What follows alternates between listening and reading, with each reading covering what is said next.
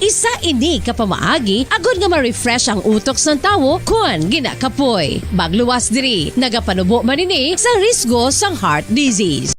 Dekada nang nagtataguyod ng katotohanan, 5 dekada nang nagtatanggol sa mga mamamayan, patuloy na nagsasaliksik at mabilis maghatid ng mga balitang siksik at malaman.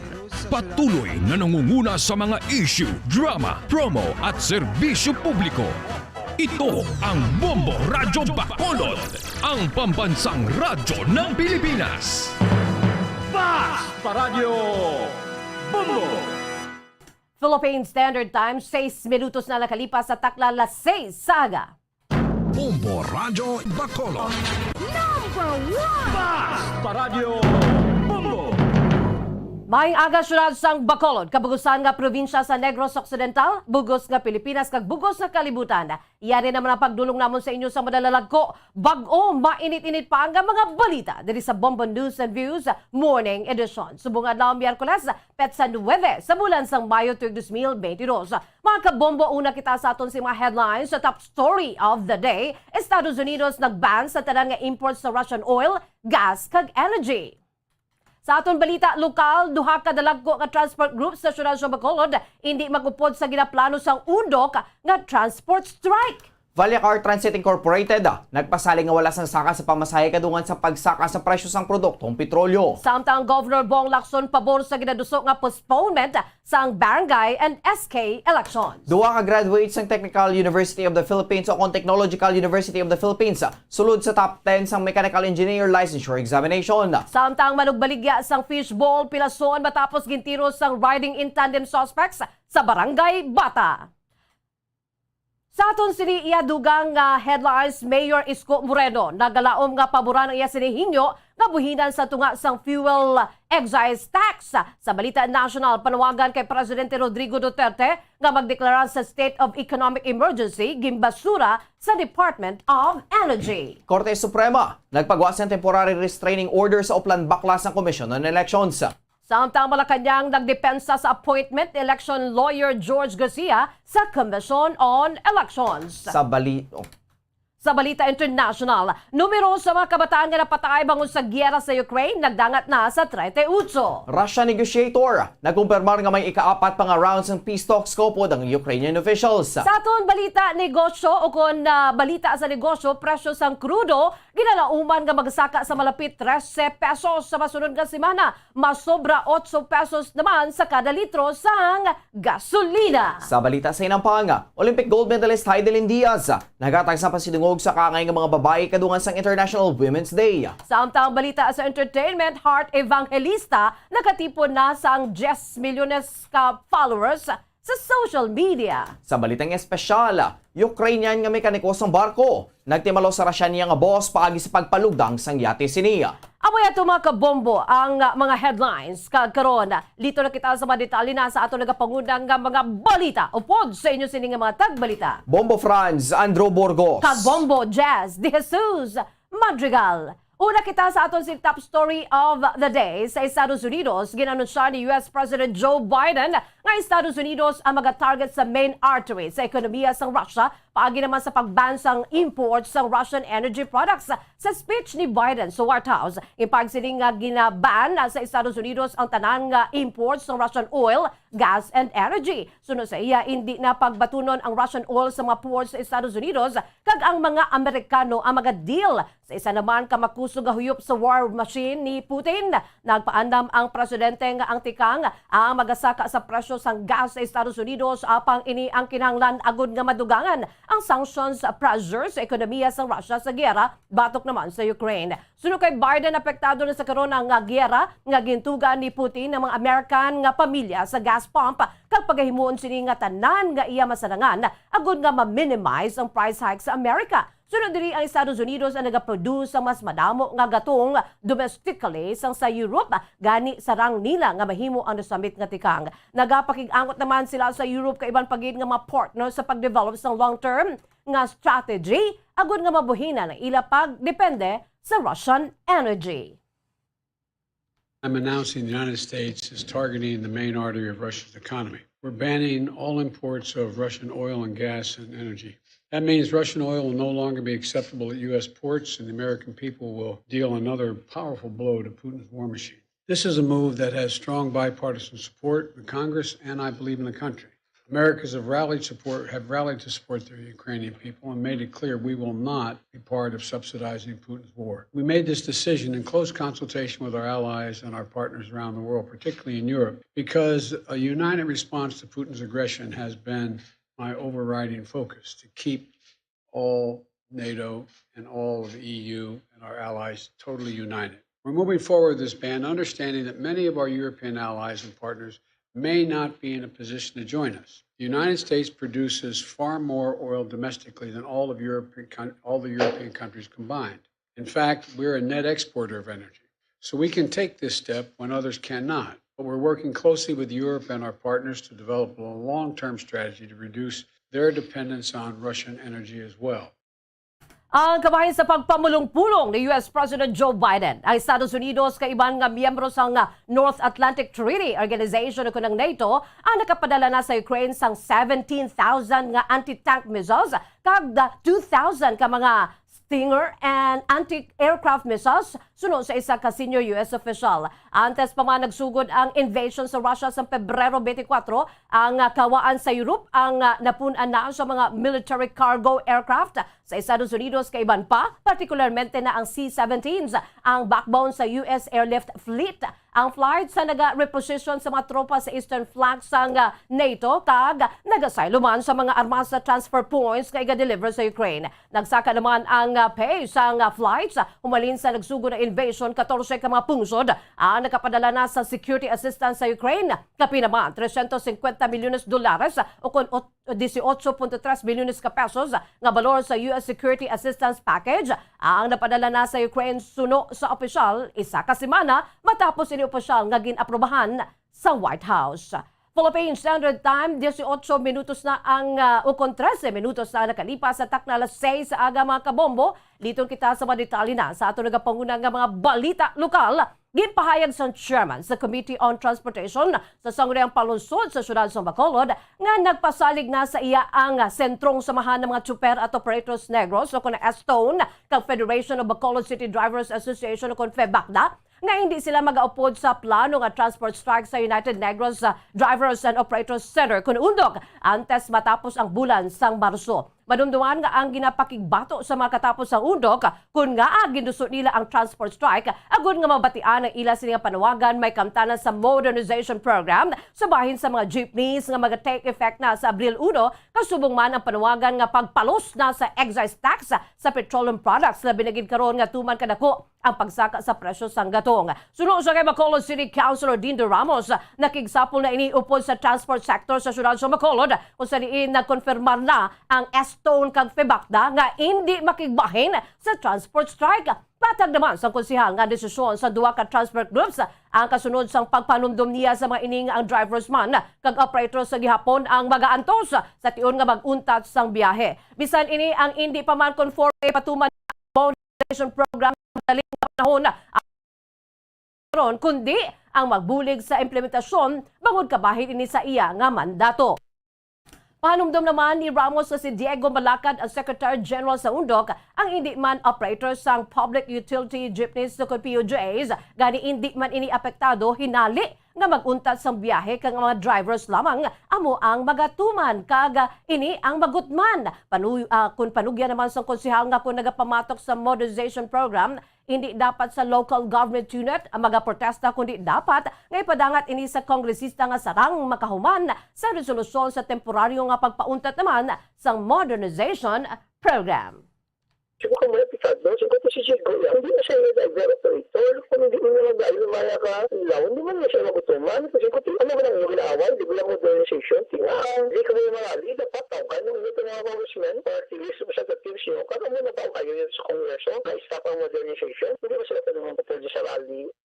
Ang kabayan sa pagpahayag ni Bacolod Councilor Dindo Ramos, ang chairman sa Committee on Transportation sa Bacolod City Council. Sa piya kabahing ipahayag naman ni Ramos na may financial assistance man sila ang ginahatag sa limitado nga numero sa mga drivers sa idalom sa iya sini nga ginduso nga programa nga financial subsidy on individual in crisis situation. Ang pundo ang para kuntani sa mga pumuluyo ano pa man nga sektor nga tuman ka nalitan sa COVID-19 pandemic. Bisan may budget ang gobyerno, ginakasubo sang konsehal nga hindi tanan ang matagan bangod gamay lamang ang napartinisan nga pundo. Aminado naman ang konsehal nga makaluluoy ang mga drivers bangod jutay ang pasero tuga sa wala pa ang face-to-face classes pagsaka sang plete kag hindi man ang maini makapasakay sang shen tanan nga capacity. Sunod sa kay Ramos ang Land Transportation Franchising and Regulatory Board o ng LTFRB Region 6 ang nagpasalig naman ng Eduso Manila ang resolusyon sini na dugang isa ka tuig sa probationary authority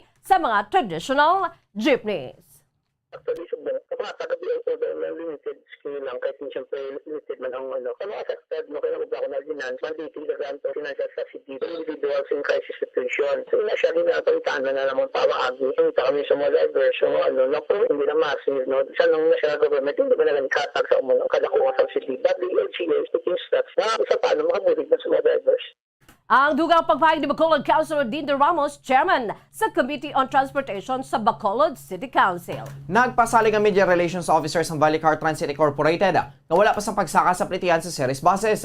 Sunod kay JC Balios, wala sila sa otoridad nga magmato-mato sa desisyon sa pagpasaka sa plete. Patag sining mahimo lang sila makapatuman sa adjustment kung may approval ng gikan sa Land Transportation, Franchising and Regulatory Board o LTFRB. Sa tiyon nga may ipanaog nga mando ang LTFRB, amuman kag magapagawa sa panibagong nga fare matrix ang Valley Car Transit Incorporated natuloy sa adjustment sa plete. Dugang pa ni si Balios kang LTFRB, amuman ang nagadeterminar kung pila ang isaka sa sukod sa kada kilometro. Pila ako na pasalig naman sini sa riding public wala pa sa karon sa pagbago sa plitihan sa series buses kag magapahibalo man ang mga inigilayon in kaso nga may yara sang pagbago. Why kami na authority magpasaka unless may approval coming from LTFRB. May ara sa LTFRB, that's the time na mapagwa kami sa bago nga fare matrix para sa bago nga pamasahe. As for now, wala eh. Wala. Hindi kami pwede ka tumato lang nga kami madesisyon para sa pagpasaka sa pamasahe. Only ang LTFRB ka-determine kung pila ang ipasaka ang pamasahe. Per kilometer na siya. Nabatin na pa ni J. Decibalios, ang Media Relations Officer ng Valley Car Transit Incorporated. Samtang dugang nga balita pabor ang gobernador sa Negros Occidental sa gipasaka ang hagna sa Kongreso nga maga-postpone sang barangay kag sangguniang kabataan o kon SK elections sa Disyembre 5 sa tuig 2022. Nabuloan nga sang damlag lamang gin-file ni Representative Joel Almario ang House Bill number 10425 nga naga-postpone sa eleksyon sa Disyembre kag maga-reschedule ini sa Mayo 16 tuig 2024. Manumduman nga sang pagpungko ni Presidente Rodrigo Duterte, ginpirmahan man sini ang Republic Act 11462 nga nagpostpone sa barangay kag SK elections sang Mayo tuig 2020 kay ini agin isol subong kuntani nga Disyembre. Sunod sa kay Negros Occidental Governor Eugenio Jose Bong Lacson, pabor ini sa postponement bagod ini ang makabulig sa savings ng gobyerno ilabi na gidako ang gasto sa pagpatigayon sa eleksyon. Adugang pa ni Governor Lacson nga tuman naman kadako ang utang sa Pilipinas na nagdangat sa 12.3 trilyones ka pesos. Gani mas maayo sunod diri kun mabuhina ng gasto sang gobyerno. Matag sa gobernador nga kun madayon ang barangay and SK elections ang kabugusan nga 41,948 ka mga barangay sa Pilipinas ang magakinanglanman sa dugang nga pundo. Sa piyakabahin 601 naman ka mga mayara sa Negros Occidental kag 61 ang sa syudad sang Bacolod.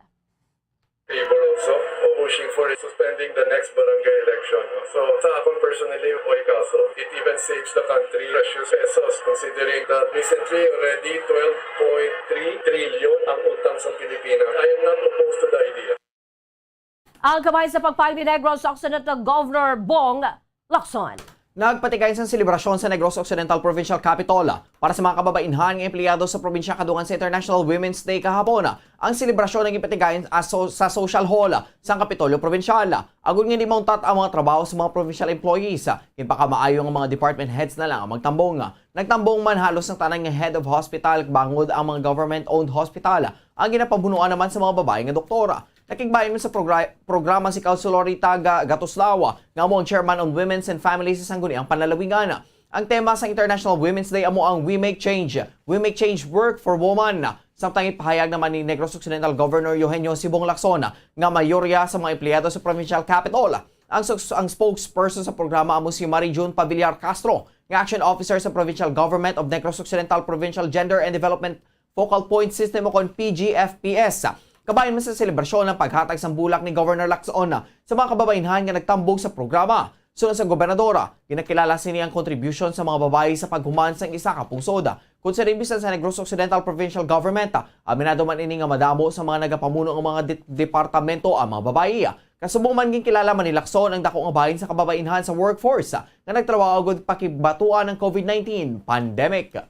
We recognize the contribution of our women force here in the province. As you can see, many of our departments are led by women. They were all part of the workforce that addressed the pandemic. Every year we give them due recognition as we celebrate Women's Month. Nabantin na pa ni Negros Occidental Governor Eugenio Sibong Lacson. Samtang dako nga dungog para sa probinsya sa Negros Occidental matapos nga duha ka mga Negrosanon ang nakasulod sa top 10 sa Mechanical Engineer Licensure Examination. Ang duha lunsay graduate sa Technological University of the Philippines sa TUP Visayas. Ang nag-number 5 amo si Engineer John Dominic Ape, residente sa Escalante City, samtang ang number 7 naman amo si Engineer Janry Custodio Plaga, residente sa Banwa sa Murcia, Negros Occidental. Si Ape ang nakakuha sang average nga 94.40% nga score sa board exam. Nibuloan nga nagdangat sa 3,780 ang kabugusan nga nagkuha sa exam nga ginpanigayon sa Pebrero 27 to 28 sini nga tuig 2022.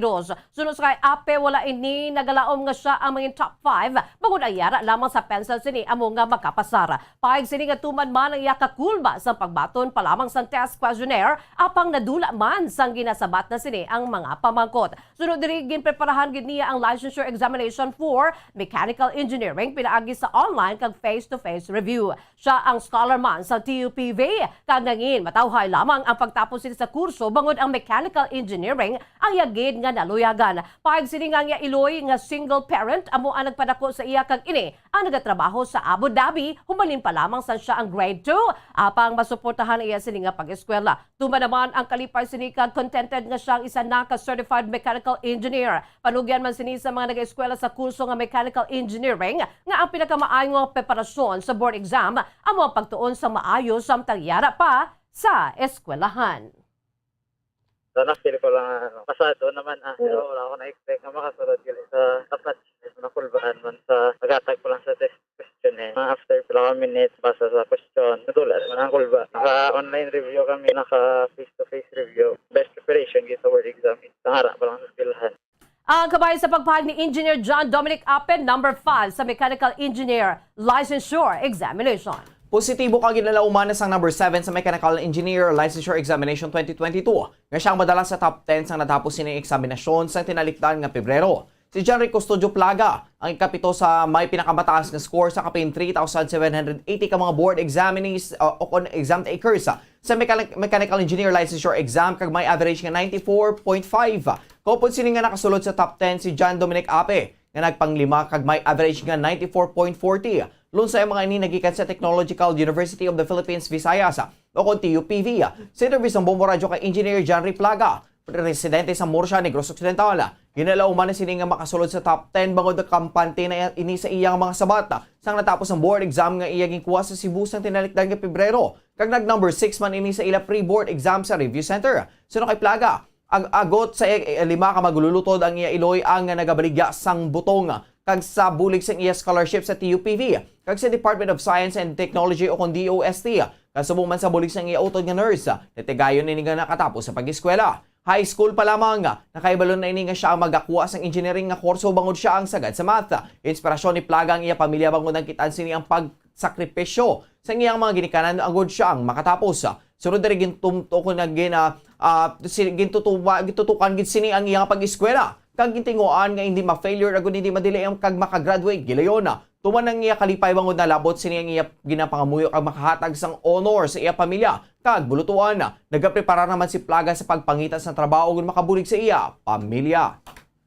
Hindi ko mutaran ginang tubang. Pag therapy sa mo, wala na gid ko gatubang sila mo. Dili na lang gid. Super blessed din mo kag happy kay ang ako nga gin-pray kag ang ako nga gina-aim na achieve ko din mga mag-stop the board exam to give honor man sa akong family kag sa akong na school, which is the COP Visayas. Napatay na payag ni Engineer Janry Custodio Plaga, number 7 sa Mechanical Engineer Licensure Examination. Samtang sa katapusan nga balita lokal Pilason, ang 54 anyos nga lalaki matapos ginlutang sa riding in tandem suspect samtang ini ang nagabantay sa iya nga baligya nga fishbowl sa Purok Santo Rosario Zone 1 Barangay Bata, Bacolod City. Ang biktima ang gikilala kay Jomel Lumawag, residente sa nasabit nga lugar. Asunod sa residente nga wala na nagpakilala ang nagasuglanon sila sa biktima nga iya kaingod balay sa hinali na lamang nga may nagdulog nga nakamotosiklo. Paig sila nga hinali na lamang nagsalot sa ila pagsugilanon ay ang angkas sa motosiklo kag nagbunggo sakay kag nagbunggo kay Lumawag. Hinali na lamang nga nagabot kung nagabot sa armasutang ang angkas sa motosiklo kag gintiro ang biktima. Sunod sa witness ang maghana ang suspetsado giliw naman nga nagtindog ang biktima gani imbes nga sa ulo ang igo ini ang nasamaran lamang sa idalong nga bahin sang abaga. Adugang pa sini nga wala pa giliw naghalin ang mga suspetsado matapos ang paglutang kag kaangay nga liwat nga magatiro apang wala man na dayon. Sunod sa witness naka-helmet ang driver samtang nga nakasuksok naman sang kalo ang angkas nga amo ang naglutang. Giliw naman nga nagpalagyo ang mga suspetsado sa wala matumod nga direksyon. Sunod diri fishbowl ang negosyo sa biktima sa ilang nga lugar. Naana naman ang maini nga may nagabugno sa biktima kag madasig man ini nga magsabat gani wala ini nagpensar nga tiruhon ang biktima. Hindi ko mutaran ginang tubang. Pag therapy sa mo, wala na gid ko gatubang sila mo. Dili na lang gid ko gapungko tapos ang tulog ko dito na. Tapos gulpi lang dayon nag-boss mayong gabi tapos ang nakita ko lang gid pagkuha armas kag pagamo lang ginao. Tapos mga pila pag ani ka second guro antes siya napalukok. Ang driver naka-helmet tapos ang angkas nakakalo.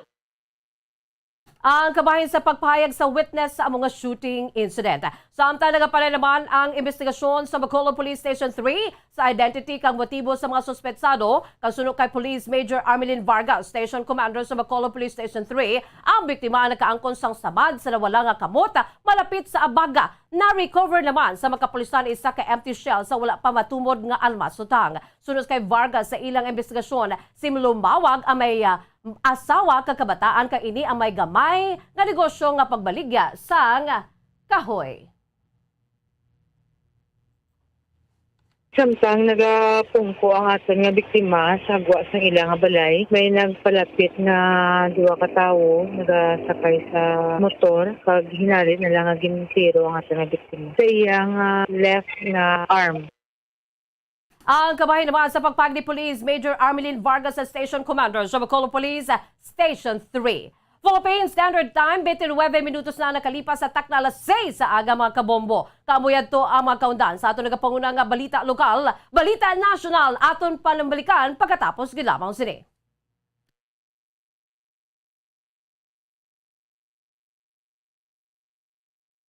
Bombo Radio Bacolod. Bas Paradyo Bumbo. Sa karon nga may ginapangatubang nga pandemic, importante nga halungan gid ang ikayong lawas. Apang hindi lang physical health ang dapat hatagan sa pagkamuda, bangod importante man ang mental health. Paano bala halungan ang aton nga mental health? Una, kinahanglan nga halungan naton ang aton kalawasan kaangay sang pagkaon, pag-ehersisyo, pagtulog kag pagpahuway sang insyakto, bangod ang poor physical health ang makaapekto sang modo kag panghuna-huna sang isa ka tawo. Kinahanglan man nga mag-set sang boundaries sa tanan nga bagay, hatagan sang balorang kaugalingon kag iselebrar ang mga kadalagaan bisan ano pa ini kagamay. Maayo man sa mental health ang pagpatawad sa isig kapareho. Bangod gina-release ni ang kabugat sa Balatyagon subong man ang pagkamapasalamaton. Sunod sa research, dako man ang mabulig sa pagpangamuyo sa paglikaw sa stress. Tips sagud malikawan ng insomnia. Ang pagtulog sang maayo ang makaapekto sa mental kag physical health sang isa ka tawo. Apang kung kaisa hindi maligar nga nagaka-eksperyensya sa ginatawag nga insomnia, gani ari ang matip sagud malikawan ini kag mas makatulog sang maayo mga kabombo. Kinahanglan nga pareho ang oras ang imo pagtulog kag pagbangon kada adlaw agud maset ang imo nga body clock. Kun adlaw, mas maayo nga buksan ang mga kortina agud makasulod ang kasanagon paglakat-lakat kusyo. Kun gabi, likawan ang mga masanag nga screen kaangay sa mga gadgets kag TV. Limitahan man ang pagkaon kag mga ilimnon nga may caffeine kag nicotine bagod makatuga ini sang problema sa pagtulog. Likawan man ang pagkaon sang madamo, pag-inom sa alcoholic drinks, pag-inom sang madamo nga tubig kag ang pag-overthink antes magtulog.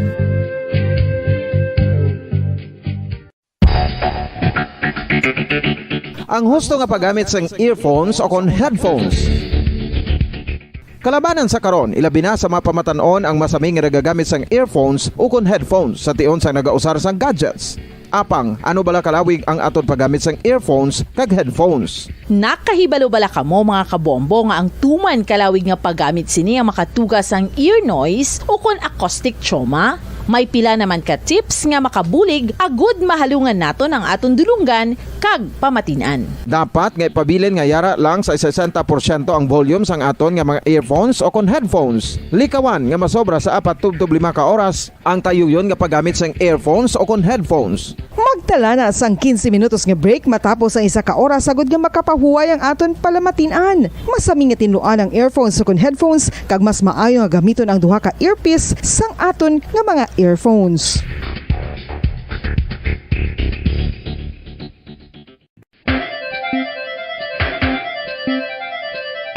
Ang talaba.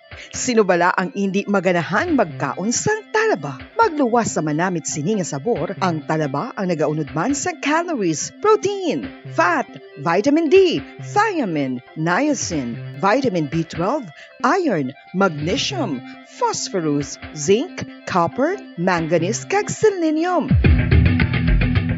Isa ini sa mga source ang high quality protein nga nagaunod sang siyam ka importante nga mga amino acids nga kinahanglan sang lawas sang tawo. Nagaunod man ini sa antioxidants nga maayo para sa atay. Apang ang pagkaon sang talaba ang mayara man sa mga risgo. Bangod nagaunod ini sa mataas nga amount sang zinc nga delikado sa kalawasan kon masobrahan. Ang pagkaon sini nga hilaw ang makatugaman sang bacterial infection kag makatuga sang diarrhea, pagsuka, hilanat kag iban pa nga seryoso nga kondisyon. Gani sa pagkaon sang talaba, kinahanglan hagan-hagan lang.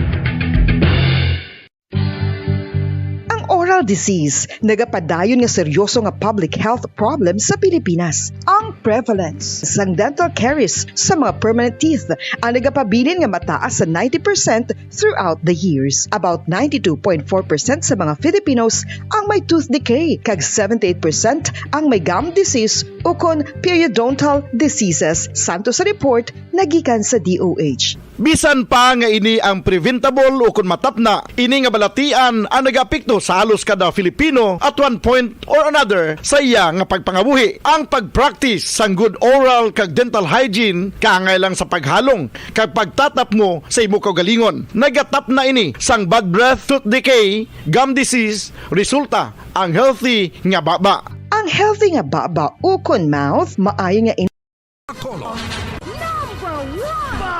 Paradyo Bumbo.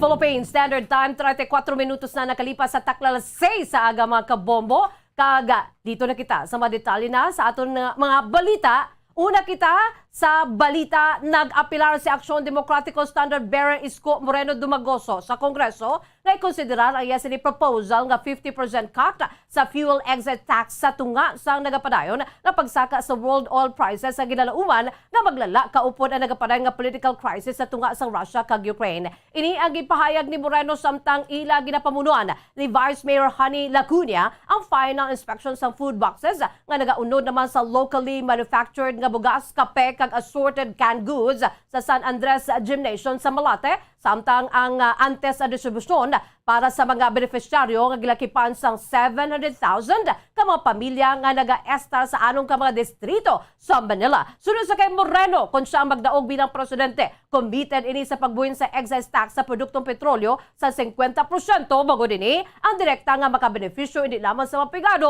kundi sa mga middle class kaya sa receiving end sang wala untat nga pagsaka sa presyo sang gatong tugas sang konflikto sa Ukraine. Litor kita sa ato nagapangunag Balita National, gin-reject ni Energy Secretary Alfonso Cusi ang mga panawagan kay Presidente Rodrigo Duterte sa pagdeklara sang State of Economic Emergency sa tunga sa nagapadayon. Ang pagsaka sa presyo sang gatong sunod sa kay Cusi, nagapati ini nga hindi kinanglanon sa karon kag apisar nga magdeklara sang emergency, ano ang paghimuon sa emergency. Sa Lunes, gimpayag ni Albay Representative Joey Salceda nga ang State of Economic Emergency ang makapadasig naman sa pagpadagtag sang ayuda para sa mga sectors na apektado sa pagsaka sa presyo sa produktong petrolyo. Sunod sa kay Salceda, ang pinakamadasig nga pamaagi amo nga ang presidente ang magadeklara sa State of Economic Emergency sa nagasaka nga krisis sa produktong petrolyo kag nagapanugot sa iya sa paggamit sa Calamity Fund para sa local government units nga magamit agud nga makatag sa relief sa mga tricycle drivers, mga mangunguma kag mga fisher folks. Samtang sunod naman kay Cusi, ginahimo sang gobyerno ang tanan kag nagalaom ini nga ang problema ang hindi magdugay. Ginsegunduhan man ni Energy Undersecretary Gerardo Erquiza Jr. ang panulukan ni Cusi nga ang pagdeklara sa State of Economic Emergency ang hindi kinahanglanon. Nagpagwas ang Korte Suprema sa Temporary Restraining Order o kung TRO sa Uplan Baklas ng Komisyon ng Elections. Kampanya nga hukson ang mga posters sa nga oversize o kung napilit sa mga restricted areas. Sa isa ka en-bank resolution, kinmandoan sa Korte ang COMELEC kag ang tagpamabasin ng si COMELEC spokesperson James Jimenez nga magkomento sa petisyon sa sulod sa napulo kadlaw. Humalin sang nabato ng receipt of notice. Ang mga supporters ni President candidate kag Vice President Leni Robredo kang ang unang nga naghingyo sa Korte Suprema nga pauntato ng poll body sa pagpanguka sa mga oversized campaign posters sa mga pribado nga lugar bangod bayulasyon din sa constitutional rights to free expressions. Sunod sa mga petitioners, ang resolusyon na may jurisdiction lamang sa mga kandidato at political parties kag hindi sa mga pribadong individual kaangay sa mga petitioners. Sa isang statement, gindayaw sa volunteer group nga Team Leni Robredo ang desisyon sa korte. Ginatagman sang grupo nga ang nasambing kakadalagaan ng preliminary lamang kag ang TRO resulta sang pagpangabudlay sa mga volunteers nga nagdemand sang pagbago sa pamunuan sang pungsod.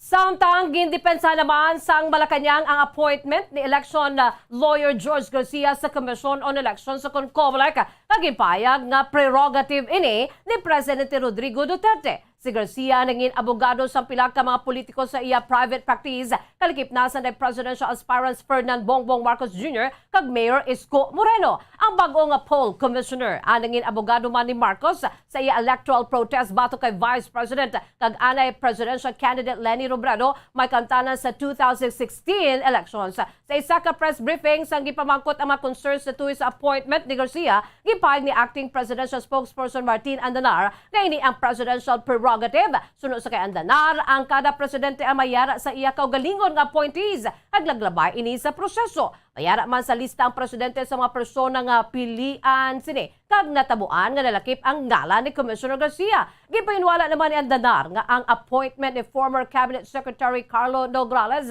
bilang chairperson sa Civil Service Commission ang midnight appointment.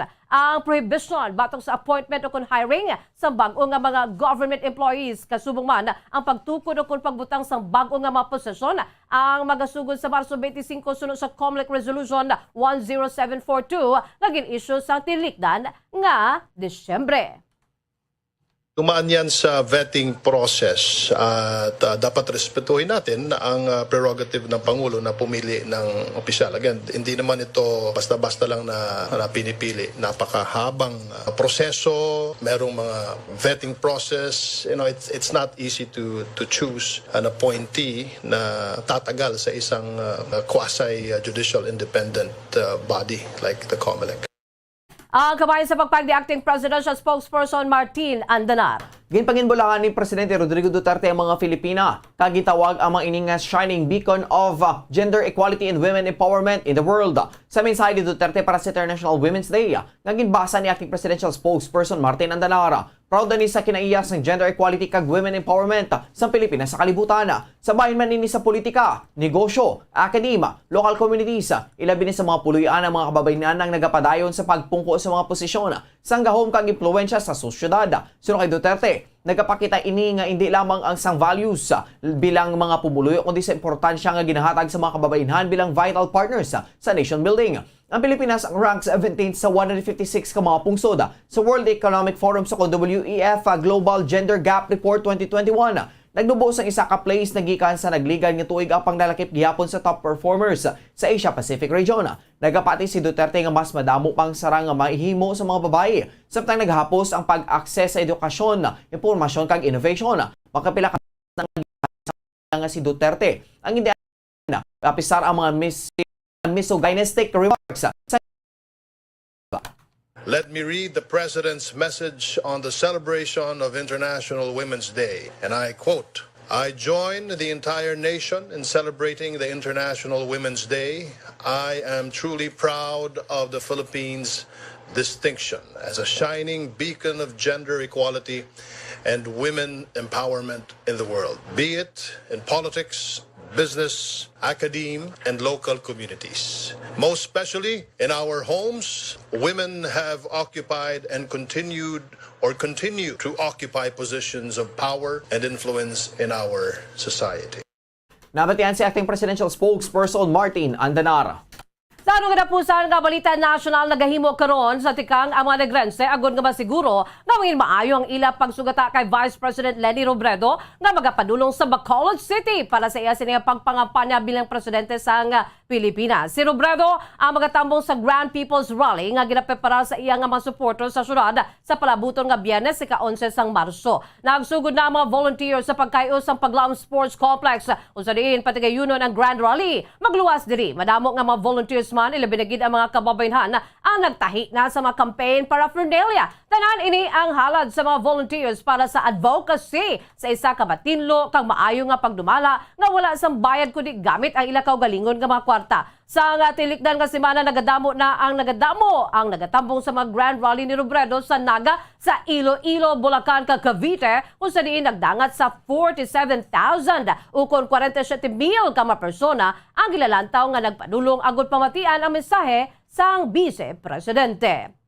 Philippine Standard Time, 30 o 42 minutos na nakalipas sa takna nga las 6 sa aga mga kabombo. Litor kita sa ato nagapanguna nga balita sa luwasang pungsod sa Ukraine. Gipayag sa Defense Ministry sa Ukraine nga 38 na ka makabataan ang nadulaan sa kabuhi ka masobras 10 ang nasamaran bangod sa Russian military actions umalin sa nagsugod ang invasion. Sa kabugusan, hindi magdubo 400 na ka mga sibilyan ang nagkalamatay apang sunod sa ministry, hindi pagin matulid ang matutulid nga figures. Sa ikatres nga adlaw sang giyera, nagakaobsan sang pagkaon, tubig, kuryente kag bulong ang pinakamga syudad. Ang Russian invasion ginakabig nga pinakadako nga pagpangatake sa isa ka European state tumalin sa World War II. Nagduso sa kapinduha ka milyon ka mga pumuluyo nga mag-evacuate sa Ukraine kag magpadulong sa iba na pungsod. Sunod sa Ukrainian Regional Police, hindi magdubo sa 27 ka mga sibilyan na napatay sa syudad sang Kharkiv sa nagliga na 24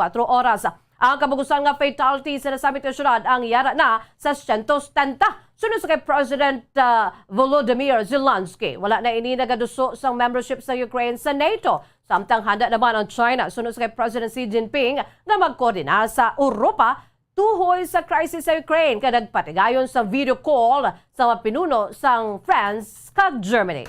Para sa katapusan nga balita internasyonal, ginpaig sang isa ka Russian na negotiator nga may patigayunon pa nga ikaapat nga round sang peace talks sa malapit nga tiona. So kay Russian negotiator Leonid Slutsky, ang ikaapat nga round sang peace talks kaupod ang delegation sa Ukraine kag ang patigayunon sa Belarus sa malapit nga tiona. Sang Lunes, natapos ang ikatatlong round sang peace talks sa tunga sang Russia ag Ukraine. Matapos ang 4 ka oras nga wala gihapon sang major breakthroughs, apang may mga positibo nga development sa pag-improve sang logistics sang humanitarian corridors.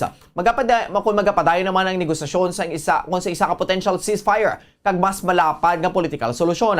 Ang ikaduhang round sang talks ang ginpatigayon sang tinalikdan nga Webes, kung sa rin nahisugtan ang duha ka bahin sang evacuation sa mga sibilyana sa mga syudad nga ginaatake. Ang first round sang peace talks ang natabo sa sulod sang Ukraine nga malapit sa borders ng Belarus. Sa ila pagdiskusyon, nagpabutyag ang Kiev sang willingness nga batunon ang isa sa mga demands ng Moscow nga i-guarantee ang status ini bilang neutral sa nga pungsod kag hindi na makigbahin sa NATO. Nagpromisa naman si Russian President Vladimir Putin nga magkapatay ng konflikto tubtob nga malabot ang iya demands.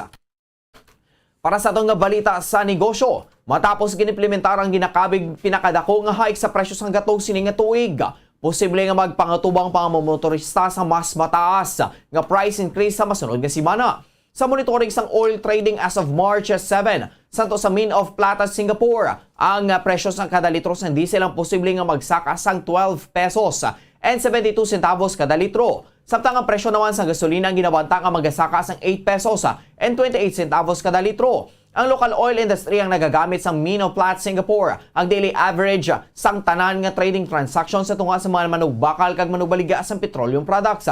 Ang ginabanta nga price adjustment ang posible pa nga magbago depende sa trading results sa masulod nga 4 ka adlaw. Masami nga ginanunsya sa mga fuel firms ang pagbago sa presyo sang gatong kada Lunes kag ginimplementar kada Martes. Kahapon, nagpatuman ang mga oil companies sang pinakadako nga price hike sa petroleum products sini nga tuig kag nagmarka sang ikanapulo nga asod-asod nga semana sang price increase sumalin nagsugod ang tuig. Para sa aton nga foreign exchange rate, ang isa ka US dollar may baylong 52 pesos and 6 centavos. Ang isa ka Hong Kong dollar may baylong 6 pesos and 65 centavos. Ang isa ka Singaporean dollar may baylong 38 pesos and 23 centavos. Ang isa ka Saudi Arabian rial may baylong 13 pesos and 87 centavos. Kagang isa ka euro may baylong 56 pesos and 51 centavos. Ang average nga presyo sa produktong petrolyo nagikan sa Shell, Caltex kag Petron stations. Ang unleaded na gabalora sa 64 pesos and 80 centavos. Tubtob 71 pesos and 29 centavos. Ang premium na gabalora sa 65 pesos and 55 centavos. Tubtob 72 pesos and 74 centavos.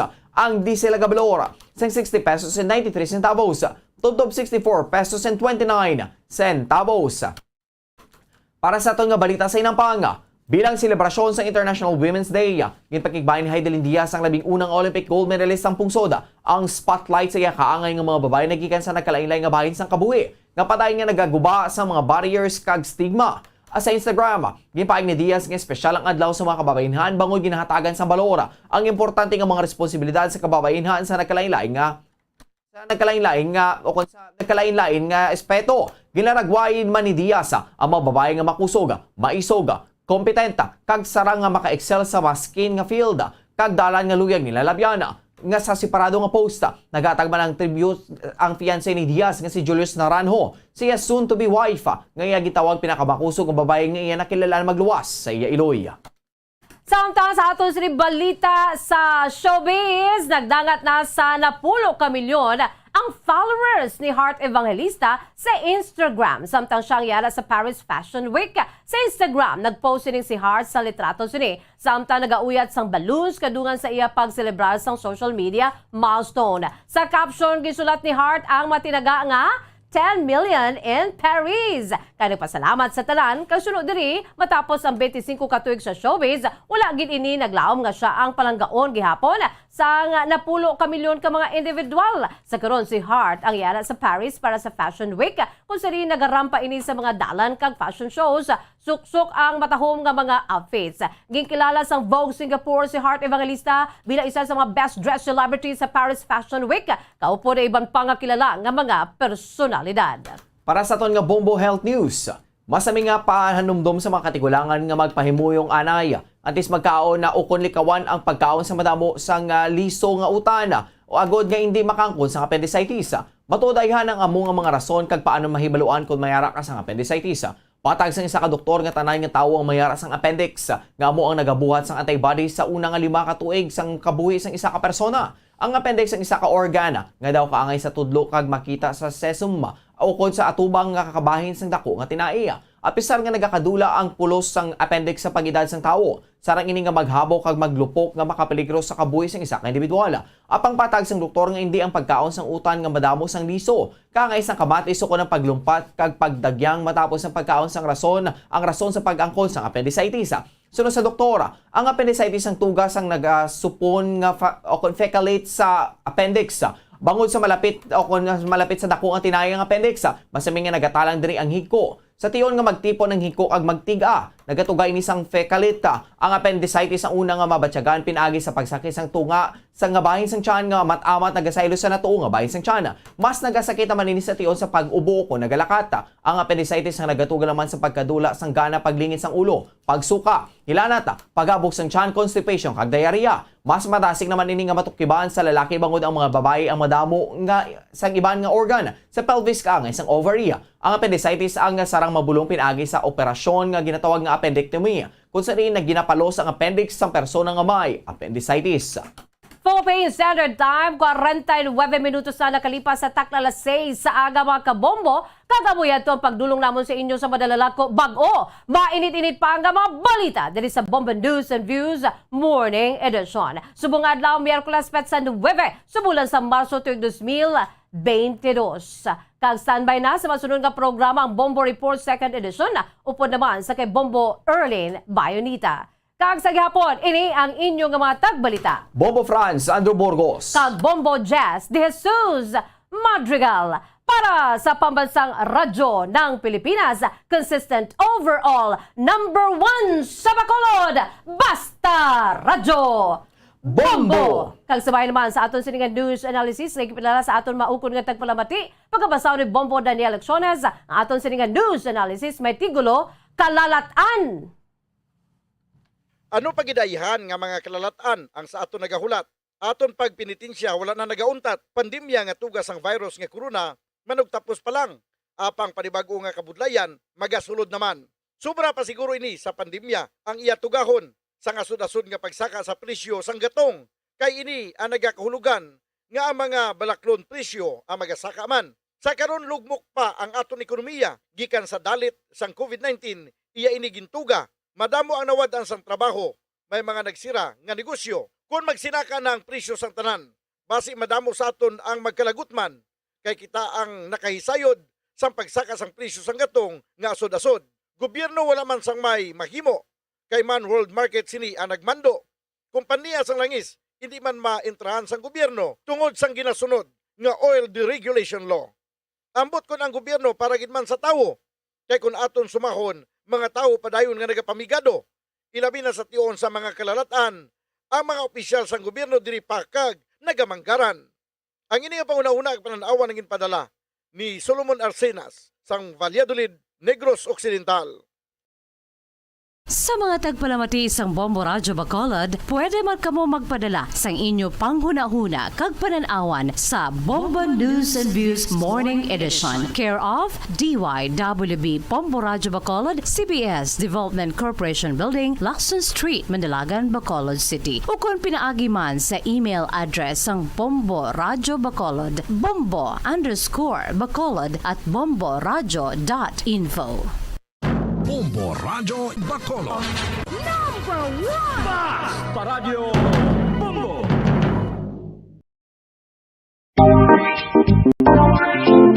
Mga kabombo, nakahibalo-bala ka mo, naghampak na sa 3 million ang natapikan sang COVID-19.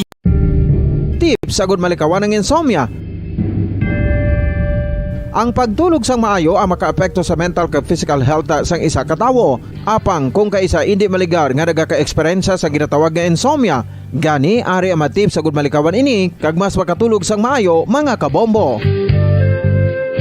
Kinahanglan nga pareho ang oras ang imo pagtulog kag pagbangon kada adlaw agud maset ang imo nga body clock. Kun adlaw, mas maayo nga buksan ang mga kortina agud makasulod ang kasanagon, paglakat-lakat kun aga kag pag-ehersisyo. Kun gabi, likawan ang mga masanag nga screen kaangay sa mga gadgets kag TV. Limitahan man ang pagkaon kag mga ilimnon nga may caffeine kag nicotine bagod makatuga ini sang problema sa pagtulog. Likawan man ang pagkaon sang madamo, pag-inom sa alcoholic drinks, pag-inom sang madamo nga tubig kag ang pag-overthink antes magtulog.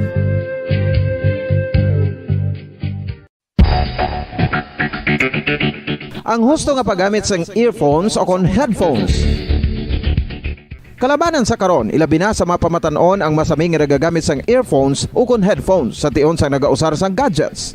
Apang, ano bala kalawig ang aton paggamit sang earphones kag headphones? Nakahibalo-bala ka mo mga kabombo nga ang tuman kalawig nga paggamit sini ang makatugas ang ear noise o kon acoustic trauma? May pila naman ka tips nga makabulig agud mahalungan naton ang aton dulunggan kag pamatinan. Dapat nga ipabilin nga yara lang sa 60% ang volume sang aton nga mga earphones o kon headphones. Likawan nga masobra sa 4-5 ka oras ang tayuyon nga paggamit sang earphones o kon headphones. Magtala na sang 15 minutos nga break matapos ang 1 ka oras sagud nga makapahuway ang aton palamatinan. Masami nga tinluan ang earphones o kon headphones kag mas maayo nga gamiton ang duha ka earpiece sang aton nga mga earphones.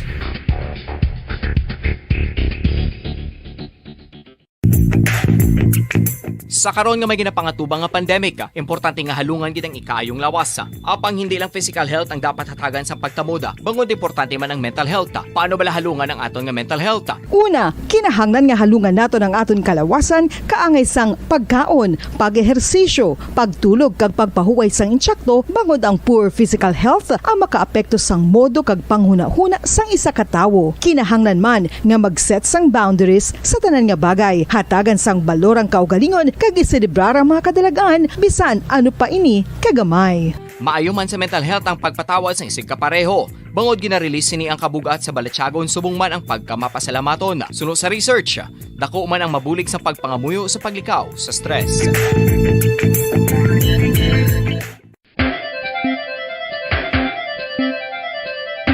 Ang talaba.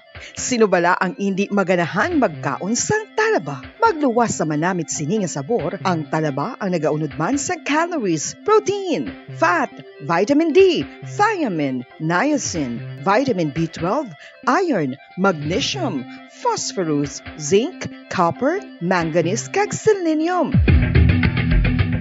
Isa ini sa mga source ang high quality protein nga nagaunod sang siyam ka importante nga mga amino acids nga kinahanglan sang lawas sang tawo. Nagaunod man ini sa antioxidants nga maayo para sa atay. Apang ang pagkaon sang talaba ang mayara man sa mga risgo. Bangod nagaunod ini sa mataas nga amount sang zinc nga delikado sa kalawasan kon masobrahan. Ang pagkaon sini nga hilaw ang makatugaman sang bacterial infection kag makatuga sang diarrhea, pagsuka, hilanat kag iban pa nga seryoso nga kondisyon. Gani sa pagkaon sang talaba, kinahanglan hagan-hagan lang.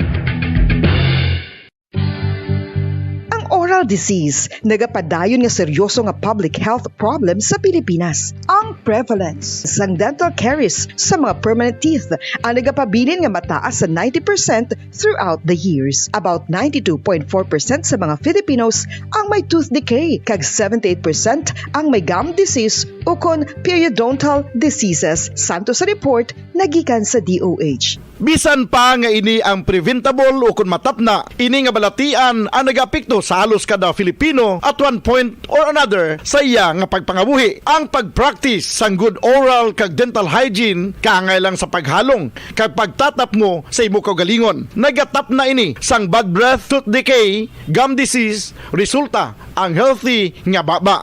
Ang healthy nga baba o kon mouth, maayo nga indicator nga maayo man ang imo lawas. Gani halungan gid ang aton nga dental health. San o ikaw ulihi nga nag-ilis ang sponge nga ginagamit mo sa paghugas sa mga kitchen utensils? Ang kitchen sponge mga kabombo, ang mas mahigko pa sa toilet. In fact, ginpahayag sang microbiologists nga ang mga butang nga ginagamit naton sa pagtino sa mga dishes ang pinakahigko nga bagay sa balay. Sa isa ka pagtuon nga na-publish sa journal nga Scientific Reports, ang spongy bacterial colonies ang mas delikado sa aton ikaayong lawas. Bangod sini, ginarekomendar sa mga researchers nga dapat islan ang sponge kada simana. Ang kitchen ang lugar sa aton balay kung sa diin nagasugod ang mga new bacteria. Bangod sa human traffic kag food preparation. Bangod ang sponge ang masami nga warm, mabasa kag matrace ang old food. Ini ang ideal nga breeding ground para sa bacteria. Suno sa pagtuon, maayong idea nga tinluan ang sponge kada tapos gamit. Apang ginasuggest sa mga researchers nga regular nga islan ang kitchen sponge. Ang kitchen ang lugar sa aton balay kung sa diin nagasugod ang mga new bacteria. Bangod sa human traffic kag food preparation. Bangod ang sponge ang masami nga warm, mabasa, kag may trace ang old food. Ini ang ideal nga breeding ground sa para sa bacteria. Suno sa pagtuon, maayo nga idea nga tinluan ang sponge kada tapos gamit. Apang ginasuggest sa mga researchers nga regular nga islan ang kitchen sponge. Yari na ang isa sa nakapabaylo kag nakabaton sang brand new radio set with AM and FM band kag 1,000 pesos cash. Nagikan sa Bombo Radio Bacolod. Ako si Anisito Delicano, taga Libertad Extension, Bacolod City. Nagbabaylo ko sang radyo nga ginatag sapon sang Action Radio kay nagaungot sa ilalang estasyon. Hindi ko kapamati sang iyasang ng katotohanan, 5 dekada nang nagtatanggol sa mga mamamayan, patuloy na nagsasaliksik at mabilis maghatid ng mga balitang siksik at malaman. Patuloy na nangunguna sa mga issue, drama, promo at serbisyo publiko. Ito ang Bombo Radyo Bacolod, ang pambansang radyo ng Pilipinas. Fast Paradyo Bombo! Bombo Radyo Bacolod. Number 1! Fast Paradyo Bombo!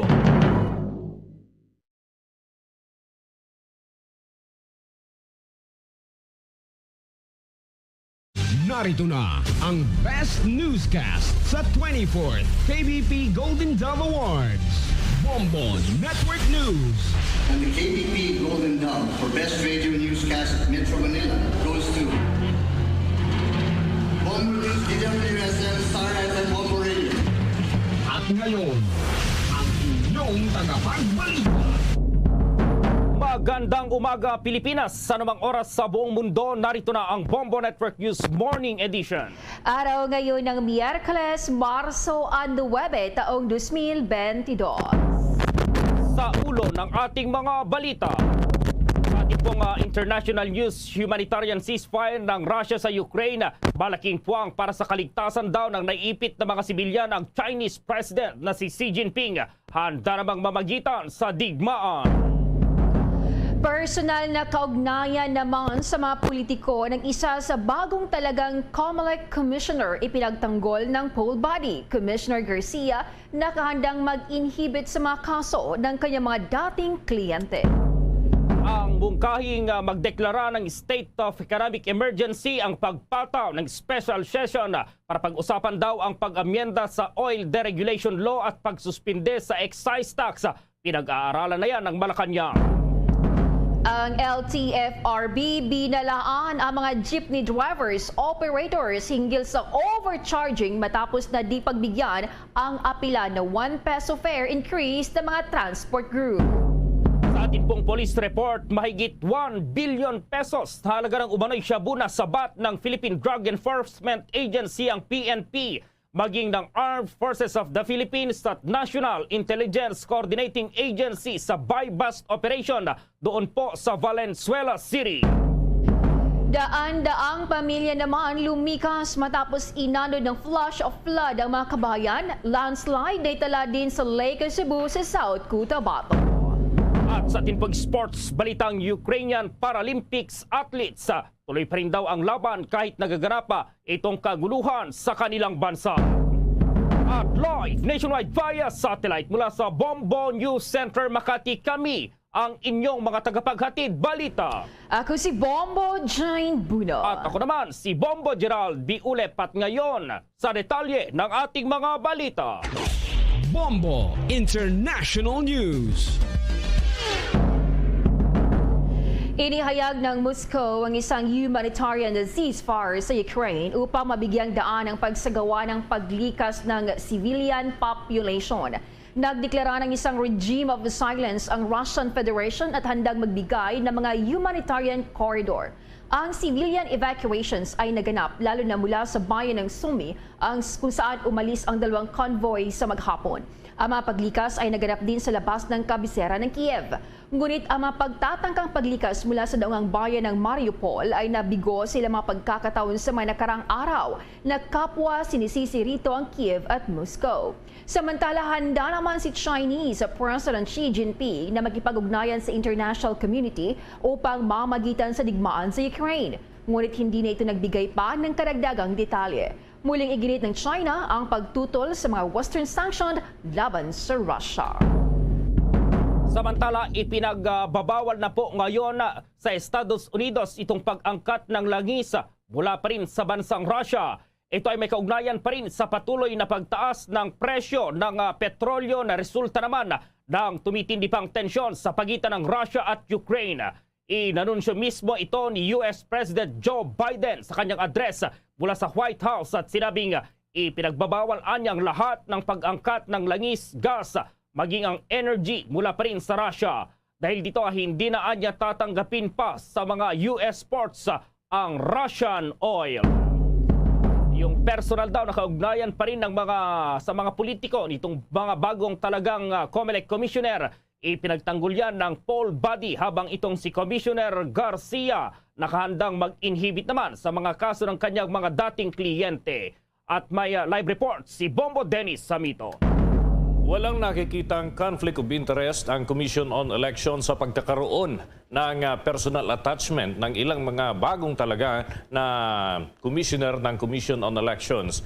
Yan ang naging pahayag ng poll body kasunod na rin ng pagkakatalaga dito kay Commissioner George Erwin Garcia na dating abogado ng ilang mga tumatakbong politiko. Matatandaan na si Garcia ay naging abogado ni dating senador Bongbong Marcos. Pero bago yan ay naitalaga din siya o naging abogado rin siya ng iba pang mga personalidad katulad na lamang ni Senator Grace Poe, Senator Tito Soto, Senator Panfilo Lacson at maraming iba pa na ang iba ay tumatakbo rin ngayon sa paparating na halalan. Ayon nga sa COMELEC, normal naman sa mga election lawyer na humawak ng mga kaso ng mga politiko at hindi may iwasan na may mga usapin na mauugnay dito sa mga susunod na pagkakataon. Kaya naman sinabi ni Garcia na nakahanda siya na mag-inhibit sa anumang usapin na kinasasangkutan ng kanyang mga dating kliyente upang hindi mabahiran ng anumang kwestiyon ng maaring ilabas na desisyon ng Commission on Elections. Dagdag pa rito ay magiging objective daw siya dahil malinaw naman ang direktiba sa kanilang mga trabaho na hawakan at pag-aralan ng mga kaso alinsunod doon sa mga ebidensya at mga usapin na kinasasangkutan ng sinumang politiko, lalo na kung ito ay dati niyang naging kliyente sa mga nakalipas na pagkakataon. At bago yan, Bombo Gerald, ay naitalaga nga ng Pangulong Rodrigo Duterte ang ilang mga personalidad. Ang magiging chairman ng COMELEC ay si Saidamen Balt Pangarungan, habang may isa pa na naitalaga rin mula naman sa DSWD at ito ay sa katauhan ni Amy Torrefranca Neri bilang mga interim COMELEC commissioners. Kaya Bombo Gerald ay itatalaga ito, mananatili itong interim commissioners at chairman dahil nga ang Kongreso ay nakapending nakabakasyon ngayon at inaasahan na magbabalik ang kanilang sesyon upang matalakay ang ibang mga usapin, lalo na yung sa Commission on Appointments, may kinalaman dito sa appointment ng mga bagong talagang opisyal ng poll body at dadaan pa rin yan sa pagtatanong at gayon din yung rekomendasyon ng mga mambabatas bago sila maging full-pledged na pasado dito sa makapangyarihang Commission on Appointments. Kaya Bombo Gerald, yan yung ilan sa mga kinukonsider sa usapin ng pagtatalaga ng mga opisyal dyan sa Commission on Elections, lalo't yan ay maaaring manatili kahit tapos na ang Duterte administration. At yan nga, yung ating binabantayan dito, Bombo Gerald, kung anong mga kahihinatnan ng mga pending cases dyan pa rin sa poll body. At alam mo, itong si Attorney Garcia, nakasama na natin ito sa ilang mga pagkakataon dun sa pagtutok, lalo na dun sa pinag-uusapan noon na kaso ng citizenship at gayon din yung mga kwestiyon ukol sa naging pagkandidato noon ni Senator Grace Poe at yan ay isinagawa doon sa kataas-taasang hukuman nung may mga nakabinbing usapin hinggil dyan na Bombo Gerald. At may dagdag ko na lamang pala, Bombo Gerald, ngayon ay may mga aktibidad na ang poll body. Sunod-sunod na ito, Bombo Gerald. Mamaya may hearing din kaugnay doon sa mga nakabinbing usapin dito sa Commission on Elections. Lalo't paparating ang eleksyon ay may hearing dito sa panig naman ng Senado. So mamaya pabantayan natin. At may iba pa rin tayong mga tinututukan na Bombo Gerald. Ay syempre, hindi rin natin nakakalimutan. Pagdating naman doon sa mga vitamins na pinag-uusapan natin palagi, ay para doon sa mga kids. Alam nyo ba na may cherry per syrup fortified with zinc? Dahil ang mga mami, syempre hindi naman yan papayag na pwede na. Kaya naman, ang cherry per ay may ginawang cherry per syrup fortified with zinc. Isa ito sa mga vitamins made by cherry per na para talaga sa mga kids. Ang cherry per syrup fortified with zinc ay lemon flavored syrup yan na may CGF, may lysine, may taurine at zinc. Goodbye na dun sa pwede na. Dahil ika nga nila, pagdating sa kalusugan ng mga kids, moms knows best. Mahalagang paalala, ang cherry pear ay hindi gamot at hindi dapat gamiting panggamot sa anumang uri ng sakit. General Eliazar, siga sa Senado, sipag at galing. General Eliazar, inaresto ang mga bugok at kriminal. General Eliazar, iboto, Senator, 23 sa balota. Political advertisement, paid for and by General Guillermo Eliazar, 9785, Camagong Street, Barangay San Antonio, Makati. At ngayon, sa pagpapatuloy ng iba pang pangunahing mga balita. Yung mainit na issue pa rin po sa Ukraine. Ano kaya ang masasabi na dito ng naturang bansa yung pagsali po nila dito pa rin sa NATO? At ma-report si Bombo Marlene Padiernos. Hindi napipilitin pa ng Ukraine na maging kasapi pa ito ng North Atlantic Treaty Organization o NATO. Inanunsyo ito ni Ukrainian President Volodymyr Zelensky matapos natanggihan ng NATO ang kanyang kahilingan na ipatupad ang no-fly zone sa himpapawid ng Ukraine. Ayon kasi sa NATO, maaari daw itong maging sanhi ng mas matinding digmaan sa Europa. Sinabi ni Zelensky na dahil sa naging pasyang ito ng NATO ay maraming dugo ang dadanak dahil mahina ito at dahil sa kawalang pagkakaisa. Ito ang dahilan kung bakit naging bukas si Zelensky na kompromiso ang katayuan ng dalawang breakaway pro-Russian territories na kinilala ni Russia na President Vladimir Putin bilang isang independyente bago pa man ito simula na ang naging pagsalakay sa kanilang bansa noong Pebrero 24. Ayon kay Zelensky, hindi handa ang NATO na tanggapin ang Ukraine at takot din ito pagdating sa mga kontrobersyal na bagay at maging sa pagkompronta sa Russia. Pagtutukoy pa nito sa NATO membership, sinabi ni Zelensky na hindi niya gustong maging presidente ng isang bansang nagmamakaawang humiling para sa isang bagay. Samantala, ipinahayag naman ng Ukraine President na bukas ito sa pakikipagdialogo sa Russia hinggil sa mga hinihiling na demand nito. Magugunita na isa sa mga dahilang inilatag ng Russia kung bakit ito napagdesisyon ng salakayin ang Ukraine ay ang desisyon ni Ukraine President Volodymyr Zelensky na pagsapi ng Ukraine sa NATO. Para sa Bombo Network News, ako po si Bombo Marlene Padiernos, nag-uulat para sa Pambansang Radyo ng Pilipinas, Basta Radio, Bombo!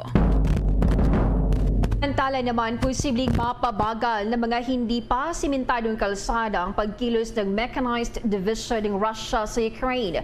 Ayon pa sa mga lokal na naninirahan sa Ukraine, 1 taon kasi nararanasan sa riyon ang Rasputitsa nagresulta sa luba ng kalsada dito. Sinabi ng isang professor sa US National Defense University na si Spencer Meredith na mahirap salakayin ng Ukraine kung ang mga pangunahing kalsada nito ay sira na.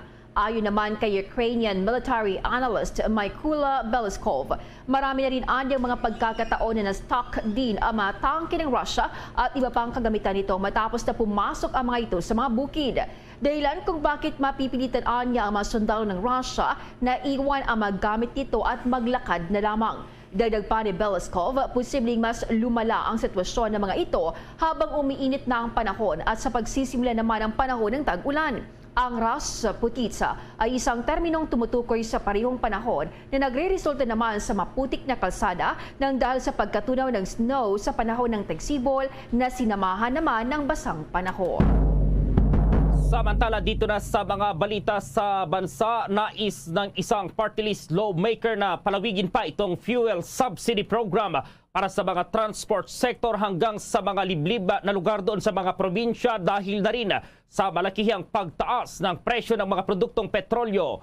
Ayon kay ACT-CIS Representative Eric Yapa, ito ay para mabigyan din ng tulong ang mga tsuper sa probinsya.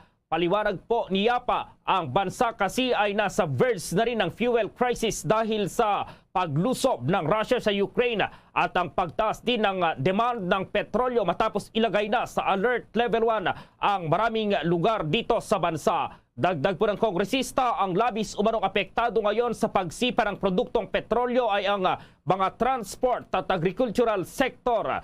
Maliban dito, sinabi rin ni Yap na maliban sa pagpapatupad ng fuel subsidies, dapat ay may set din umano ang pamahalaan ng malinaw na parameters at unahin ang mga nasa probinsya, lalong-lalo na itong mga food producing areas. Hindi raw dapat kalimutan na ang mga nasa labas ng metropolitana ay pareho lamang o hindi naman kaya ay mas apektado ng oil price increase. Ang mga magsasaka raw sa mga probinsya ay kailangan ding ibiyahe ang kanilang mga produkto sa pamamagitan ng mga bundok, mga bukirin. Kaya kailangan dito ang mas maraming petrolyo na gagamitin sa kanilang mga sasakyan. Dahil dito po, posible umanong maapektuhan ang kita ng mga magsasaka dahil sa mataas na presyo ng petrolyo. Kailangan din kasi nilang gumastos para sa hauling cost dahil kailangan itong ibiyahe mula sa mga bukirin hanggang sa makarating sa pamilihan. Malalagay din umano sa alanganin ang supply ng pagkain sa bansa kapag nagtaas ng presyo ang mga magsasaka sa kanilang mga produkto. Plano na ngayon na niyap na ipanukala sa Kamara na magkaroon ng special session para talakayin ang naturang issue at magpasa ng mga measures para sa otomatikong pagbaba or pagsuspinde sa mga fuel excise tax kapag ang itinakdang presyo ay naabot na. Samantala, siniguro naman ni Finance Secretary Carlos Dominguez III at Pangulong Rodrigo Duterte na temporaryo lamang ang epekto ng Russia-Ukraine crisis dito sa Pilipinas. Samantala naman, posibleng umanong kunin ang pondo sa panukalang pagdagdag sa fuel subsidies para sa mga public transport at agriculture sectors sa sobrang tax collections ngayong buwan. Ayon kay National Economic and Development Authority Secretary Carl Chu, ang target nila ngayong subsidiya para sa mga public utility vehicle ay itataas sa 5 billion pesos mula sa dating 2.5 billion pesos. Ito ay para kahit paano ay maibsan ang epekto ng pagtaas ng presyo ng mga produktong petrolyo dahil sa Ukraine-Russia war. Aniya, ang first tranche ay ipapamahagi ang 2.5 billion pesos na budget ngayong buwan ng Marso at ang susunod na tranche naman ay ibibigay sa Abril. Maliban dito, itinutulak na rin daw ng economic team ng pamahalaan ang pagtataas ng fuel vouchers para sa mga agricultural producers sa 1.1 billion pesos mula sa dating 500 million pesos na ipamimigay din ngayong buwan at sa susunod na buwan. Sinabi naman ni NEDA Undersecretary Rosemary Edelion na ang unang tranche ng mga PUV at agriculture sectors sa fuel subsidies ay parehong pinunduan sa ilalim yan ng 2022 General Appropriations Act. Itong mungkahing magdeklara ng State of Economic Emergency ang pagpapatawag daw ng special session para pag-usapan ang pag-amyenda naman dito sa Oil Deregulation Law at pagsuspende sa excise tax. May reaksyon na po dyan yung Malacanang at may report si Bombo Raymond Tinasa. Bombo Gerald, Bombo Jane, sa mga sandaling ito dito sa isang gasoline station sa Pasay City ay napansin natin simula pa kanina alas 5 ng umaga na mangilan-ngilan, pa isa-isa lamang yung mga nagpapagosolina, public utility vehicle man o kaya mga private cars dahil sa sobrang taas na nga ng presyo ng diesel at ng gasolina. Kaya talagang yung iba ay umiiwas na lamang muna na lumabas o kaya ay lilimitado yung kanilang kumbaga pagkilos paggamit ng sasakyan dahil nga napakamahal na. At dahil dyan, sa mga panukalang mga measures ay sinabi ng Malacanang na masusing pag-aralan ang mungkahing magdeklara si Pangulong Duterte ng State of Economic Emergency. Sinabi ng Acting Presidential Spokesman Martin Andanar na ang Office of the Executive Secretary ang siyang mamamahala at mag-aaral nito kasabay ng pagkonsidera sa ilang mungkahing inilatag ng National Economic Development Authority o NEDA para tugunan ang isyu ng pagtaas ng presyo ng langis. Ayon kay Andanar, mismong ang NEDA ang nagpresenta kay Pangulong Duterte ng posibleng government intervention. Kaya mabuti niyang hintayin muna at tingnan kung sapat na ba ang mga ito para malutas ang isyu ng oil price hike at ikambal itong mga epekto. Sa tanong naman kung ano ang posibleng mag-trigger para magdeklara ang Pangulo ng State of Economic Emergency, sinabi ni Andanar na ito ay kung sasabog sa isang full-blown war o giyera ang pagitan ng Russia at ng Ukraine. Sa katunayan, inayag ni Andanar na may aktual ng giyera na nangyayari sa Ukraine, kaya naman may aniyang nakabantay dito ang mga economic managers ni Pangulong Duterte. Ayon pa kay Andanar, para magpatawag ng economic emergency ay kailangan munang mag-convene ang buong gabinete, security cluster at economic cluster ng pamahalaan. So yan, Bombo Gerald, Bombo Jane, yung mga kumbaga trigger o trigger points para magdeklara ang Pangulo ng State of Economic Emergency. Bombo Raymond. Mula dito sa Pasay City, Bombo Raymond Tinasa nag-uulat para sa pambansang radyo ng Pilipinas, Basta Radyo, Bombo! Bombo Raymond? Yes, Bombo Gerald. May timeline ba dito ang pamahalaan, yung sinasabing target nila ngayon, yung pinag-aaral na pagpapatawag ng meeting regarding dyan na Bombo Raymond? Well, sa ngayon ay wala pa, pero araw-araw naman daw ay pwedeng magbago, magkaroon ng development sa Russia-Ukraine conflict. So anytime kung may pangangailangan na, like kung talagang magtapunan na daw ng mas maraming mga missiles at maging full-blown war, at lalo pat meron ng mga sasali na ibang bansa, ay dito na magpapatawag na ng talagang maging ng National Security Meeting para pag-usapan na ito, Bombo Gerald. Pero for now, maghintay daw muna tayo ng mga developments. Although, meron ng mga inilatag na measures ang NEDA at yung economic cluster ng gabinete para pansamantala ay maibsan ang epekto nito sa ating ekonomiya. Oo, Bob Raymond, update na rin lang, no, dahil talagang ang matindi yung dulot ng sigalot ng Ukraine at Russia na nagkaroon na ng pagtaas ng presyo ng mga produktong petrolyo. Diyan sa kinaroroonan mo ngayon, parang nakikita may mga discount din itong mga gasoline stations sa Bob Raymond. Well, tama ka dyan. Yung mga public utility vehicles ay mayroong 2 peso per liter na discount. So yung halimbawa ay yung isa 71 point something peso ay magiging 69 peso na lamang. So automatic, pag ikaw ay PUB like jeepney driver, taxi driver o kaya ay bus, ikaw ay mayroong 2 peso discount per liter, Bombo at Gerald. Maliban pa dyan, yung mga discount para naman sa mga loyalty o mga loyal customers nila na mayroong ipapakita na card na sila ay suki, Bombo Gerald. Okay, with that, mag-ingat kayo dyan, Bombo Raymond. Okay, Bombo Gerald, Bombo Jane, back to you sa studio. Sa iba pang mga balita, sinuspindi ng Commission on Elections si COMELEC ang Memorandum of Agreement o MOA nito sa online news website na Rappler isang araw matapos na magkain ang petisyon ng Office of the Solicitor General sa Supreme Court na naglalayo na ipawalang bisa ang naturang kasunduan. Sa memorandum na nagdaan ni COMELEC Acting Chairman na Socorro Intig, ipinag-uutos na itigil muna ang lahat ng mga aktibidad ng komisyon na may koneksyon sa fact-checking sa MOA. Ito ay dahil sa mga paratang laban sa Rappler na kanilang natatanggap kasunod ng paghahain yan na mga petisyon sa Korte Suprema. Planong ipagpaliban muna ng komisyon ang pagpapatupad ng mga probisyon na nakapaloob sa naturang MOA hanggang sa malutas ng isyo at may bigay na ang desisyon ng Korte.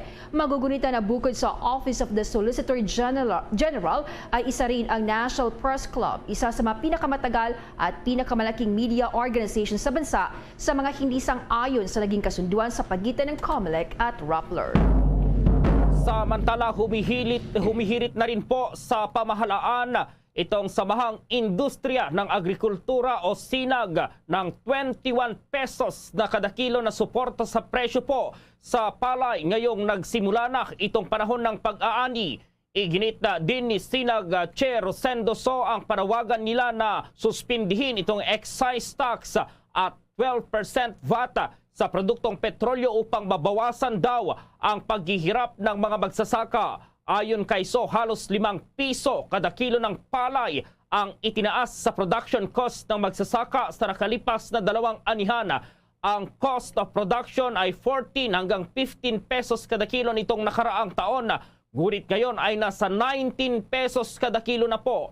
Baging ang fertilizer anya ay tumaas na itong presyo at umaabot na sa 2,250 pesos kada sako mula sa dating 859 pesos na kada sako. Iginit ng SINAG na kapag sinuspindi ang excise tax at VAT sa fuel na kahit 3 buwan ay mangangahulugan ng pagbawas ng 7 hanggang 8 pesos na bawas sa kada litro ng gas. Wala naman anyang dapat ikabahala ang pamahalaan dahil ang mawawalang revenue na ito ay 32 billion pesos ay napakaliit o 0.63% lamang ng kasalukuyang national budget na 5.2 trillion pesos. Pinayuhan naman ng Department of Energy ang publiko na magtipid sa paggamit ng gas dahil na rin sa sobrang taas na presyo ng produktong petrolyo. Ayon kay DOE Secretary Alfonso Cusi, kailangan ay bawasan daw muna ng ating mga kababayan na bumiyahe. Paliwanag niya kung bababa ang pangailangan sa krudo, mapipilitan ng mga kumpanya na langis na i-regulate ang presyo ng kanilang mga produktong petrolyo. Kung maalala, ngayong linggo, nagpatupad ng malakihang all price increase sa mga produktong petrolyo dahil sa pagtaas ng presyo nito sa world market.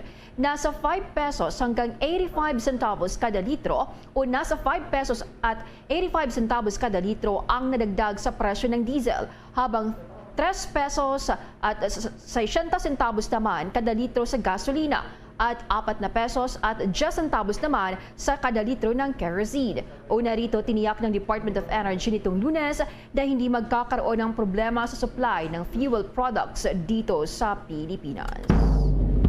Samantala po sa mga sandaling ito ay makakasama na natin itong Transport Advocate at Federation of Jeepney Operators. Maya-maya po yan, abangan natin sapagkat mayroon po tayong update dito nga sa hindi pinayagan ng LTFRB po, yung panawagan ng mga transport group na ₱1 po na dagdag dito pa rin sa pamasahe, dito pa rin sa ating bansa. General Eliazar, siga sa Senado, sipag at galing. General Eliazar, inaresto ang mga bugok at kriminal. General Eliazar, iboto Senator, 23 sa balota. Political advertisement paid for and by General Guillermo Eliazar, 9785, Camagong Street, Barangay San Antonio, Makati. At ngayon, sa pagpapatuloy ng iba pang pangunahing mga balita.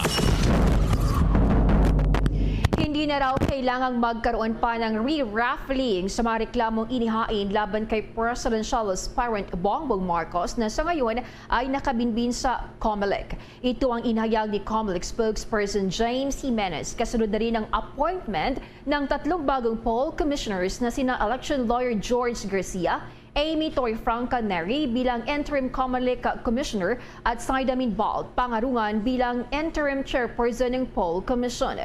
Paliwanag ni Jimenez, kapag nai-raffle na ito sa ponente o magsusulat ng desisyon, ay ito na ang ponente hanggang matapos ang kaso.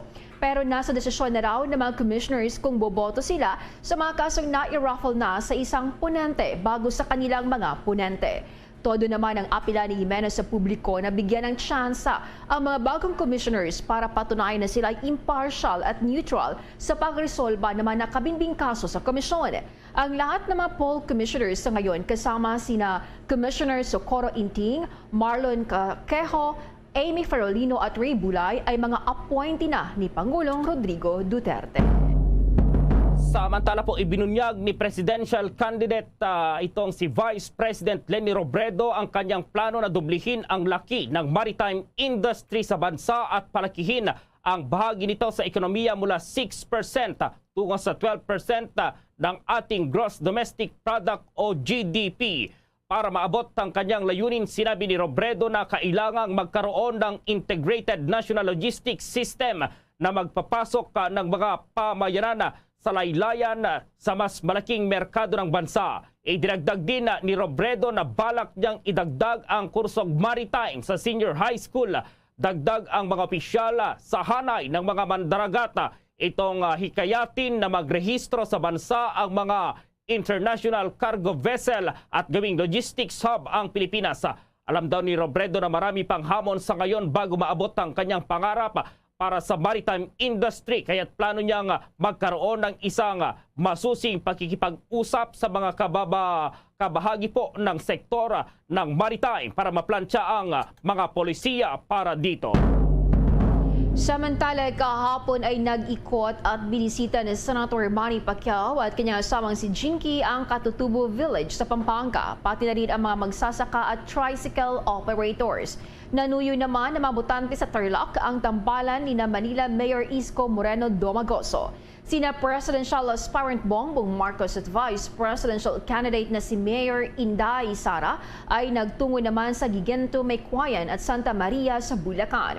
Nagpaabot naman ng mensahe si Ka Leody de Guzman sa mga kababaihan sa araw ng International Women's na sinuyod naman ng tambalan ni Senator Ping Lacson at Tito Soto ang probinsya ng Quezon na mainit na sinalubog ng mga kabataan matatanda sa kanilang isinagawang event. Samantala, nilinaw po ni Pangulong Rodrigo Duterte na wala pa rin talaga siyang ini-endorso para sa pagkapangulo para sa darating na halalan sa Mayo 9. Ito ay matapos ang kanyang naging pahayag sa Narvacan, Ilocos Sur kung saan ay sinabi niya sa kanyang mga Ilocanong tagapakinig na maaaring pumili ng isang Ilocano ang mga ito na susunod na mamumuno dito pa rin sa bansa.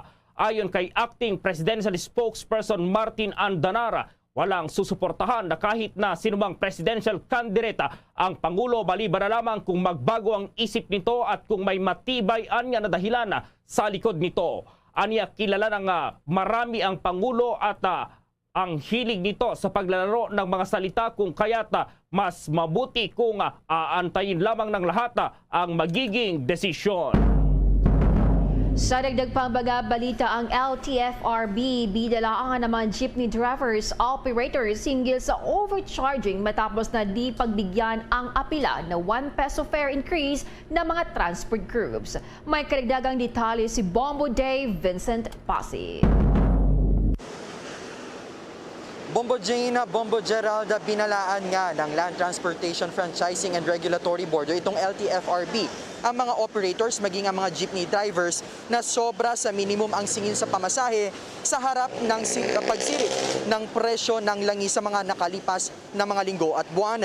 Ito ay matapos na magdesisyon kahapon ang LTFRB na pansamantalang panatilihin muna sa 9 pesos ang pamasahe sa jeep at wag munang ibigay sa ngayon ang provisional 1 peso increase sa kabila ng apela ng iba't ibang grupo na sabayan ang oil price hikes ng pagtaas sa pamasahe. Ayon sa LTFRB, maituturing na breach o paglabag sa franchise condition ng mga operators ang overcharging sa mga pamasahe. May kaakibat din ito na multa na 5,000 piso hanggang 15,000 piso at posible ring masuspinde o makansila ang kanilang prangkisa kapag umabot na sa ikatlo o higit pa ang kanilang offense. Para sa driver na si Jonathan Cuervo, maganda kung mapapagbigyan ng LTFRB ang hiling nila na provisional 1 peso increase dahil sa ngayon ay katiting na lamang ang naiuuwi nila sa kanilang pamilya matapos na sumabay nga sa oil price hike ang pagtaas din ng presyo ng mga bilihin. Narito ang bahagi ng panayam ng Bombo Radio sa driver na si Jonathan Cuervo. Sir, kahapon nagdesisyon yung LTFRB na panatilihin muna yung pamasahin ng 9 pesos. Ano po yung apelan nyo din doon, yung posisyon nyo, sir? Ito lang talaga, wala talaga kami kikitain dyan sa biyahe na yan kasi magkano na yan, ang namin, magkano lang kinikita namin dyan ng isang ikot namin. Parang isang ikot namin dyan na napupunta lang sa pandiesel. Kaya wala talaga kaming kinikita dyan. Kung kayong tatanungin, sir, magkano na dapat yung pamasahe ngayon na nagsitaasan na rin yung presyo ng langis? Wala akong masabi dyan, sir, kung magkano na dapat itaas dyan kasi hindi natin masabi kung ano rin kasi marami rin kasi pasahero magrereklamo . Kung 10, sir, kasi 10 yung inaapela nila, gawing daw 10 piso, pabor kayo doon? Mas maganda siguro kung gano'n, kung maging 10 piso ang minimum. Mas okay siguro yun kasi mahirap din naman kasi marami din pasahero kasi nagrereklamo . So totoo sin. Meron din pasahero na minsan nagbibigay din ng 10, hindi na hinihingi sukli. Karamihan talaga nanghihingi talaga ng sukli. Hindi rin namin makaano talaga. Kailangan talaga maano muna na minimum talaga muna 10. Sa ngayon, sir, magkano yung kinikita nyo sa maghapon na biyahe, sir? Siya, kumikita kami 300. Kasi napupunta na nga sa diesel . Sa maghapon na yun, 300 na lang. Sobrang taas na ng diesel. Yung kinikita nyo na yun, sasapat ba yun sa pang-uwi sa pamilya? Kulang na kulang. At totoo lang, kulang talaga. Wala talaga yun kasi kulang talaga. Ay, tinatsaga na nga lang namin ng biyahe. Talagang mahirap talaga biyahe. Kaya, Kung ma-approve sana ko sa di mas maganda siguro kung Para naman, Bombo Gerald, sa pasahero na nakapanayam natin na si Judeline, wala naman daw problema sa kanila kung sakali mang mapagbigyan itong apela nga ng mga jeepney operators at mga drivers na provisional 1 peso fare increase. Ang hiling lamang nila sa pamahalaan din, wag na daw sumobra doon kasi kapag sumobra pa sa 1 piso yung itataas ng pamasahe. Narito naman, sabi ng ating napahiyang sa pasahero. 10 pesos to 10 pesos. Hindi na po ganun kahirap yun para lang po din matulungan yung mga iba pa nating driver na dahil nga po tumaas na nga po yung gasolina. Sa ngayon, Bombo Gerald, wala pang pinal na desisyon ng LTFRB at ang sinasabi nila magkakaroon pa daw sila ng isa pang pagdinig sa mga susunod na araw at mga linggo pahinggil pa rin dito sa apela na fare increase ng mga operators at drivers ng mga jeepney. Bombo Gerald. Oo, Bombo Dave, dahil kahapon may nakausap din tayo at ipinapaliwanag na talagang hindi naman daw hindi nila sinasadya na kunin yung halimbawa yung barya dahil sinasabi ng iba ay sa kanila na yon, sa mga drivers na yon. Pero mayroon yung mga reklamo sa ibang lugar din na talagang hindi na sinasadya na hindi na baryahan. Ano yung hakbang ngayon dito ng LTFRB, Bombo Dave, dahil misto lang talagang yung iba dahil na din siguro sa mahal na presyo ng bilihin at petrolyo ay nagagawa na nila yon na Bombo Dave para at least madagdagan yung kita nila, Bombo Dave. Alam mo, Bombo Gerald, dina-acknowledge nga yan ng LTFRB at ang sinasabi nila, bukas naman daw ang kanilang mga tanggapan, opisina sa mga sumbong mula sa mga pasahero, Bombo Gerald, at kaagad naman daw nilang aaksyonan ito. Para doon sa mga operators at mga drivers na mayroon ngang overcharging sa pamasahe, may karampatang multa yan, Bombo Gerald, 5,000 pesos. Para sa first offense, 10,000 pesos para sa second offense, at 15,000 pesos naman para sa third. Sila ang kanilang prangkisa at hindi na makabiyahe, Bombo Gerald. Oo, so siguro sumunod na lang muna. Well, yung LTFRB, wala na bang ipapatawag na susunod na pagdinig para aksyonan yung hinaing din ng ating mga transport group na kahit itaas sa piso lang yung hinihingi nila dyan, Bombo Dave.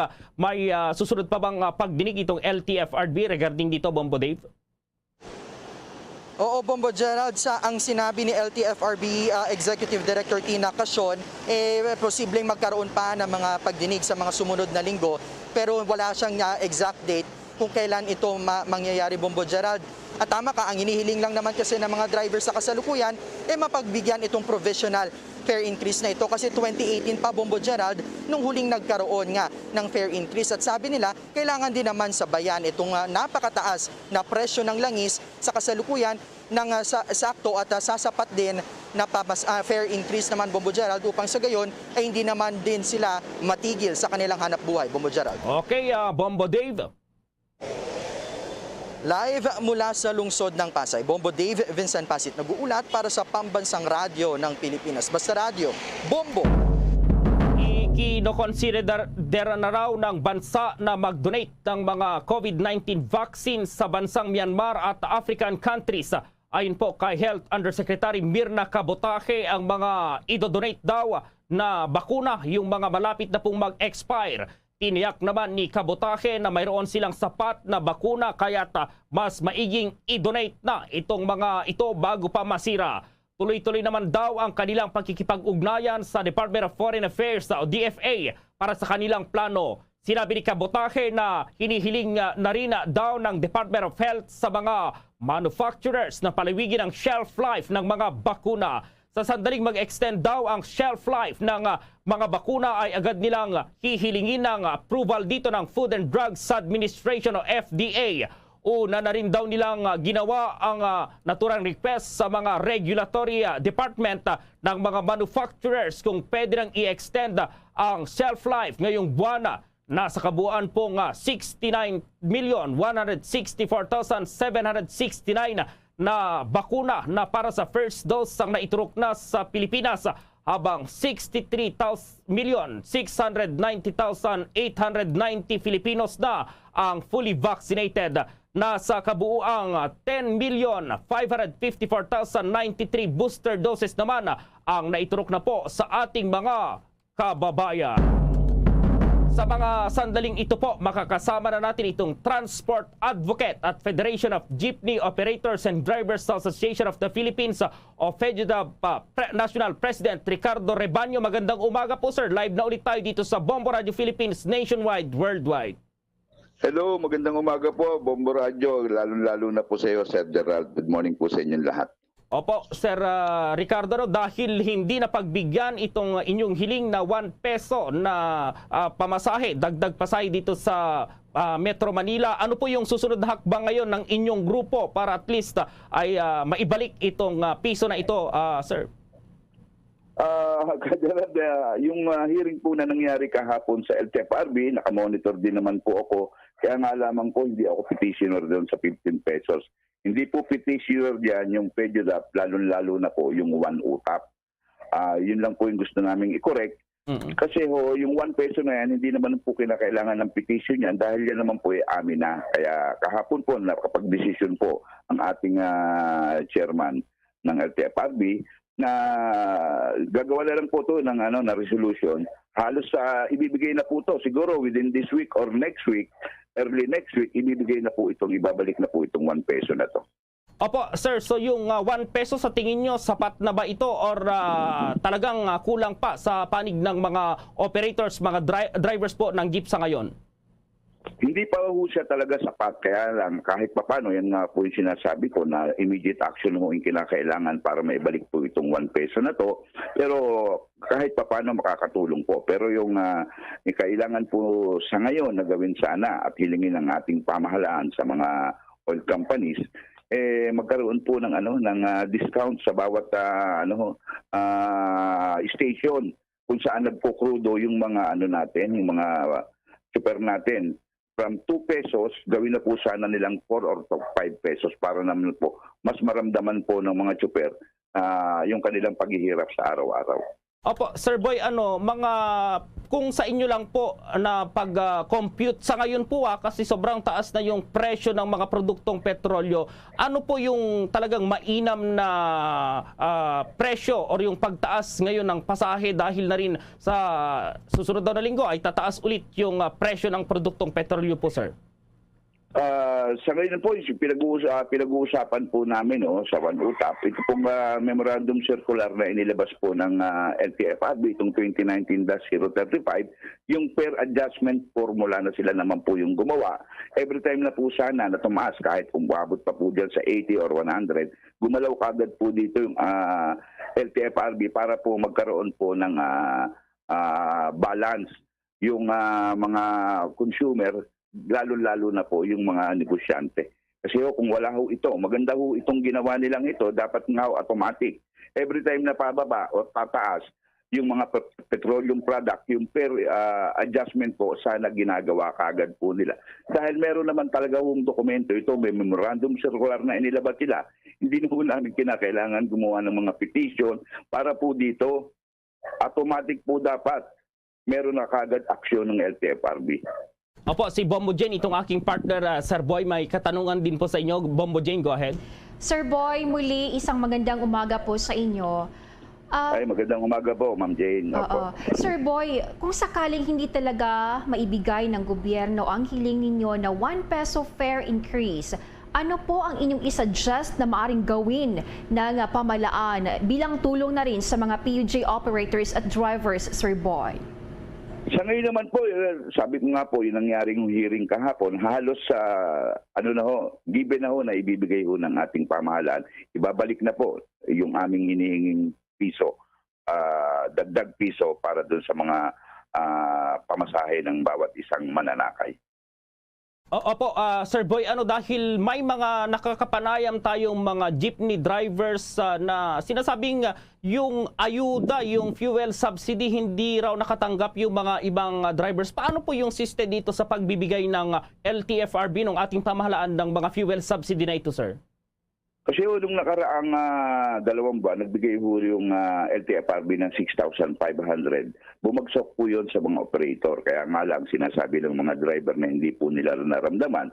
Kasi ho, dapat yung operator po naman na talagang para naman po yun sa fuel, binibigay po nila yung card. Kasi wala naman po talagang wala naman pong karapatan na magbigay ng any documents ang isang driver dahil wala naman pong hawak silang prangkisa. Yung tanging may hawak po ng prangkisa, ito pong mga operator. Kaya yung operator po talaga yung nakakatanggap ng subsidy na ipinagkakaloob ng ating pamahalaan. Sana nga po, panawagan ko sa mga operator, maging considerate naman po sila sa mga driver at sila naman po talaga yung sadyang naghihirap sa kalye. Tapos meron po kahapon after bago matapos yung meeting, may another subsidy na naman pong ibibigay ang pamahalaan at inaayos na po sa kasalukuyan ng pamahalaan tungkol po dyan sa another 6,500 or more na subsidy para ho makatulong lalo na sa ating mga tsuper. Opo sir, malaking tulong po ito at may planong dagdagan itong mga economic managers, may plano silang dagdagan daw yung fuel subsidy na ito. Sa tingin nyo po ba kailangang palawigin pa hanggang matapos yung pandemic or hanggang sa mag-stabilize po yung presyo ng mga produktong petrolyo bago nila i-stop itong pagbibigay ng ayuda po sa ating mga drivers, sir? Siguro po hanggang ma-establish nila yung presyo ng mga petroleum product. Tapos yung subsidy po, tuloy lang po nila. Kasi iniisip din naman ho natin itong economic recovery na iniisip po ng gobyerno. Siyempre ho, tatamaan po yan. Tayo naman po, hindi naman tayo tumitingin sa one side lang po sa transport. Tinitignan din po natin yung kalagayan ng ating pamahalaan. Dahil maaapektuhan po dito talaga yung sambayan ng Pilipino. Yung hinihingi ko po doon sa mga gasoline station, dagdagan po sana nila at lahat po sana ng gasoline station magbigay na po ng discount na ngayon naman po ilan-ilan pa lang yung nagbibigay ng 2 pesos discount. Dagdagan naman po sana nila, gawin na naman nilang 4 pesos para sabi ko nga maramdaman naman ng mga tsuper ang paghihirap nila sa araw-araw nilang ginagawang pamamasada. With that, mensahe nyo po siguro dito sa ating mga tagapakinig, lalong-lalo na yung mga drivers na nakikinig po ngayon na Sir Boy? Mga kasama kong driver, miyembro ng PEJUDAP, miyembro po yung ng One UTAP. Konting tiis lang po, alam po natin na meron pong proseso pero halos abot kamay na po natin ang ipagkakaloob na 1 peso sa atin plus yung subsidy. Sana naman po makapag-ugnayan din po kayo sa ating mga operator at ang operator naman po consider naman po yung ginagawang paghihirap sa araw-araw ng ating mga tsuper. Sa pamahalaan naman po, lalo-lalo na sa ating butihing chairman. Sana po mapabilis naman po itong approval na ibalik po sa mga tao plus yung subsidy po para naman po sa mga driver. May pamahagi na rin po. Maraming salamat po sa inyo. Okay, magandang umaga po ulit si Sir Boy Rebaños. Siya po yung National President ng mga samahan ng jeepney dito pa rin sa Pilipinas. Sa dagdag pang mga balita, pinabibilisan ni dating Vice President Jejomar Binay sa pabalaan ng paglalabas ng pondo para sa garang pagbangon ng mga lugar na sinalanta ng Bagyong Odette. Sinabi ito ni Binay kasunod ang kanyang pagbisita sa lungsod ng Mandawi, Lapu-Lapu at Consolacion sa Cebu, kung saan kanyang nakita rin na marami palang mga infrastruktura na nasira ng Bagyong Odette ang kailangan na ayusin. Kasabay dito ay inirekomenda ni Binay ang pagbuo ng Odette Rehabilitation Fund. Narito si dating Vice President Jejomar Binay. Dapat pong bilisan ng gobyerno ang paglalabas ng pondo para sa rehabilitasyon ng mga napinsalang komunidad, lalo na rito sa Central Visayas. Kailangan ito pang mabilis na makabangon ng ating mga kababayan. Isa po sa ating tututukan ay ang pagkakaroon ng Odette Rehabilitation Fund upang tulungan ang ating mga kababayang nasalanta ng bagyo na tuluyan lang makabangon. Inyong napakinggan si dating Vice President Jejomar Binay. Bombo Police Report. Malaki-laki ito, mahigit 1 billion pesos na halaga ng shabu na sabat daw ng PIDEA at ng mga otoridad doon pa rin sa Valenzuela City. At nasa linya si Bombo Annalise Soberano.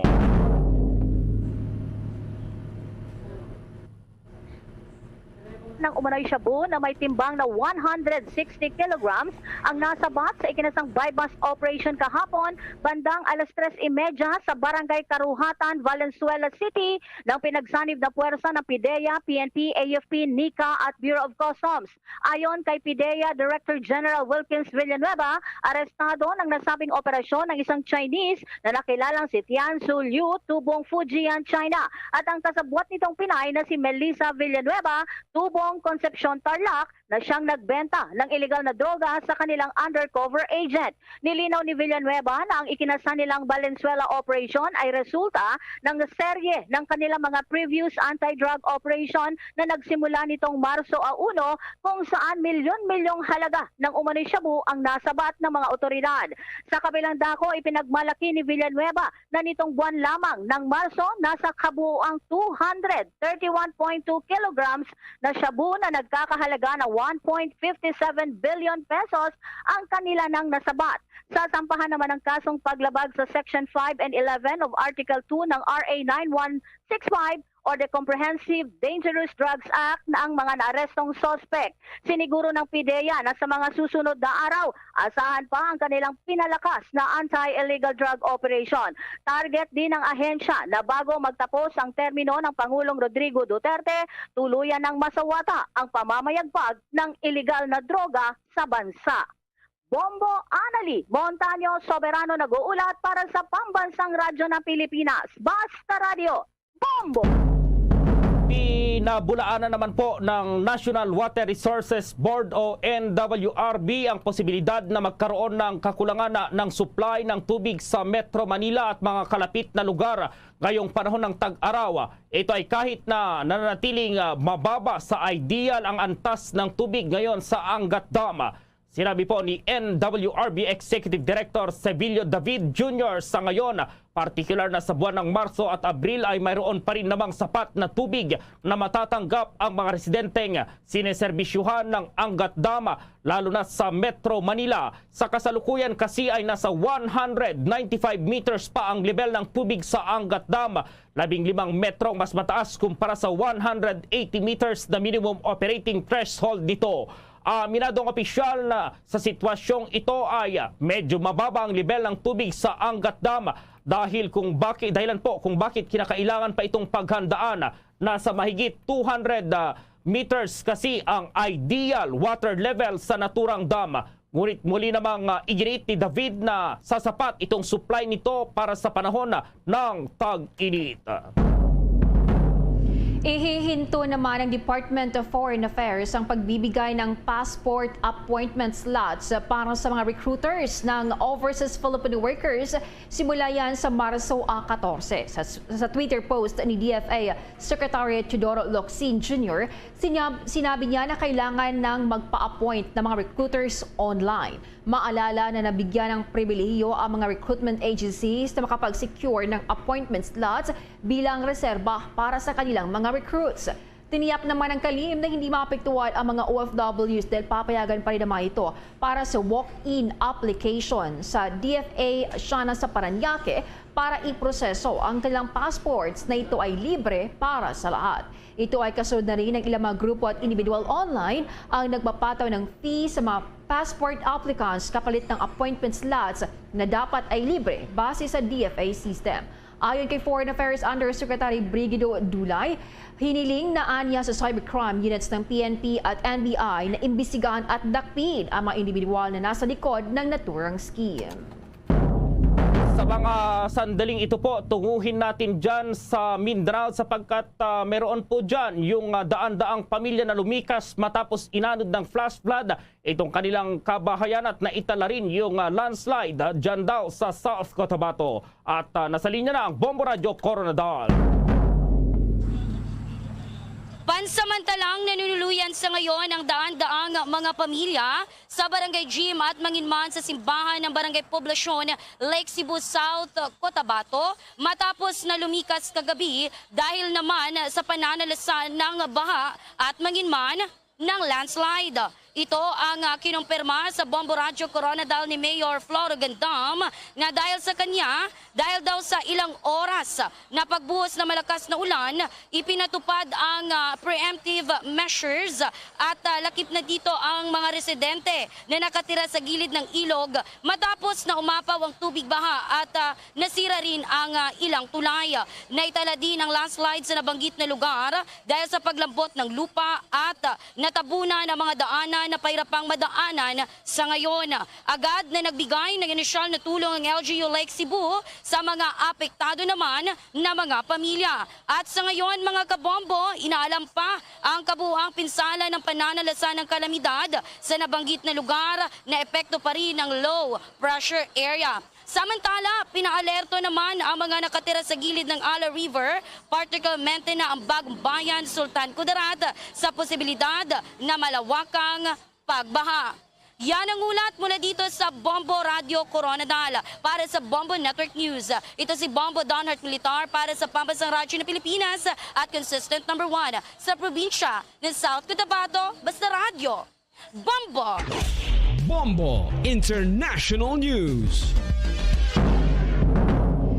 Sinuspindi na rin ng kumpanyang Unilever ang lahat ng import at export ng mga produkto nito sa Russia. Ito ay bilang pakikisa ng nasabing food and consumer giant sa panawagang tuldukan na ang kaguluhan sa pagitan ng Russia at Ukraine. Kasabay ng pag-asa nito na mananaig pa rin sa huli ang kapayapaan, karapatang pantao at ang pandaigdigang tuntunin ng batas. Sa isang statement, tinino ng kumpanya na magpapatuloy sila sa pagsusupply ng kanilang everyday essential food at hygiene products na gawa sa Russia sa mga tao sa bansa habang isinasailalim ito sa mahigpit na pagsusuri. Habang ang operasyon naman ito sa Ukraine at kasalukuyang itinigil upang tutukan nila ang pagtitiyak sa kaligtasan ng kanilang mga empleyadong Ukrainians at kanilang mga pamilya.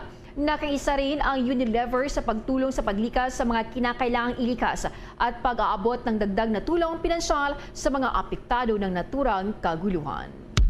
Bombo Sports News.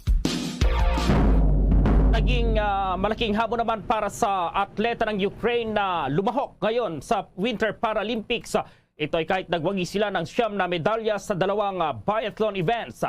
Isa rin sa mga manlalaro ang nalungkot matapos na malaman na ang kanyang ama ay inaresto ng mga sundalo sa Russia. Ng Russia, hindi na itinuloy ng 19 years old na si Anastasia Latetina itong kanyang biathlon middle distance sitting race nang nabalitaan ng pagkakaaresto ng kanyang ama ng mga sundalong Russia. Kahit umano mayroong naganap pa na pananakop ng Russia sa Ukraine ay mayroon na silang 2 gold, 4 na silver at 3 bronze medals sa nagpapatuloy na torneo sa Beijing, China. Sa kasalukuyan ay nasa pangalawang pwesto ang Ukraine team. Mayroong 6 na gold habang una ang host country na China na mayroong 8 gold medals. May tsansa pa na madagdagan ang medalya ng Ukraine dahil sa pagsabak nila sa cross-country sprint.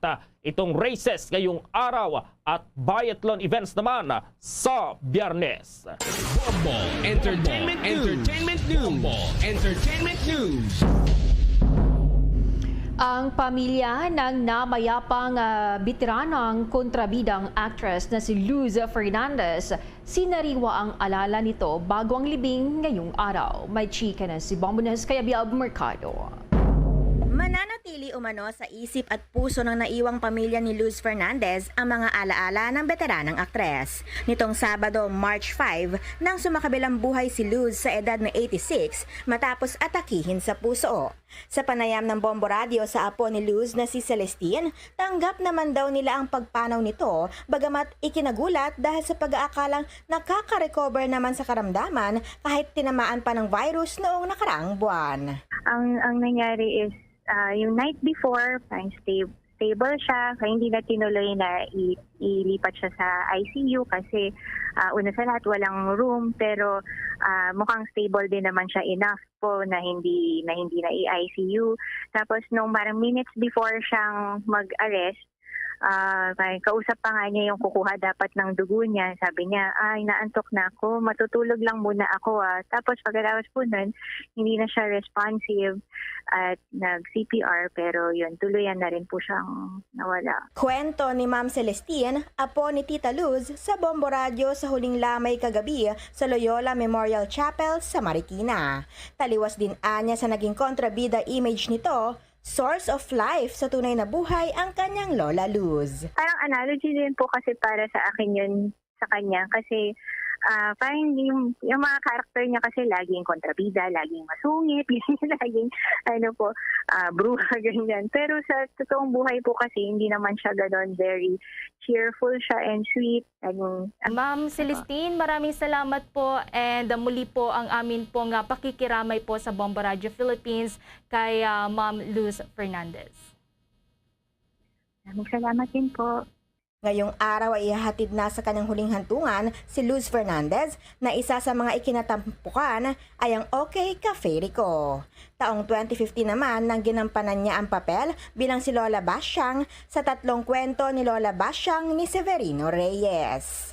Yan ang report. Ito si Bombo Nes, kaya Biab Mercado nag-uulat para sa Pambansang Radyo ng Pilipinas, Basta Radio, Bombo! Bombo Foreign Exchange Update.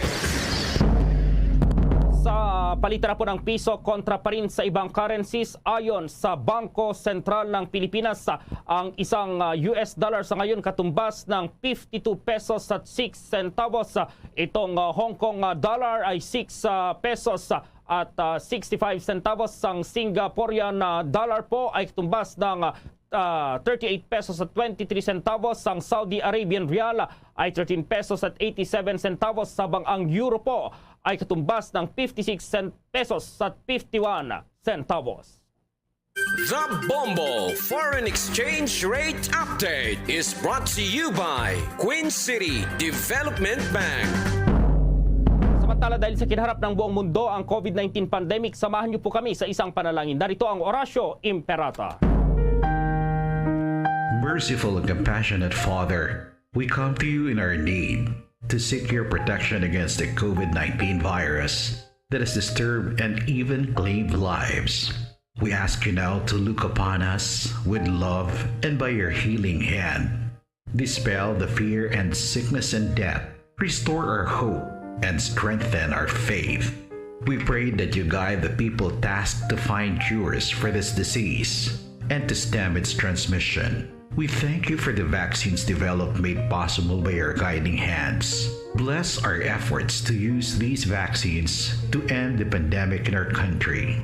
We pray for our health workers that they may minister to the sick with competence and compassion. Grant them health in mind and body, strength in their commitment, protection from the disease. We pray for those afflicted. May they be restored to health. Protect those who care for them. Grant eternal rest to those who have died. Give us a grace in these trying times to work for the good of all and to help those in need. May our concern and compassion for each other see us through this crisis and lead us to conversion and holiness. Grant all these through our Lord Jesus Christ, your Son, who lives and reigns with you in the unity of the Holy Spirit, God, forever and ever. Amen. Amen. Luzon, Visayas at Mindanao maging sa buong mundo, yan ang kabuuan ng Bombo Network News Morning Edition. At live nationwide via satellite mula sa Bombo News Center Makati, kami ang inyong marakasamang naghatid ng mga balita. Ako si Bombo Jane Buna. At ako naman si Bombo Gerald B. Ulet para sa Pambansang Radyo ng Pilipinas, Basta Radio, Bombo! At sumainyo ang kalipunan ng maiinit at pangunahing mga balita sa Bombo Network News. Hatid sa inyo ng Pambansang Radyo ng Pilipinas, Bombo Radio Philippines. Basta Radio, Bombo!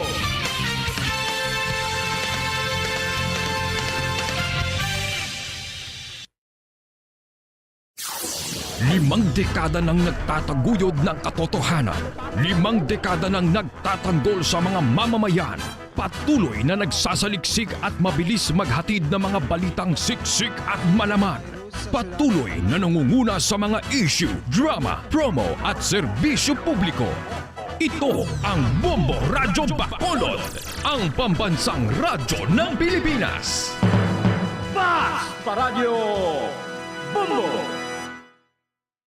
Bombo Radyo Bacolod. Number 1! Fast Paradyo Bombo! 4 minutos na nakaligad sa takna ng alas 8 sa aga. Welcome diri sa pagpangalagad sang Bombohanay Big Time adlaw sang Miyerkules sa Petsa 9 sa bulan sang Marso sa mga tig 2022. Ikaduhang adlaw sang Miyerkules sa katatlong bulan sa mga year 2022. Ato na pag-welcome sa aton mga suking mga tagwalmati diri sa maya syudad sa Bacolod, probinsya sang Negros Occidental, sa bilog Negros Island, sa bilog man ng Western Visayas. San ka mga bahin na sang kalibutan nga nakatutok na pinaagi sa Facebook Live kaga sa YouTube channel sang Bombo Radyo Bacolod. Welcome na diri sa pagbangalagad sang Bombohanay Big Time.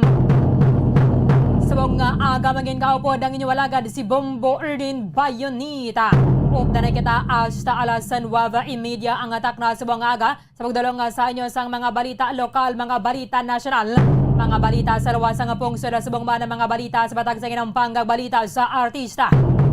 Karon na sa mga balita sa buong mga tubiko ang mangin sentro sa katatalakayan subong aga sa mga balita lokal.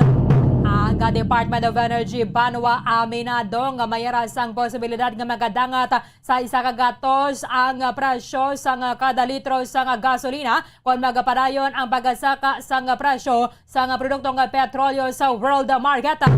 Inabi na ko magadangat sa $200 ang kada bariles sang crude sa world market. Sa masunod ang semana, magasaka na naman sa inimagdubo 12 ang kada litro sang crudo, malapit naman na 8 pesos ang kada litro sang gasolina. Sang pagasugod na palang gida sang bulan na sang Marso, nagasaka na sang malapit 8 pesos ang kada kilogram sang liquefied petroleum gas kaga iba na pa aw sa mga nagkalain-lain ng mga kompanya nga nagaproduce sang LPG. Manginakapod dato na karon na banwa ang pinuno sang Energy Resources Development and Utilization Division sang Department of Energy Visayas Field Office para at least makataga diri sang dugang mga tips sa aton sa may kapod dato si Engineer Felix Timbal. Sa iban pang mga balita lokal, subong aminado banwa ang Department of Trade and Industry nga hindi pagid dato no batyagan ang epekto sang pagasaka sang presyo sang produktong petrolyo sa presyo sa mga basic and prime commodities. Bataglauman naton nga magasaka ini sa masunod nga mga semana. I-check na karon sa report with Bombo Carla May Defensor.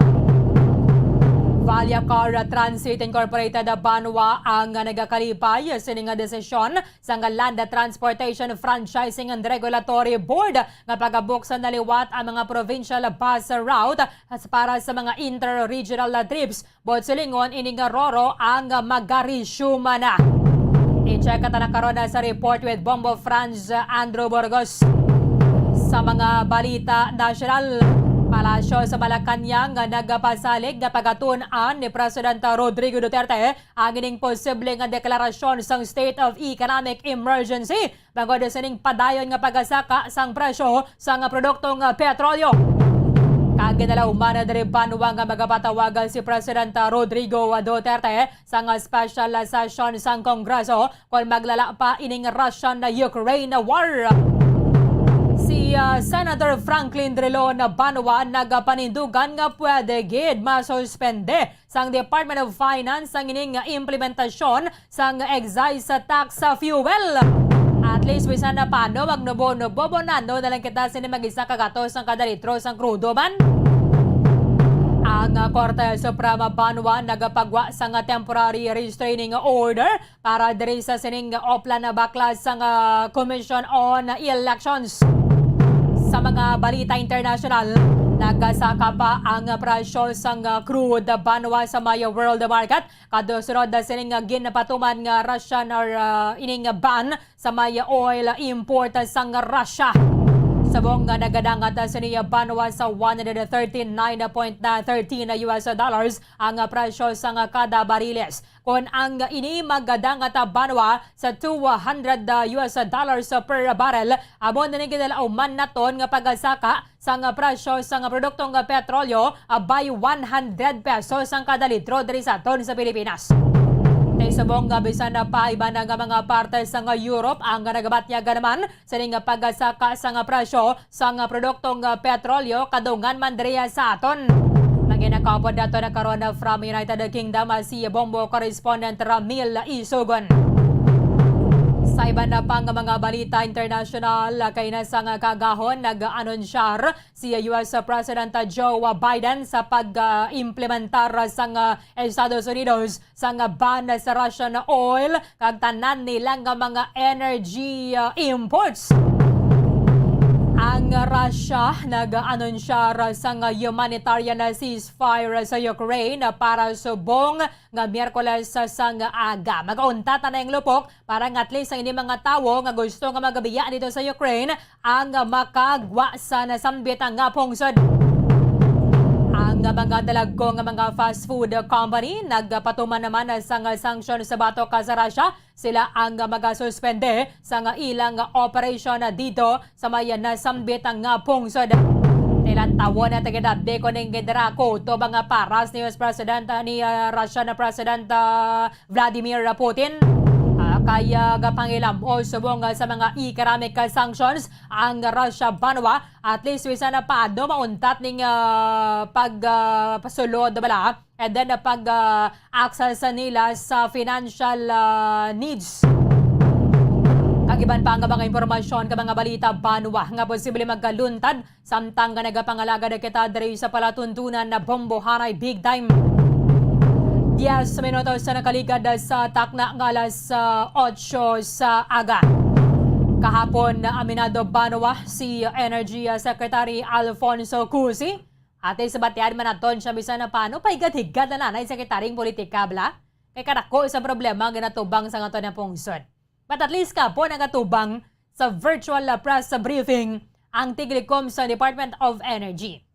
Aminado si Secretary Cusi ng average domestic pump prices of fuel products posible nga magadangat sa 100 kada litro kung magpadayon ang ining tension sa tunga sa Russia and then Ukraine na banwa kag magdangat sa $200 US dollars ang presyo sa kada bariles sa global market.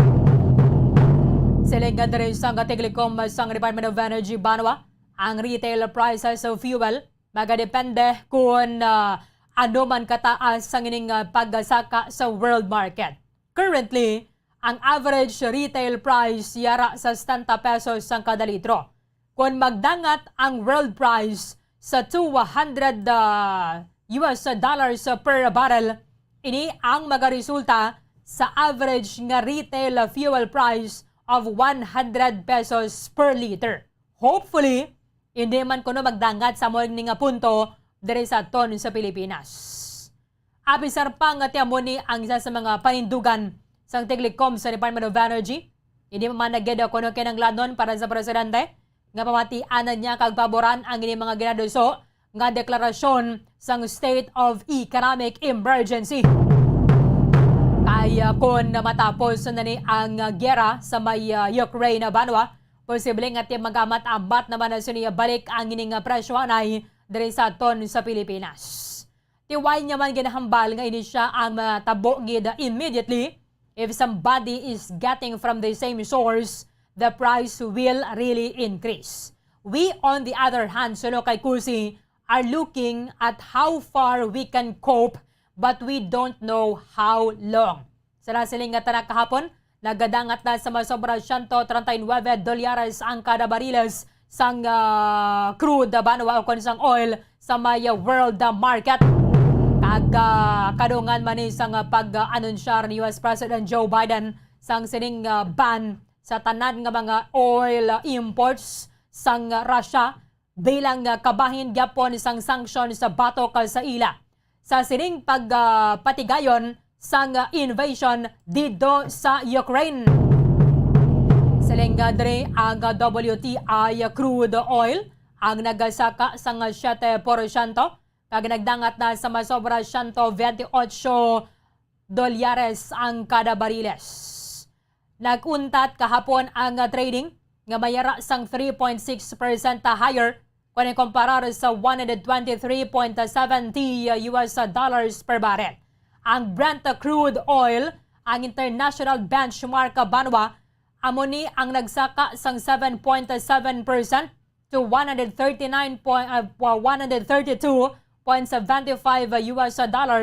antes sa tapos ang trading kung diri sa aton, I think that is alas 3 ang takna sa hapon.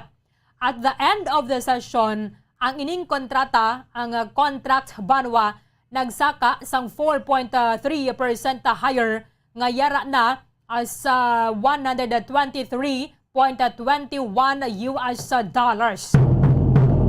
Tiamo ning isa sa mga desisyon banwa sang Estados Unidos nga ginpatigayon nila pagkatapos man sa close consultation sa ilang mga kalyado ng mga partners around the world, particularly sa Europe. Kag nag-work sila closely sa ilang mga kalyado sa Maya Europa, kiban pa nga mga partners to develop sining long-term strategy para at least bisan na paano maimangin ano sila balain ng self-sufficient. Although mga Estados Unidos, gamay laman na ang ilang gina-import nga langis. Nga kon si US President Joe Biden pang hambalon banwa, hindi niya naman kinanglado na good because ang Estados Unidos even export sang ining produktong petrolyo. So at least kung hindi sila magbaton sang oil o kung sang gatong halin sa Russia, mabuhi sila. Take it dire inang apektado gid katama. So, sang 2021, ang Estados Unidos, nag-import sila sang 672,000 barrels per day of oil and then refined products from Russia. Ina ang kabugusan gid lamang sang 8% sang total import sang Estados Unidos. Suno sa presidente sang Lipo Oil Associates nga nakabase or ginbasa niya maning data from Energy Information Administration.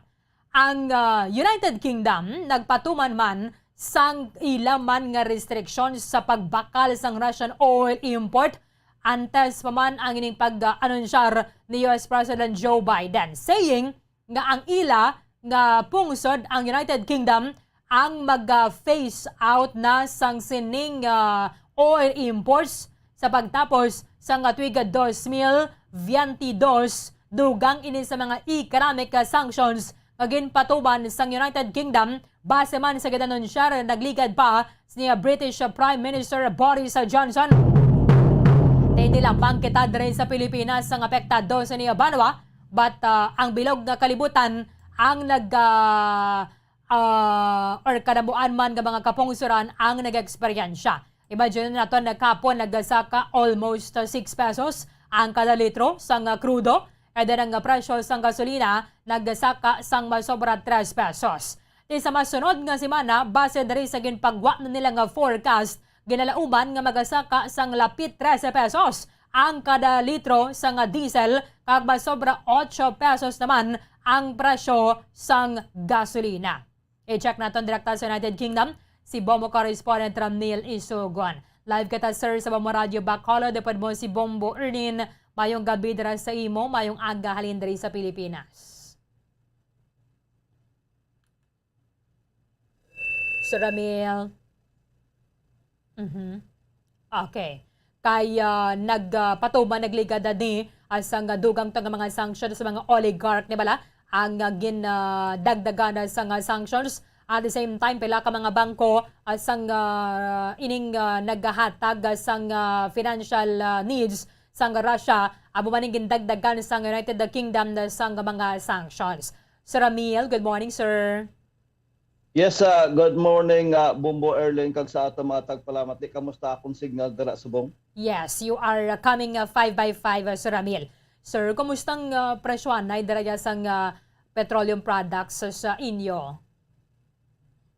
Ang ginatawag sa global oil price hike diri subong ang nagtimbuk mano base ini sa nagakatabo subong crisis sa Ukraine nga kung sa diin ini ang pinakamataas namon nga presyo sang gatong for 14 years nga natabo diri sa United Kingdom. Kag subong man ginpahayag nga base sa latest nga report nga nagalabot na ini subong sa $140 per barrel ang iya sini nga presyo kag nagsitol ini kaina sa $127 per barrel. So ini base sa report nga ginapahayag o kun nga publish ang Brent crude nga amo ini ang amon sini nga commonly used diri sa UK nga measuring sa oil price nga ini Bumbo Erlin amo ining pinakamataas nga pagsaka sang petrol since June 2003 Bumbo Erlin. Okay. So subong sir, ang kada litro dira sang crudo abi sir kagasolina tagpila na subong? Yes, ang unleaded petrol nagalabot ini kisa naganubo nagataas siya no pero sa last kaina nga nagakita ko sa drive ako mga 1 pounds and 50 pence ang iya sining presyo sa petrol o kon gasolina so i-times mo ina sa 69 amo ina ang iya values kon value sa peso samtang ang diesel o kon ang crudo diri sa amon nagalapot sa 1 pound and 70 pence. So i-times man ina sa 69 amo na ang iya sining current value Bumbo Erlin. Sang nagligad sir, pila lang ini siya? Yes, ang pinakanubo namon diri sa nagligad nga mga before sa invasion sang Russia sa Ukraine nagalabot lang ini sa mga 130 something to 140. So tama gid ang pagtimbuok sinino nga yes Bumbo Erlin. Highest sir no in 14 years? Yes, in 14 years since June 2003 nga amo ini subong ang pinakamataas nga pagsaka sa petrol o kun sang fuel diri sa United Kingdom. May mga announcement na diri sa amo na sir para sa next week kabala nga posible nga mo naman nga saka. May mga ginapagwa man niya nga mga paraw sa nga advisory dira sa inyo sa United Kingdom. Yes, may posibilidad nga magasaka pa ini sa 1 pounds and 20 pence. So padayon ini nga maybe siling nila base next week. Pero may ara na mga gasolinahan nga nagpasaka na sa among nga rate pero daw hindi pag na official no kag kalabanan sina nga mga nagpasaka nga mga petrol station dito sa may city center sang London. Pero sa outside medyo yara pala nagavary pa lang ini sa rate nga 155 to 160 sa gasolina kag 160 to 170 pounds sa may crudo sa pila ka mga petrol station diri Bumbo Erlin. Diri sa ato na sir sa Pilipinas mostly martes ang aga or kaagahon abi ang adjustment sa presyo. Dira sa inyo uniform man ni sir or depende sa petrol station kung saan sila mapasaka?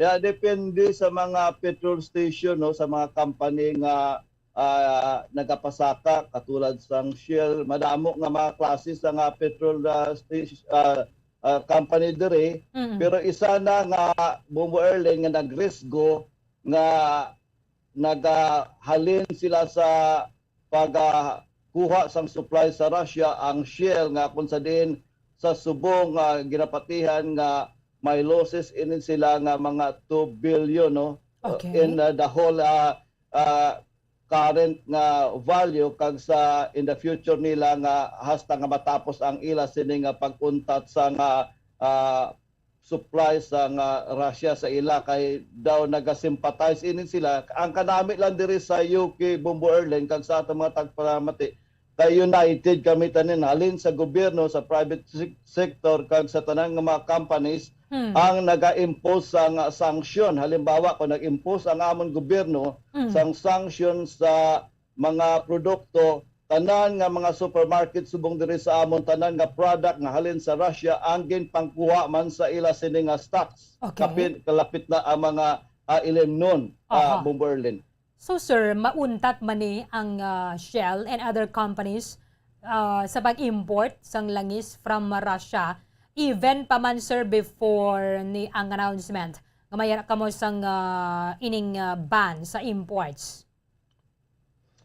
Yes, kay ang Shell una na nga nagapapanaog ini sang pila na kaadlaw no before pa na nag-announce si Prime Minister Boris Johnson sang gradual o kung amat-amat nga pag-untat sang import sang fuel halin sa o kung natural gas halin sa Russia nga kung sa din magatapos ini sa katapusan sa sining nga tuig 2022.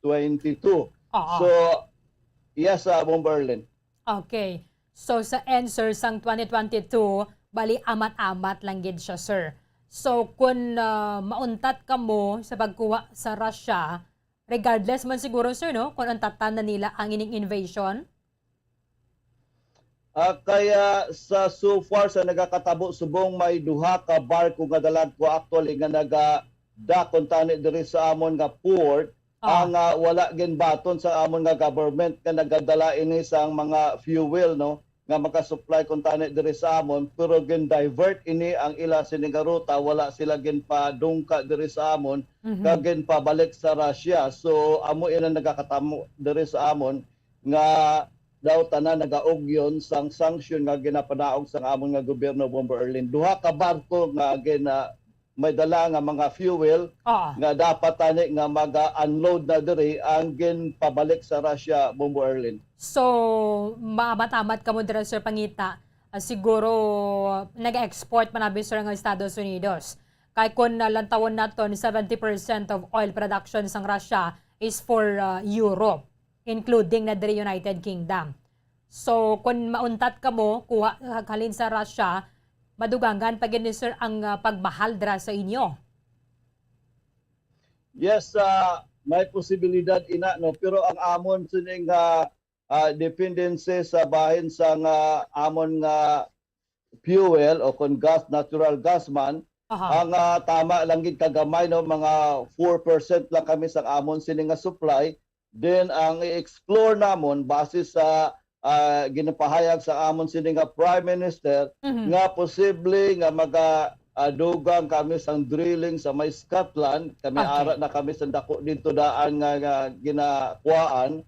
Then ikaduha i-explore man namon ang sa North Sea, kag posible man nga magakuha kami sa Amerika nga supply o kun sa may Saudi kag sa Middle East nga supply sa petrol o kun fuel, Bomberlin. 4% gamay lang manabi siya, sir mo. Yes, gamay lang amon nga gasalig kami sa Russia sa supply sang amon sining gas kag sa amon sining fuel sa subong. Ang dako gid siguro diri sa nga nagakuha sa ila, we have Germany, no? Yes, ang Germany amo ang pinakadako kag bilog nga Europe daw dako gid ang ila sini nga pagsalig sa supply sa Russia, no. Isa na dira ang Germany nga 30% sang ila sini nga kabilogan nga supply sa bilog nga pungsod. Subong sir, may mga pagsaka naman dira sang presyo like basic commodities, abi, mga bakal ninyo sa mga supermarkets. Daw hindi gawa daw sa subong pariho mangyapon daw normal ang amon sini nga mga basic commodities katulad sang amon nga mga food supplies. Kaga iban pa daw wala kami naapektuhan diri kay mostly wala kami salig sa Russia. Ang yes, Bomberlin. Anong mga amo lang to galing sa ban nga mga Russian products pull out. So galing sa kaluoy man ang mga Russian sa dira. At iban nga mga stores bala nga inang dedicated gid bala para sa ila. So mabudlayan sila magpangita sa nga supply because ting iban na diri nga mga Russians dira man sa inyo nagatrabaho. Yes, may ara man ko gani nga kuleg nga Russian, pero sa piyak sa nga building wala na kami kaistoryahan isa recently. Pero may ara man sila siguro sang iban pang mga outlet. Pero ang sa mga dalagko nga store na ang sa subong nga gina-implement ka ginakakastanan, pati na ang ila sila well-known nga ilim-known nga vodka, ginkuha ina sa mga dalagko nga mga store diri sa UK. So magluwas sina Bombo Erlen kung mamangkot ka naman kung anong epekto sini ang sanction, economic sanction kaga pila ka mga press nga asset diri sa nga dalagko nga mga business tycoon nga mga bangko diri sa UK. Dako man ini nga epekto labi na ang pagpatuman sa pag-untat sang gina-SWIFT international transfer sang kwarta sa Russia, Bombo Erlen, kaysa subong base sa report nga nag-abot diri sa amon ang ila sini nga value sang kwarta nga rubles ang nagsarurot man sang tuman kanubo nga bisan na ikumpara mo sa isa ka cent sang US dollar mas manubo pa ang ruble sa karon, Bombo Erlen. Nga kung sa diin before sang war ang value sang rubles nga iya sang currency sang Russia ang ara sa mga 70 rubles per dollar. Sa subong nagalabot ini sa mga 120 pa nubo pagid no ang ilang value sa ilang kwarta, Bombo Erlen. Okay. Kaya kung magtayo yun nabi sir inang malawig ka ng ining gyera sa Russia sa Ukraine kinang lanon gid sang Russia sang kwarta. So since gonna freeze ang ining assets sang mga oligarchs sa dira sa United Kingdom, Russian oligarchs nga mayara sang transaction sa mga bangko sa United Kingdom. So medyo mabulod-budlayan sila gid diri sir no? Yes, magluwas sila ang ila sini nga mga military nga mga machine o kung iya sang aircraft, mga spare parts, hindi man tanan nga ginhimo sa Russia. Madamo diri nga mga spare parts ang ila sini nga mga military equipment katulad sa mga sa Air Force ang naghalin man diri sa UK katulad sa engine nga ginasupply sang Rolls-Royce amo na, Bombo Erlen, nga in the future kung magsige ini madako gid nga epekto bisan sa ilang military operation sa Russian forces ang mapiktuhan man sa sini nga sanction, Bombo Erlen. So kung hindi naman gwantahan sa mga Russians, hindi naman nabi ni Wine ni Putin na sir kahit tama siya kamanggarano na bala. Ang mga pumuluyo gid sang Russian ang sang Russia amo ni mga maapektuhan.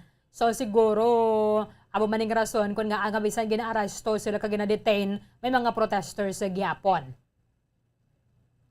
Yes, kaysa base na sa mga balita subong Bombo Erlen, bisan dito sa Russia ang mga ordinaryo nga tawo nga nagadeposito sa bangko ang naga-withdraw sang ila sini nga cash machine bangod sa anticipation sa pagkabalaka nga base hindi na magamit ang ATM machine kag maalangan sila sa mga cash. Then subong man ang ikaduha nga base magsarurot pagid. So amo na nga sa subong nag-inject ang Russia sa base sa report sa mga 733 billion rubles para sa iya sining local bank reserve to boost sa liquidity. So ang equivalent sina nga gin-inject sang Russia nga kwarta mga 8.78 billion dollars nga gingamit nila ila sini nga gold reserve para madugangan ang ilang kwarta sa subong, Bombo Erlen. Okay. So amo ni sir, pero dira ya sir wala ya sang sa mga nagaprotesta nga mga Russians. Ang nagaprotesta diri sa amon nga linibo-libo na ka mga tawo sa mga dalagko nga city, especially diri sa London, kaga mismo dira sa amon nga parliament amo inay naga-support subong nga o kun pag-untat sang inaway sa Ukraine kaga pagpakamalaot man sang ginhimo sang Russia nga pagsalakay sa Ukraine. Amo na nga adlaw-adlaw madamo nga mga tawo ang nagaprotesta diri sa UK. May kangtanan sa sinang padayon nga pag-atake sang Russian troops sa Ukraine, Bombo Erlen. Okay, with this update Sir Ramili Sugon, thank you good sir sa time nimo diri sa amon sa Bombo Radio Bacolod. Good morning sir. Yes, nagikan diri sa England, United Kingdom, ini si Bombo Correspondent Ramil Isugon para sa Pabansang Radyo ng Pilipinas, Basta Radio, Bombo. Maraming salamat kaya Bombo Correspondent Ramil Isugon na direkta sa United Kingdom. Perte naman ang pag-asaka sa presyo sa produkto ng petrolyo dito sa ila and amoning highest nga na-record sa sulod sa 14 katuig. Tindalikan niya sa ato, no? So, manano na lang kita sa niya kon si engineer na mawalits. Ang ining pag-asaka sa presyo sa produktong petrolyo kung magtayo yon kay kasunod sining pagsaka bala kahapon nga malapit sa 6 pesos ang kada litro sang krudo, ang kada litro sang gasolina nagsaka sang more than 3 pesos. Lauman pagid naton sa masunod nga semana ang ining dako pagid nga pagsaka. Ayo, no? Ang ginpagwadring advisory posible nga magadangat sa 12 pesos and 72 centavos ang saka sa kada litro sang diesel. Sa gasolina naman, estimated nga magasaka siya sang 8 pesos and 28 centavos ang kada litro. Ang ginagamit abinadre asang local oil industry naton amo ni ang Mean of Platts Singapore. So ginalantaw na nila dira ang daily average sang daily trading transactions between buyers and sellers of petroleum products as assessed and summarized by Standard and Poor's Platts. So, ang ining adjustment sa presyo sa masunod nga semana is still subject to change depending sa trading results sa masunod nga 4 kadlaw. Kay Martes pa lang kahapon, mayroon pa sang 4 kadlaw nga nabilin. So, ma-announce ni sila is either Sabado, Domingo, o kung Lunes, kay sa kinaandan ang adjustment, ginapatuman Martes ang kagahon, Martes ang aga, o kung Martes sang hapon. Maya pila diri ka mga tips sa aton kay tayo subong hugtanay ginanay sang paha. Manisig pangita lang kita sang diskarte para nga kita ang makatipid kadunggan sa ning pagsaka sang presyo sang produktong petrolyo. Upo daton subong ang OIC Chief sang Energy Resources Development and Utilization Division sang Department of Energy Visayas Field Office, Engineer Felix Timbal. Engineer, live po tayo sa Bombo Radio Bacolod. Upod mo si Bombo Erlin na mayong aga sa imo. Mayong aga, Bombo Radio at lalong-lalo na sa iyo, Bombo Erlin at sa lahat ng mga tagapakinig natin dito sa buong Pilipinas. Opo, parang walang humpay na po itong pagtataas ng presyo ng produktong petrolyo. Siguro so yung mga gagawin na lang po natin dito for the meantime na nagpapatuloy pa po yung Russia-Ukraine na war is magtitipid, hindi engineer? Tama yan, Bombo Erlin. Kailangan tayong magtipid talaga kasi pag hindi matatamaan yung bulsa natin, kumbaga. Opo. Kasi sa susunod na linggo, mas mataas pa po yung itataas nitong or mas malaki pa yung itataas ng presyo ng crudo at saka ng gasolina. Tama po. Based on the news last night, umabot na sa $140 per barrel yung presyuhan. Engineer, meron po ba kayong data kung meron po tayong enough na supply or inventory for the whole Visayas? Actually, Bombo Erlin, dapat ang tanongin natin dito si Engineer Malisa, pero sa nirinig ko lang sa kay from the news din kay sa interview ni Energy Secretary Cossy, meron na enough supply sa buong Pilipinas. Although yung pricing ang doon tayo doon medyo merong problema. Opo. Kasi kung ano yung presyohan doon sa world market, apektado din tayo dito. Ngayon po sir, ano po yung mga tips na maibibigay po ninyo sa ating mga kababayan, sa publiko, dahil po sa patuloy na pagtaas ng presyo ng gasolina, crudo at kerosene? Madaming tips, Bumbo Erlin. Unang-una, unahin natin dito sa fuel conservation. Kung meron tayong sasakyan, kung pwedeng hindi lang muna tayo lumabas para walang consumption sa gasolina, gagawin natin yan.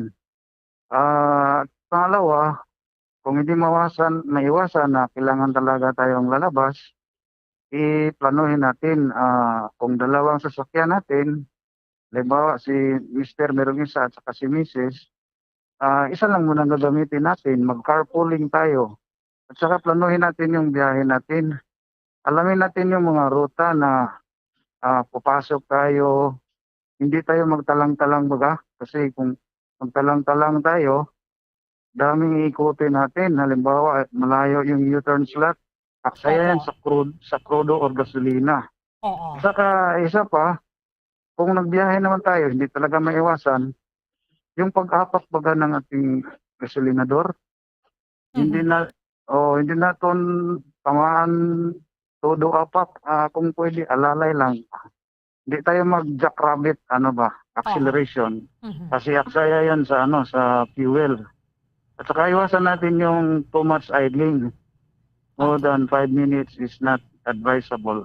At saka, kung bibili tayo ng sasakyan, kung pwede, hindi na yung gatong ng gasolina kasi marami na tayong mga hybrid or electric cars. At saka ito na ang trend ngayon. So, at least ma-save natin yung fuel. At saka yung maintenance ng yung electric or hybrid car. Doon tayo, although initially sa pagbili mo umpisa, medyo may kamahalan dahil yung demand kasi ngayon hindi masyadong mataas. So, it follows the economic rule na kung marami ang demand, mababa yung presyo. Pero kung kakunti, mahal yan. So, tapos, yun, planuhin natin talaga yung biyahe natin. At saka, sa sa paggamit natin ng LPG, kasi LPG, pa rin, petroleum products pa rin yan eh. Yes. So, kung sa LPG, kung pwede, hindi na tayo mag-LPG muna, mag-uling muna tayo. Lalo na kung maglata tayo ng bukog. It will consume too much time and gas. So, iwasan natin. Pero kung hindi talaga, walang uling, pipilitan tayo ng LPG kasi yung mga maraming pera, ayaw man nila ng So, kung isang tip na naman isa dyan is, lagyan mo ng kutsara yung yung container mo. Okay. Bakit? Anong logic dyan? Ang logic dyan is, yung kutsara is a good conductor of heat. So, meron ng heat sa labas, meron pa sa gitna. So, madaling malata yung bukog mo. So, isa yan. Doon sa kaldero, sir? Doon sa gumagamit ng liquefied petroleum gas? Yes. Kung magamit ka ng LPG. O maski yung uling gagamitin mo. Ganon pa rin. So, at saka, maglalagay ng kutsara. Ano nga po? Kutsara, yung malinis na kutsara. Okay. Doon sa loob ng kaldero. Ang logic dyan, meron ng heat sa labas, meron ng heat na nag-generate sa loob din. Kasi a good conductor of heat na yung kutsara. Oo. Okay. At saka sa paggamit ng kuryente, simple lang kung hindi ginagamit yung appliance, i-switch off natin. At saka yung safety din sa atin, kung hindi ginagamit, i-unplug natin kasi lalo na yung TV, meron niyang phantom load nagkukonsumo din yan ng maliit, although maliit na kuryente, pero nagkukonsumo pa rin. Opo. Tapos, yun, sa air conditioning naman, huwag tayong gumamit sa mga hindi inverter. Gamit tayo sa inverter type of air conditioning system kasi makakatipid yan sa electricity consumption natin. Pati din po dun sa mga fridge, mga refrigerators po. Dapat tama. inverter. Dapat pagbili tayo ng mga equipment, tingnan natin yung energy efficiency rating at saka yung energy efficiency ratio. Opo. Kung mataas yung energy efficiency rating, ibig sabihin efficient yung appliance mo. Aha. So tingnan natin yung label ng mga natin appliances bago tayo bumili. Doon naman po Oo. sa ilaw, siguro mas mainam pag may bintana din naman yung room, i-open natin sir yung kurtina pag Tama po. daytime naman po. Tama po, Bombo Erlin. Tapos sa pagpamlansa naman, huwag ka maplansa ngayon, tapos plansa na naman bukas. Planuhin mo. Tibuin mo kung baga. Parang Isang bagsakan lang para hindi isa kasi yung karamihan sa electric iron is 1,000 watts, 1,000 watts yan eh. Opo. So malaking consumption yan eh.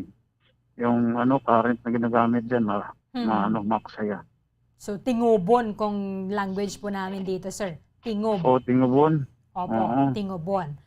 Oo. Sir, siguro ito din yung time na siguro minsan pag malapit na naman po, maglalakad-lakad na lang po tayo minsan. Oo, mag-exercise tayo kasi pag mag-exercise tayo, gaganda ng katawan natin, Bombo Erlin, di ba? Yes. Oo. So magandang tingnan sa mga kung soltera ka, yung soltero, titingin talaga sa'yo kasi ang ganda ng katawan ni Bombo Erlin eh. Parang mga walang yung mga buyon kung dito po sa amin. Wala na buyon kasi. Opo. Oo. Mas mainam po pag flat tummy, So Oo. siguro, or yung public ka transport talaga, sir. Kung hindi naman po ganun ka-importante na marami yung mga nagta-travel sa pamilya, masabuti din kahit may private car, mag-commute na lang po tayo muna. Mag-commute ka pero you have to see to it that you have to follow the health protocols. Huwag natin kalimutan yung meron pa rin COVID dito. Opo. tsaka Pero dun sa kailangan- mga makaka-afford din naman po, walang problema po sa kanila. Oo. Okay. Okay. So, tapos yung safety pa rin, safety din ng LPG, Bombo Erlin. Sige po. Yung Liquefied safety, petroleum gas. pag bibili ka ng LPG, lalo na kung magamit ka ng motor, maghabal-habal ka, wag mo may pahigda yung LPG kasi yung rubber seal dyan is malulusaw yan sa LPG. Aha.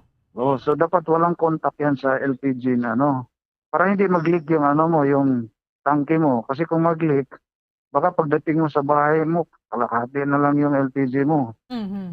O hindi kaya yung sasabog, sir? Ano po? Pwede po ba yun? May possibility na mag-explode? Pwede rin kasi kung mag-leak na yung gas tapos merong spark, sasabog yan. Kasi na yung elements of fire mo na nandyan na yung fuel, Opo. kung merong spark dyan, sasabog yan eh. So dapat saan po nila ikakarga? Pwede sa motor, pwede, pero patindugon mo, hindi mo ipahigda. Okay. Dapat nakatayo po siya. Nakatayo, oo. Okay. Yung iba po, sir, nagsasabi na pag bumili daw sila ng uling, mahal din po yung uling, sir. Yung parang wala nang pang 10 pesos ngayon, 15 pesos yung pinakamaliit na supot. Kaso lang, parang hindi din naman makakaluto, especially pag nilaga. Kamukha niya, nagmahal naman tanan. Wala naging barato. Wala naging katapasin nga to, sir, no? Oo. Hindi ka mag-LPG, mabakal ka uling, mahal man po ng uling. So, kung pwede pa ba lang ganda sir, nga tingubo nila bala magluto, mas mayugid siguro? Oo, tingubon mo man dapat hindi ka na magluto kada ting kaon.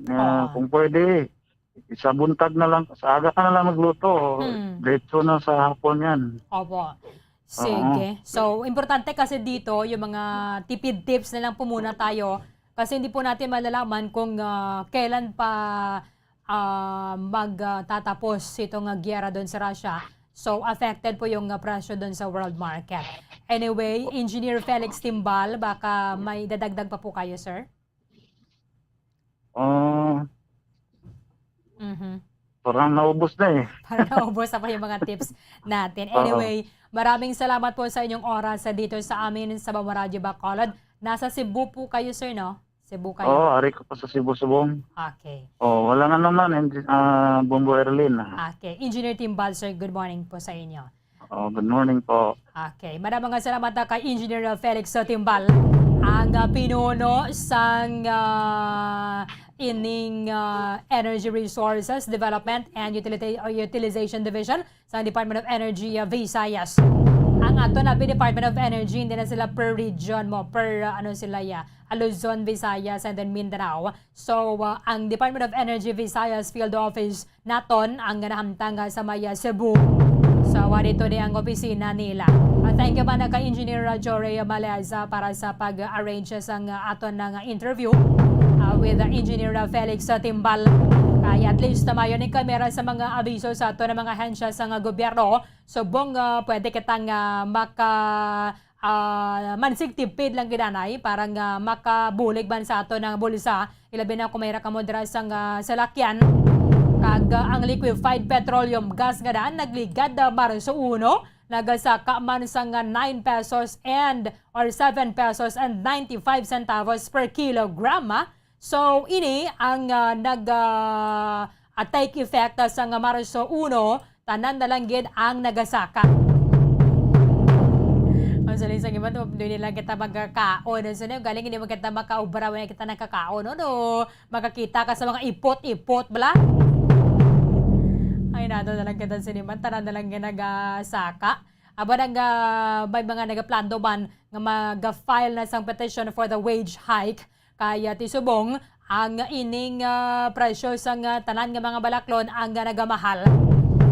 Bisan sa mga uma kapag ganing mayara ka sang ining bala, mabakal ka man gyapon sa mga kinanglandon nimo. So anadera mga pang ining mga panakot mo abe. So bugas sa katuod pero iban nga mga balaklon namon man ang nagamahal. Pero importante na lang gina siya nga at least na nabuhin-buhinan nga mayara sang ining mabuhin-buhinan bala ang ato ng galastuhon. Tapos mga kotoran na to, pante na lang giningway nagasaka kati may hanggana ng pante, aduga-duga, lusluson mo man mo. Ayo. Kung pwede pa man lang, mabulit sa may bike ka na yan, nagbakal ka bike. Tiga-bike ka lang alin dito. Sa mga mandamo na ganiguro mga bakal sang bike, sa mga nagabutang dira sa inyo mga salakyan sa bike lane ay pahigadigad na ninyo ha. Kaya ini-champo na ni para nga gamiton sa aton mga kotoran nga mayara sang bike. Ang aton nga mga bike lane diri sa maya syudad sang Bacolod. Kaya mansig tipid lang gid kita. Ang ginalawman nato na diri nga kon pwede man lang masuspenda sang gobyerno ang ining implementasyon sang excise tax sa fuel. However, subong hatuway naman naggana si Energy Secretary Alfonso Cusi gani. Siling niya, titulo-tulo alang ina nato nanay, kang hindi pa man kinanglanon para nga magdeklarar isang state of economic emergency para kay President Rodrigo Duterte. Si President Rodrigo Duterte, tinuway man na plano. Diba, sa masunod nga mga inadlaw, mayroon man na sang special session ang Kongreso.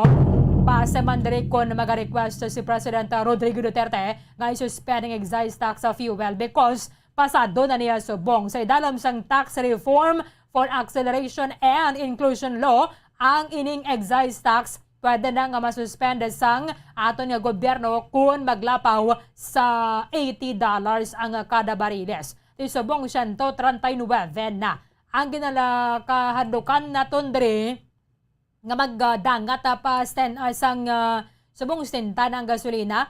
Ang ginalantaw diri sa Department of Energy, basi ko magadangat isa ka gatos ang kada litro. Amo ginin sila nga pag 1-2 naton tanan. Ayo, pero kung sa unang guys, kuilata, wawan taga-reklamo, no, mamulit, siguro mabalikan.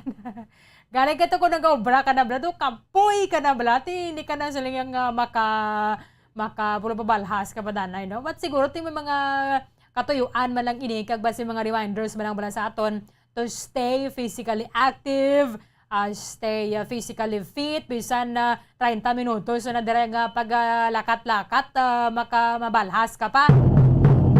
Kaya ko na kaysa ito, mga bago-bagoon na kita bala, no? Dala, pagpaligo, kato sa opisina, pagabot sa opisina, aircon, hindi ka naman mabalhas, hasta naman maghapon, pagapuli mo, gabi, hindi ka na mabalhas. Diba, siya mo na nito, ng pag-wanto-wanto, ta. Kung magsaka, pagid ang presyo, tanan lang kita matipid banwa. Kaya nga to, nga dahil nga sweldo, wala nagdugang ang presyo sa mga balaklon, ag pamasahe, basi dugay-dugay, magasaka na naman. Abo nang hindi na to na mapunggan. 7 minutos ang nabiliin antas ng alas 9 sa aga. Pagbalik na ton, din naman kita sa presyo sa mga basic and prime commodities sa pagbalik sang Bombo Hanay Big Time. Bombo Radyo Bacolod. Number 1! Pas Paradyo Bombo! Tips sagud malikawan ng insomnia. Ang pagtulog sang maayo ang makaapekto sa mental kag physical health sang isa ka tawo. Apang kung kaisa hindi maligar nga nagaka-eksperyensya sa ginatawag nga insomnia, gani ari ang matip sagud malikawan ini kag mas makatulog sang maayo mga kabombo. Kinahanglan nga pareho ang oras ang imo pagtulog kag pagbangon kada adlaw agud maset ang imo nga body clock. Kun adlaw, mas maayo nga buksan ang mga kortina agud makasulod ang kasanagon, paglakat-lakat kun aga kag pag-ehersisyo. Kun gabi, likawan ang mga masanag na screen kaangay sa mga gadgets kag TV. Limitahan man ang pagkaon kag mga ilimnon nga may caffeine kag nicotine bagod makatuga ini sang problema sa pagtulog. Likawan man ang pagkaon sang madamo, pag-inom sa alcoholic drinks, pag-inom sang madamo nga tubig kag ang pag-overthink antes magtulog.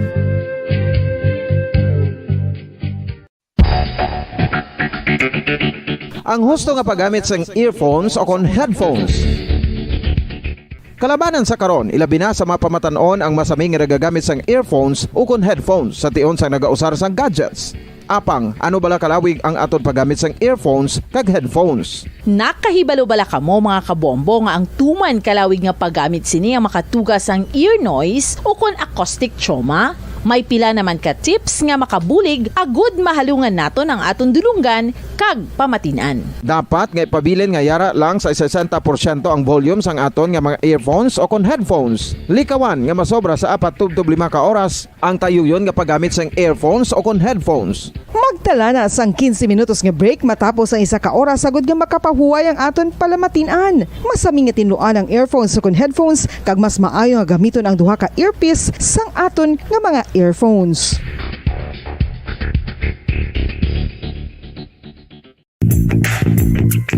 Sa karon nga may ginapangatubang nga pandemic, importante nga halungan gid ang ikayong lawas. Apang hindi lang physical health ang dapat hatagan sa pagtamuda, bangod importante man ang mental health. Paano bala halungan ang aton nga mental health? Una, kinahanglan nga halungan naton ang aton kalawasan kaangay sang pagkaon, pag-ehersisyo, pagtulog kag pagpahuway sang insyakto bangod ang poor physical health ang makaapekto sang modo kag panghuna-huna sang isa ka tawo. Kinahanglan man nga mag-set sang boundaries sa tanan nga bagay, hatagan sang balorang kaugalingon kag iselebrar ang mga kadalagan bisan ano pa ini kagamay. Maayo man sa mental health ang pagpatawad sa isig kapareho. Bangod ginarelease ni ang kabugat sa balatsagon subong man ang pagkamapasalamaton. Suno sa research, dako man ang mabulig sa pagpangamuyo sa paglikaw sa stress.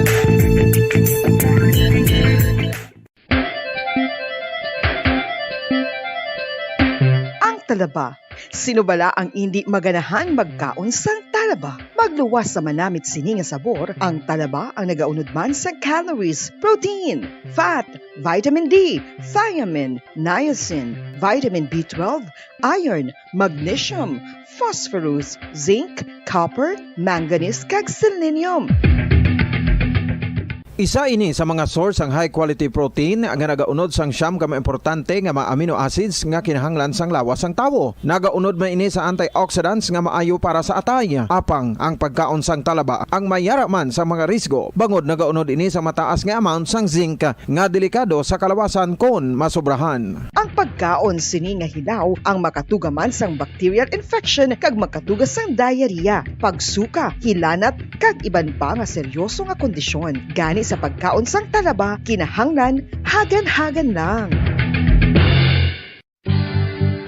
Ang oral disease, nagapadayon nga seryoso nga public health problem sa Pilipinas. Ang prevalence sang dental caries sa mga permanent teeth ang nagapabilin nga mataas sa 90% throughout the years. About 92.4% sa mga Filipinos ang may tooth decay, kag 78% ang may gum disease o kon periodontal diseases. Santo sa report nagikan sa DOH. Bisan pa nga ini ang preventable o kung matapna, ini nga balatian ang nagapekto sa halos kada Filipino at one point or another sa iya nga pagpangabuhi. Ang pag-practice sang good oral kag dental hygiene kaangay lang sa paghalong kag pagtatap mo sa imo kaugalingon. Nagatap na ini sang bad breath, tooth decay, gum disease, resulta ang healthy nga baba. Ang healthy nga baba o kon mouth maayo nga indicator nga maayo man ang imo lawas. Gani halungan gid ang aton nga dental health. San o ikaw ulihi nga nag-ilis ang sponge nga ginagamit mo sa paghugas sa mga kitchen utensils? Ang kitchen sponge mga kabombo, ang mas mahigko pa sa toilet. In fact, ginpahayag sang microbiologists nga ang mga butang nga ginagamit naton sa pagtino sa mga dishes ang pinakahigko nga bagay sa balay. Sa isa ka pagtuon nga na-publish sa journal nga Scientific Reports, ang spongy bacterial colonies ang mas delikado sa aton ikaayong lawas. Bangod sini, ginarekomendar sa mga researchers nga dapat islan ang sponge kada simana. Ang kitchen ang lugar sa aton balay kung sa diin nagasugod ang mga new bacteria. Bangod sa human traffic kag food preparation. Bangod ang sponge ang masami nga warm, mabasa kag matrace ang old food. Ini ang ideal nga breeding ground para sa bacteria. Suno sa pagtuon, maayong idea nga tinluan ang sponge kada tapos gamit. Apang ginasuggest sa mga researchers nga regular nga islan ang kitchen sponge. Ang kitchen ang lugar sa aton balay kung sa diin nagasugod ang mga new bacteria. Bangod sa human traffic kag food preparation. Bangod ang sponge ang masami nga warm, mabasa, kag may trace ang old food. Ini ang ideal nga breeding ground sa para sa bacteria. Suno sa pagtuon, maayong idea nga tinluan ang sponge kada tapos gamit. Apang ginasuggest sa mga researchers nga regular nga islan ang kitchen sponge. Yari na ang isa sa nakapabaylo kag nakabaton sang brand new radio set with AM and FM band kag 1,000 pesos cash. Nagikan sa Bombo Radio Bacolod. Ako si Anisito Delicano, taga Libertad Extension, Bacolod City. Nagbabaylo ko sang radyo nga ginatag sapon sang Action Radio kay nagaungot sa ilalang estasyon. Hindi ko kapamati sang iyasang bumbo, mga lapit naman sa katuig ni nga ginatag nila sa akon. Amo na mo lang ni ang imo nga mamatian ang Action Radio lang. Amo ini nga radyo ang ginapangatag nila. Gindala ko di sa bumbo kay pabayluan ko sang iyasang bumbo nga radyo nga wala sa ungot sa isa lang ka estasyon. Kag manami kay bag-o, kag wala guba, may suga pa. Kag ang 1,000 nga ginatag sang bumbo, napasalamat gid ko kay may nagbakal na kusudan. Sing una ga vendors ko ti kay ginkakasama kami sa Libertad, di way nakukan sa balay na lang ang akon bata ang mga nagasuporta sa akon. Bakal ko bulong ko may may apo ko kag taas akon sugar. Ga pasalamat gid ko sa Bombo Radio sang ginatag nila nga 1,000 kag ang radyo. Salamat gid. Basta Radio Bombo number 1.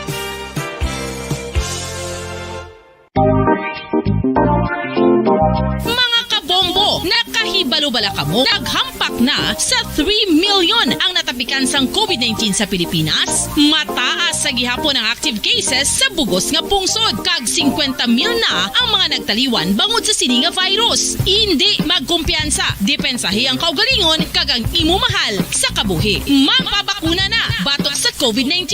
Pahanumdom nagikan sa Bombo Radio Bacolod. Basta Radyo Bombo!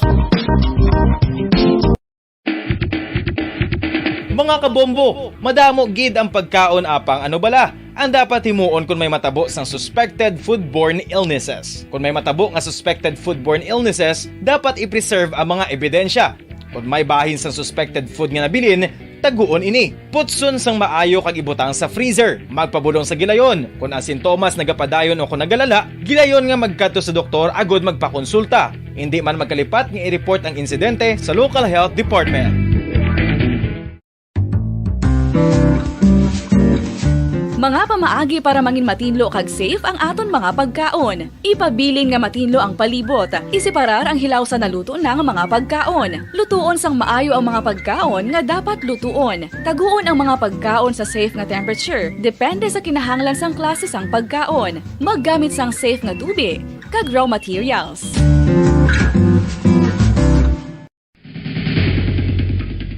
Ang food safety ang nagagarantiya nga ang pagkaon hindi makatugas ang anuman nga halit sa consumers o kung makakaon sini, samtang ini ang ginahanda o kung nakaon. May ara man sa ginatawag food and waterborne diseases o kung grupo sa mga balatian, tugas ang anuman nga infectious o kung non-infectious agents. Ang mga masunod ginakabig common causes ng food and waterborne diseases.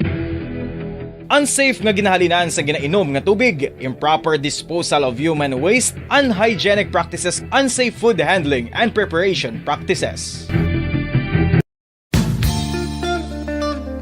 Isa ka bala sa may hinuptanan nga ido, mangin responsable nga dog owner. Bilang nagapanag-iyas ang ido, siguraduhon nga ang mga ini ang regular nga nabakunahan batok sa rabies. Ipaidalom ini sa mandatory registration. Siguraduhon nga hindi ini manginlayaw o kon magsigilagaw o kon libot sa mga kalye o kon sa anuman nga mga public places. Imo man responsibilidad nga mapag-groom ang mga ini, matagaan sa bastante nga pagkaon kag shelter. Responsibilidad mo bilang pet owner nga gastuhan ang anuman nga gastuhon medikal sa tion nga makakagat ang imo ido. Rabies is preventable. Mangin responsable nga dog o kon pet owner.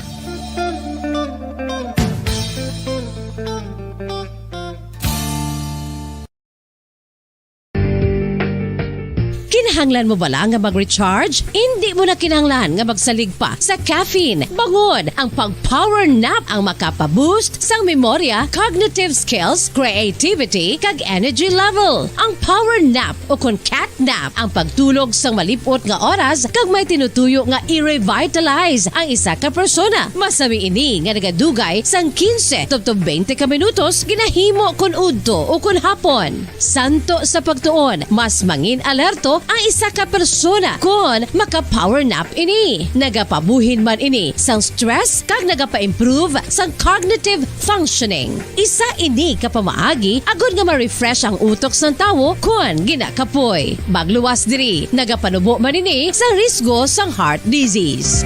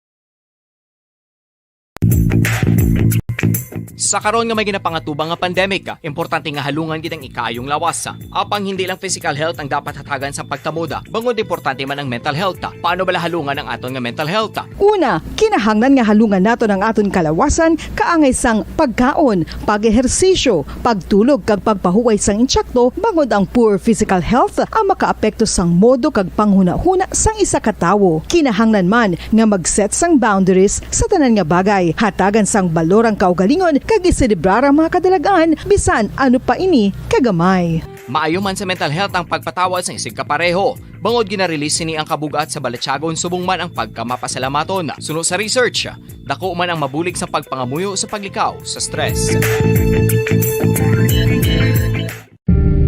Tips agud malikawan ng insomnia. Ang pagtulog sang maayo ang makaapekto sa mental kag physical health sang isa ka tawo. Apang kung kaisa hindi maligar nga nagaka-eksperyensya sa ginatawag nga insomnia, gani ari ang matip sa gud malikawan ini kag mas makatulog sang maayo mga kabombo. Kinahanglan nga pareho ang oras ang imo pagtulog kag pagbangon kada adlaw agud maset ang imo nga body clock. Kun adlaw, mas maayo nga buksan ang mga kortina agud makasulod ang kasanagon, paglakat-lakat kun aga kag pag-ehersisyo.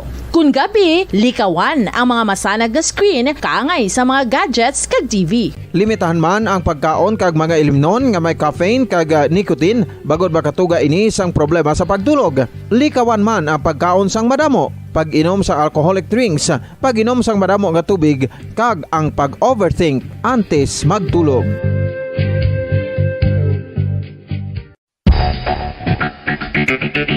Ang husto nga paggamit sang earphones o kon headphones. Kalabanan sa karon, ilabi na sa mapamatanon ang masaming nga nagagamit sang earphones o kon headphones sa tion sang nagausar sang gadgets. Apang, ano bala kalawig ang aton paggamit sang earphones kag headphones? Nakahibalo bala kamo mga kabombo nga ang tuman kalawig nga paggamit sini ang makatugas ang ear noise o kon acoustic trauma? May pila naman ka tips nga makabulig agud mahalungan naton ang aton dulunggan kag pamatinan. Dapat nga ipabilin nga yara lang sa 60% ang volume sang aton nga mga earphones o kon headphones. Likawan nga masobra sa 4-5 ka oras ang tayuyon nga paggamit sang earphones o kon headphones. Magtala na sang 15 minutos nga break matapos ang 1 ka oras agud nga makapahuway ang aton palamatinan. Masami nga tinluan ang earphones o kon headphones kag mas maayo nga gamiton ang duha ka earpiece sang aton nga mga earphones.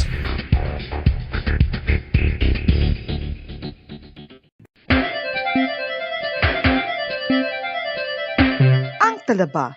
Sino bala ang hindi maganahan magkaon sang talaba? Magluwas sa manamit sini nga sabor, ang talaba ang nagaunod man sa calories, protein, fat, vitamin D, thiamine, niacin, vitamin B12, iron, magnesium, phosphorus, zinc, copper, manganese kag selenium. Isa ini sa mga source ang high quality protein nga nagaunod sang siyam ka importante nga mga amino acids nga kinahanglan sang lawas sang tawo. Nagaunod man ini sa antioxidants nga maayo para sa atay. Apang ang pagkaon sang talaba ang mayara man sa mga risgo. Bangod nagaunod ini sa mataas nga amount sang zinc nga delikado sa kalawasan kon masobrahan. Ang pagkaon sini nga hilaw ang makatugaman sang bacterial infection kag makatugas sang diarrhea, pagsuka, hilanat kag iban pa nga seryoso nga kondisyon. Gani sa pagkaon sang talaba, kinahanglan hagan-hagan lang. Oral disease, nagapadayon nga seryoso nga public health problem sa Pilipinas. Ang prevalence sang dental caries sa mga permanent teeth ang nagapabilin nga mataas sa 90% throughout the years. About 92.4% sa mga Filipinos ang may tooth decay, kag 78% ang may gum disease o kon periodontal diseases, santo sa report nagikan sa DOH. Bisan pa nga ini ang preventable o kung matapna, ini nga balatian ang nagapikto sa halos kada Filipino at one point or another sa iya nga pagpangabuhi. Ang pag-practice sang good oral kag dental hygiene kaangay lang sa paghalong kag pagtatap mo sa imo kaugalingon. Nagatap na ini sang bad breath, tooth decay, gum disease, resulta ang healthy nga baba. Ang healthy nga baba o kon mouth maayo nga indicator nga maayo man ang imo lawas. Gani halungan gid ang aton nga dental health.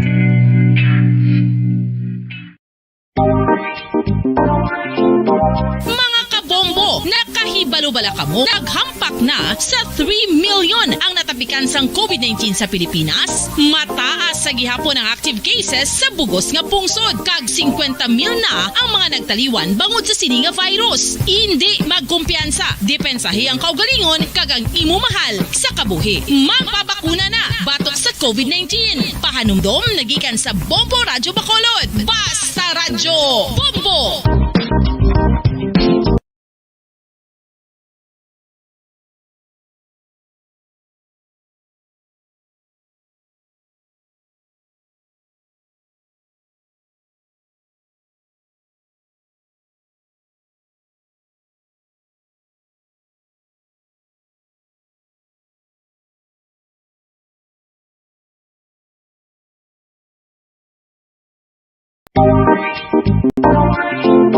Mga Nakahibalubala ka mo. Naghampak na sa 3 million ang natapikan sang COVID-19 sa Pilipinas. Mataas sa gihapon ang active cases sa bugos nga pungsod. Kag 50 mil na ang mga nagtaliwan bangod sa sini nga virus. Hindi magkumpiyansa. Depensahi ang kaugalingon kag ang imo mahal sa kabuhi. Magpabakuna na batok sa COVID-19. Pahanumdom nagikan sa Bombo Radyo Bacolod. Basta Radyo Bombo!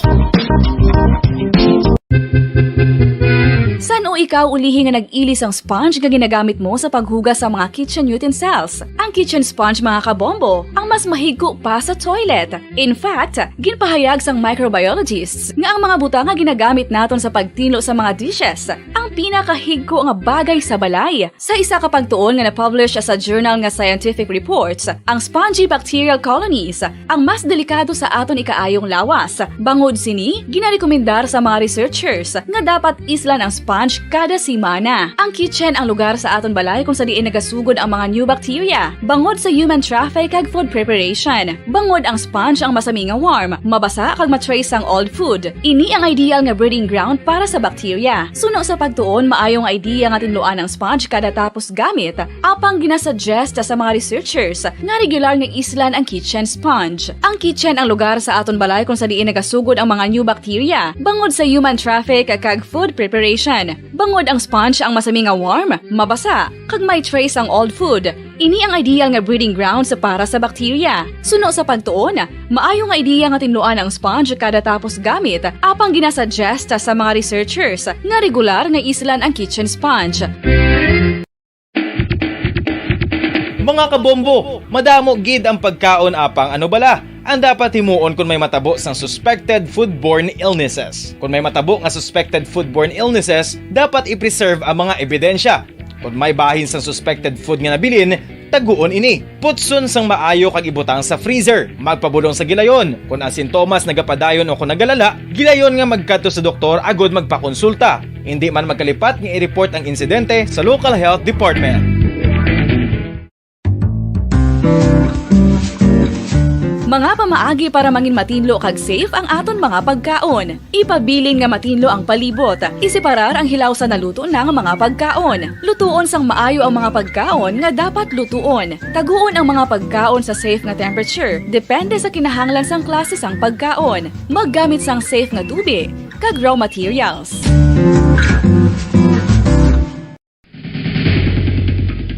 Ang food safety ang nagagarantiya nga ang pagkaon hindi makatugas sang anuman nga halit sa consumers o kung makakaon sini, samtang ini ang ginahanda o kung nakaon. May ara man sa ginatawag food and waterborne diseases o kung grupo sa mga balatian, tugas ang anuman nga infectious o kung non-infectious agents. Ang mga masunod ginakabig common causes ng food and waterborne diseases. Unsafe nga ginahalinan sa ginainom nga tubig, improper disposal of human waste, unhygienic practices, unsafe food handling and preparation practices. Isa ka bala sa may hinuptanan nga ido, mangin responsable nga dog owner. Bilang nagapanag-iyas ang ido, siguraduhon nga ang mga ini ang regular nga nabakunahan batok sa rabies. Ipaidalom ini sa mandatory registration. Siguraduhon nga hindi ini manginlayaw o kon magsigilagaw o kon libot sa mga kalye o kon sa anuman nga mga public places. Imo man responsibilidad nga mapag-groom ang mga ini, matagaan sa bastante nga pagkaon kag shelter. Responsibilidad mo bilang pet owner nga gastuhan ang anuman nga gastuhon medikal sa tion nga makakagat ang imo ido. Rabies is preventable. Mangin responsable nga dog o kon pet owner.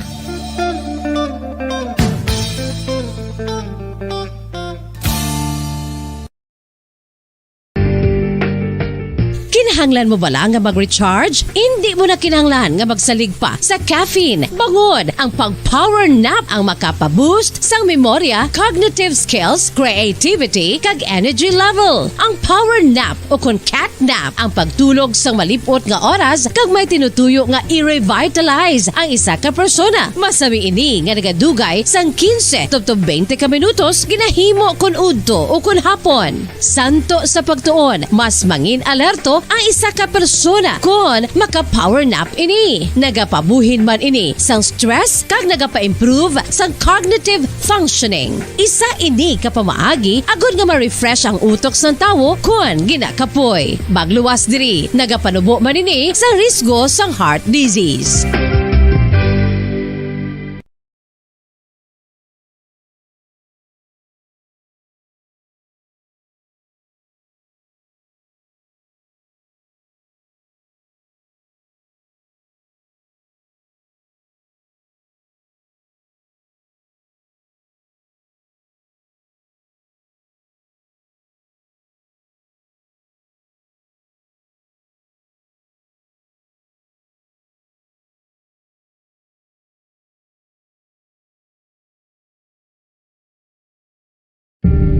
tips sagud malikawan ang insomnia.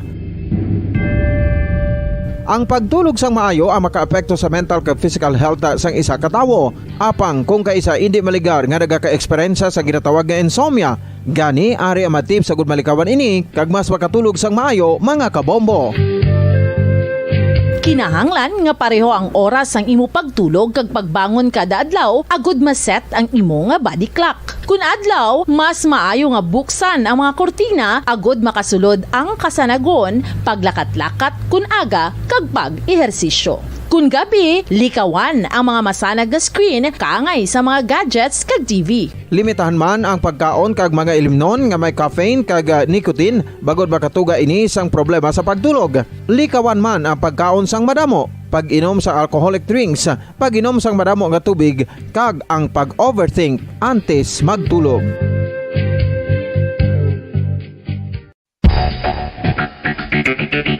Ang husto nga paggamit sang earphones o kon headphones. Kalabanan sa karon, ilabi na sa mapamatanon ang masami nga nagagamit sang earphones o kon headphones sa tion sang nagausar sang gadgets.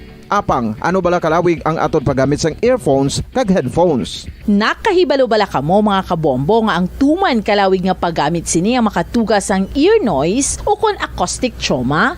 May pila naman ka tips nga makabulig agud mahalungan naton ang aton dulunggan kag pamatinan. Dapat nga ipabilin nga yara lang sa 60% ang volume sang aton nga mga earphones o kon headphones. Likawan nga masobra sa 4 to 5 ka oras ang tayuyon nga paggamit sang earphones o kon headphones. Magtala na sang 15 minutos nga break matapos ang 1 ka oras sagud nga makapahuway ang aton palamatinan. Masami nga tinluan ang earphones o kon headphones kag mas maayo nga gamiton ang duha ka earpiece sang aton nga mga earphones.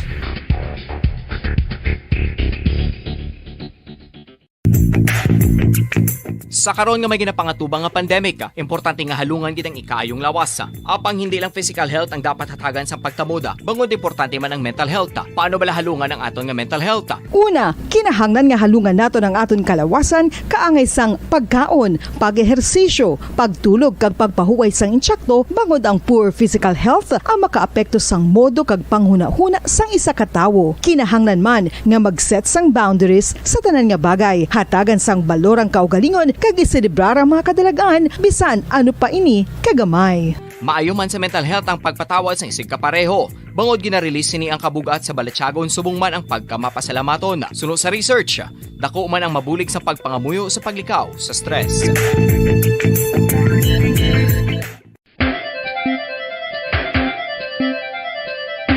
Ang talaba. Sino bala ang hindi maganahan magkaon sang talaba? Magluwas sa manamit sini nga sabor, ang talaba ang nagaunod man sa calories, protein, fat, vitamin D, thiamine, niacin, vitamin B12, iron, magnesium, phosphorus, zinc, copper, manganese kag selenium.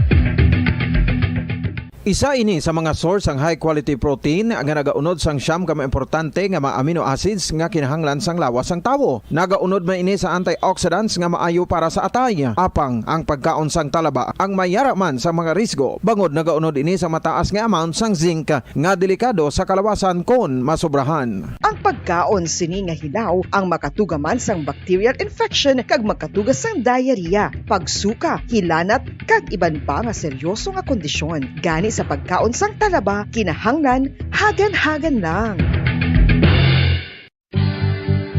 Ang oral disease, nagapadayon nga seryoso nga public health problem sa Pilipinas. Ang prevalence sang dental caries sa mga permanent teeth at Paradyo Bombo. 22 minutos na nakaligada sa atak ng alas 9 saga.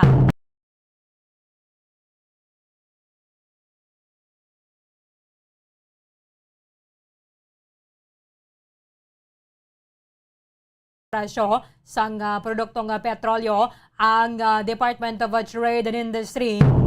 Pero tigidalaw man nato na sa masunod ng mga semana, amo na ni ang pagasaka sang presyo sang basic and prime commodities. Ilabin na nga tayo yun na kagaginalauman nga hindi pa din nato na sinapaktan na kuna sa San-O ang nga pagasaka sang presyo sang produktong petrolyo.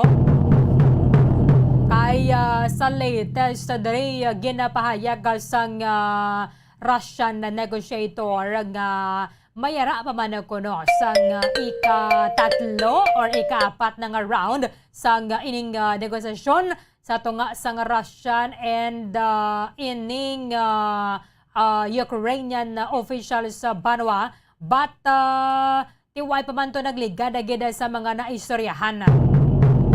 May obligasyon taguro bumulits. Oo. Okay. Kaya kahapon natapos ang ining third round sang negotiation sa tunga sang Russia and then Ukraine, pero why gid sang breakthrough? Why gid a bid na istoryahan kung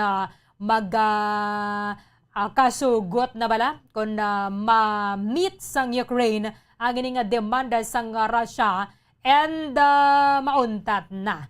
Magin kasugtan nga mayroon sang ceasefire para sa humanitarian ceasefire ini actually. Parang matagan sang ligwa in mga Ukrainians nga gusto nga magagwa bala dito sa Ukraine. Abisar pa nga timayran sang mga abiso ang US Embassy nga hindi lang nga naya siniya Banwa patigayon na sining evacuation dito sa bahin sang Belarus. Alas 9:25 sa aga. Bombo Radio Bacolod. Number 1! Basta Radio Bombo! Sa karon nga may ginapangatubang nga pandemic, importante nga halungan gid ang ikayong lawas. Apang hindi lang physical health ang dapat hatagan sa pagtamuda, bangod importante man ang mental health. Paano bala halungan ang aton nga mental health? Una, kinahanglan nga halungan nato ng aton kalawasan kaangay sang pagkaon, pag-ehersisyo, pagtulog kag pagpahuway sang insyakto bangod ang poor physical health ang makaapekto sang modo kag panghuna-huna sang isa ka tawo. Kinahanglan man nga mag-set sang boundaries sa tanan nga bagay, hatagan sang balorang kaugalingon kag iselebrar ang mga kadalagaan bisan ano pa ini kagamay. Maayo man sa mental health ang pagpatawad sa isig kapareho. Bangod ginarelease ni ang kabugat sa Balatyagon subong man ang pagkamapasalamaton. Suno sa research, dako man ang mabulig sa pagpangamuyo sa paglikaw sa stress. Tips agud malikawan ng insomnia. Ang pagtulog sang maayo ang makaapekto sa mental kag physical health sang isa ka tawo. Apang kung kaisa hindi maligar nga nagaka-eksperyensya sa ginatawag nga insomnia, gani ari ang matip sa gud malikawan ini kag mas makatulog sang maayo mga kabombo. Kinahanglan nga pareho ang oras ang imo pagtulog kag pagbangon kada adlaw agud maset ang imo nga body clock. Kun adlaw, mas maayo nga buksan ang mga kortina agud makasulod ang kasanagon, paglakat-lakat kun aga kag pag-ehersisyo. Kun gabi, likawan ang mga masanag nga screen kaangay sa mga gadgets kag TV. Limitahan man ang pagkaon kag mga ilimnon nga may caffeine kag nicotine bagod makatuga ini sang problema sa pagtulog. Likawan Bacolod. Number 1! Basta Radio Bombo! 26 minutos na nakaligada sa atak ng alas 9 sa aga. I-check na ito na sa Piyakalinya report with Bamo Carla May Defensor kaya ang monitoring sa Department of Trade and Industry Banwa nga way pa man naging subong sa nga changes because ang ining tuman gidya kadako bala nga price hike ginapatuman sa subong nga semana kung kahapon abisan pa naglikad nga semana may sobra piso man nga price adjustment o kung napagasaka sa presyo and sa masunod nga semana kabay pang hindi lang din siya madayon nga mo ginibalaya kadako ang pagasaka sa presyo sang produktong petrolyo kay basta magsaka nga daan ang presyo sang produktong petrolyo nagasaka man ang tanan nga mga balaklon. Nagadako ang imong transport cost, ang gasto sa mga factories, ang nagadako man na Banwa, ilabi na sa mga makinarya nila dira nga nagagamit man sa produktong petrolyo. Karon kumusta ang monitoring sang Department of Trade and Industry? Kumusta gaman yang realidad sa aton nga mga merkado? Ilabi na ini mga ginapwestuhan sa mga nagabaligya sa basic and prime commodities. Bombo Carla May Defensor sa report. Come in. Bombo Carl. Bombo Carla. Kaya nagligad na pa man na nag-abiso na ang mga miyembro bala sa kamara na kung pwede makapatigayon o makapatawagan sa nga special session si President Rodrigo Duterte para nga ma-desisyonan sa nga ton nga mga mamalidha ang ining pag-suspend lang nga bisang excise tax bisan gamay lang gid bala. Maskin gamay lang gid banwa kung hindi man gid tanan kay ti mapektuhan man nga ton sining revenue sa nga ton nga gobyerno. Siguro maskin 50% lang dira kon mabuhin-buhinan tiya di pa man. Imagine na ton na 6 pesos ang excise tax sa may crudo and then 10 pesos ang excise tax sa presyo sa gasolina. So dako pa ining buhin na sa may ining oil price kay ang ining excise tax nga nabawi man lang sa mga oil companies sa presyo sang crudo, gasolina kag kerosene nga ila nga ginabaligya. Bobo Carla, come in. Bobo Carla. Pero ka-call na Bombarlin. Okay, go ahead. Okay. Yes, Bombarlin. So as is sa gihapon ang presyo sa basic and prime commodities sa sunod sa DTI Bombarlin ay tungod nga hindi pa gid ini sila maka-implement immediately Bombarlin. So sunod kay Rachel Nafabde, Provincial Director sa DTI Bombarlin. So hindi pa ini sila maka-pa-implement gid sa gilayon bangod man nga madamo pa sang proseso nga ila sini nga pagahimuon sa pagpatuman sang o kung pagdugang sa mga price sa mga basic and prime commodities sa Bombarlin. So sa gihapon nagabase ini sila sa SRP nga under sa jurisdiction sa DTI Bombarlin. Sa gihapon ginamonitor ini nila ang kada groceryhan kag supermarkets diri sa aton sini nga probinsya Bombarlin. Pero sa ila sini nga monitoring gasunod man sa SRP ang groceryhan kag ang mga supermarkets diri sa aton nga probinsya Bombarlin. So basi basi by next week o kung hindi mahibaluan Bombarlin basi kung magsaka ang presyo sang basic and prime commodities Bombarlin. Pero may ari man ini sila sa gihapon nga pagwaon nga memo nga masaka ang presyo Bombarlin. Sa subong hindi pa gid mahambal nga mayara sa pagsaka sa presyo as is sa gihapon ang presyo sa basic and prime commodities sa Bombarlin. Ito na manufacturer na niya binilang ni mga ginabaligya subong mo before pa man ang ining oil price hike. Yes. Bobo Carl. Although tinagligad dato halin adlabulan sang Mayo asang Enero as subong tayo yun na niya Bobo Carl mo. Ang dako nga adjustment kahapon. So mag-apekto ini base sa masunod pa nila nga bulan kati ang supply para subong nga bulan sang Marso na-produce na mo. Yes, Bombarlin. Expiry sang ining mga products. Yes, Bombarlin kag siguro kung magtaas man gid Bombarlin basi ma-base bala sa transportation sang mga goods bala Bombarlin pakaghalin sa for example halin sa Metro Manila padulong diri sa probinsya Bombarlin. So mo na ang ila sini nga ginamonitor man ang mga groceries kag supermarkets kay basi bala mayara sa nga magpasaka bala para at least mapatagaan man sa nga nagkaigo nga pag-imbestiga Bombarlin. So far sa ila monitoring wala pa man kuno sang wala sa may nagpasaka sa presyo gabi sa gihapon sa SRP Bombarlin. Okay. Bombarlin, pamatian nato ng pahayag gikan kay Rachel Nafable, Provincial Director sang DTI. So as is mangyapon ang aton nga basic commodities that are under DTI's jurisdiction. Kay Ambalco, we are still governed by the SRE, such as the retail price that was just very recent naging update. So hindi man na sila magpasaka right away sang SRP because kadamo pa na sang proseso, mga amo na bala. So as is mangyapon ang aton nga prices within or below SRP or within SRP. So hindi sila maglapaw sa SRP natin. Yes, ma'am. So, ma'am, sa pagtaas ang gatong, ma'am, magposibilidad, ma'am, nga magtaas ini, ma'am? May posibilidad, pero hindi na nga sila nga immediate. Kasi damo pa na sila ko proseso, no? Yes. Siyempre, wala na nato na kontrol ang pagsaka sang gas daw international world market, na global world market.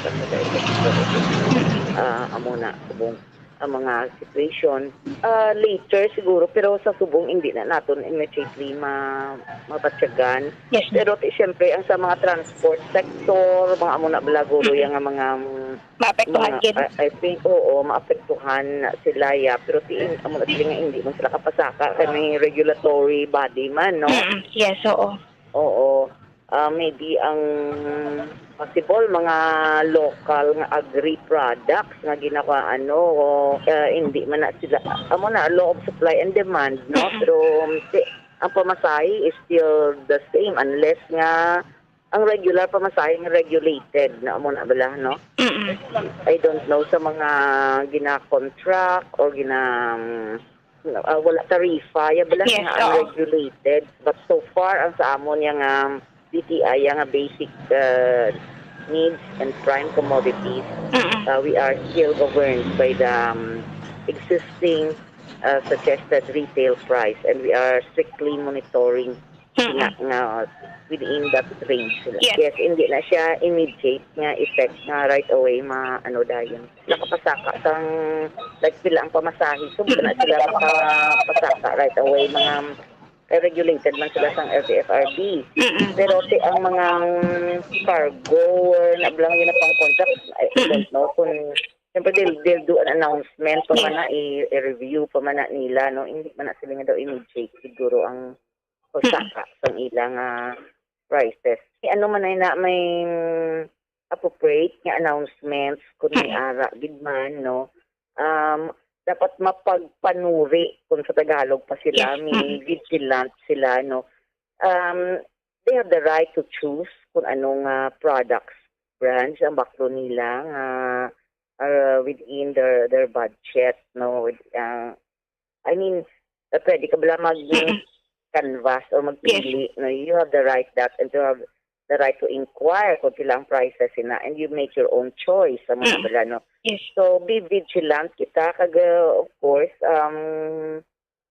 kami sa DTI, we are regularly monitoring the groceries and the supermarkets, no? Mandated gid na sila to follow the SRPs. Kalabanan grocery stores or supermarkets diri are compliant sa mga fair trade laws. Yes, ma'am. So, okay lang they report to us kung may makita sila nga mga problema, no? And we will look into the matter na lang siguro kung ano man, no? Kung verify natin na. Ma'am Borlin. So, Ma'am Borlin naman to, no? Pero medyo yung mga changes na giba niya, di subong niya sa may presyo mo. Kumusta dara sa may libertad? So far, diri Ma'am Borlin sa gihapon ang prices, ang pricing diri may dulo ginagsyaman ini sila gamay Ma'am Borlin, pero kung mag-base sa mga groceryhan kag sa mga supermarkets, at ini sila dapat magsunod gid sa SRP Ma'am Borlin kay ini may ginagsyaman diri, no? Ang nagabaligya man diri sa may area sa Libertad Public Market Ma'am Borlin. May mga pagbago gid labi na sa may presyo siguro sang utan, prutas, mga lamas bala, bumukal. Yes. For sure, Ma'am Borlin, no? Ini diri nga mga baligya diri medyo paisigin mambal naton nga may pagdugang gid sa price Ma'am Borlin, timbangod man sa transportation, isa na dira, no, ang rason to nga mahal ang pagbaligya bangod sa transportasyon Ma'am Borlin. Amo gid kay tisubong, although why pa man niya sa mga pagbago gid sa pamasahe. Yes, so far Ma'am Borlin wala pa man gid sa nga pagbago sa pamasahe sa salakyan Ma'am Borlin sa mga PUJ. So kagay na gani padulungan naton ang North Terminal Ma'am Borlin. So madamo kita nga makita nga mga salakyan o kung mga nagabiyahe nga mga PUJ nga parking dito, kay ang rason sa mga drivers sa Ma'am Borlin presto kagapon sa na-interview naton, mas maayo nga magtinir ini sila sa terminal Ma'am Borlin, at least papuno sila kesa san sa maglibot ini sila, wala sila may makuha kung kaisa nga pasahero may makuha pero hindi bayad sa ila sini nga krudo nga nasayang Ma'am Borlin. Sigurado may pasahero sila mo. Yes, panigurado gid nga may pasahero ini sila kung magtinir ini sila o kung magparking sila sa mga terminals sa Bomberlin. So far, wala pa man gid sa mga na-stranded nga mga pasahero bangod nga madamo kita sa makita nga mga PUJ nga nagabiyahe sa subong nga mga inadlaw Bomberlin. Okay, sige. Thank you again, Bumbo Carl. Bomberlin na mo inang report gikan sa patrol ini si Bumbo Carl May Defensor para sa Pambansang Radyo ng Pilipinas, consistent overall number 1 sa Bacolod. Basta Radyo. Bumbo. Madamo nga salamat kay Bumbo Carla Maya Defensor. Why pa man subong sa mga changes sa diri sa maya presyo sang mga basic and the prime commodities sa bano. We have sardinas, ining noodles, mga canned goods, kagiban pa. So, amo ni ang gina-monitor sang Department of Trade and Industry. However, mayara man na sang ginalauman naton kung hindi siya magtayo yun kahit ang imo transport cost magadugang man mo. Bangod sining padayon nga pagasaka sa nga presyo sa produktong petrolyo, magasaka man ang presyo sining mga ginabakalan nato nilabi na mga ginaluto. Sa mga supermarket sa gani alin pa man sa nga tinalikdan amo na ka mahal ang ining presyo sa mga utanon but siguro because man nga apektado pag nga ton agricultural output ang aton agricultural output. So hindi na mo nakadamo mga interesado bala nga magapanguma, apektado ang ining supply sa mga utanon nga nagaabot sa aton nga mga merkado publiko. Kabaya pang may mga pagbago dito sa may Ukraine and Russia because samtang ngayon siya nagapadayon na banwa apektado gid ang trading sa world market. So nagabakal lang man kita sa produktong petrolyo halin sa iban nga mga kapungsuran or naga-import kita. So ang changes dito mag-apekto gid sa aton. Dugang pangadaan nga timayras ng excise sa tax sa krudo kag gasolina. 40 minutos sa nakaligad sa taknang alas San Nueva Saga. Gin-anunsya sang Land Transportation Franchising and Regulatory Board ang ining pagbukas na sang provincial buses para sa inter-regional trips. But sa lingon, ang mga taga-Region 6 pwede na nga makapadulong sa Metro Manila via Roro. Ining naandan naton sa mga kotura naton ilabi na sa duwa man gid bala nagadali or nagatipid kahit kamahal man nga daan sang plete or ticket sa eroplano. So, bangod nga duwa nagiman sang COVID, ginapasalamatan naton kay pa ini siya magtayuyon kay magabukas na gid ang aton nga ekonomiya. Ang biyahe nagligad. For example, halin ka sa iban nga isla, magtabok ka sa another island, magapresentar ka sang negative RT-PCR test result, or sang ini ang naghalog-halog, inang dapat fully vaccinated ka. But sa gin-announce kahapon sang Land Transportation Franchising and Regulatory Board, sa Memorandum Circular Number 2022-023, ang Land Transportation Franchising and Regulatory Board nagasiling tanan nga mga public utility bus operators nga may valid kag existing certificate of public convenience, provisional authority kag bayara sang special permit, sila ang ginapanugutan na nga mag-operate kag maggamit sang designated endpoint terminals to and out of Metro Manila. Pakadto dito sa Metro Manila, kag halin sa Metro Manila, pakadto na sa mga kaprobinsyahanan. Ang provincial commuter route coming from Calabarzon ang allowed sa ilang original terminal sa Araneta Bus Terminal sa Cubao via C5. Ang provincial commuter routes with pre-COVID endpoints sa Buendia, Makati, Pasay, kag Manila ang magagamit gyapon isang endpoint sa Parañaque Integrated Terminal Exchange, including those coming from Quezon, Mimaropa, and Bicol. Para sa provincial buses from regions 1, 2, and Cordillera Administrative Region, sila ang ginapanugutan nga mag-drop off sa mga pasahero sa North Luzon Express Terminal kung sariin mayara mandra sang mga buses na nga muni ang sakyan nila pakadto sa Metro Manila. Those coming from Visayas and Mindanao pakadto sa Metro Manila, panugutan na nga makasakay kag maka-drop off sang pasahero sa Santa Rosa Integrated Terminal. Dira naman ang mga city buses nga muni ang magadala sa ila sa bahin sa Metro Manila. Ang pananumdum lang sang LTFRB sa public utility bus operators, sila ang required nga mag-secure sang QR code sa tagsa ka unit. Sa tagsa ka unit nga muni ang nag-operate. Pwede din siya ma-download sa www.ltfrb.com.ph. And ini ang igabotang sa tubang sang windshield without affecting the driver's view. Amo na niya bing ginaulat-ulat sa aton ng mga koturan nga makaroro na alin na be for example diri sa may ining Negros pakadto sa Iloilo, and then pakadto na sa may Mapakatiklan ka na, and then pakadto naman sa Batangas.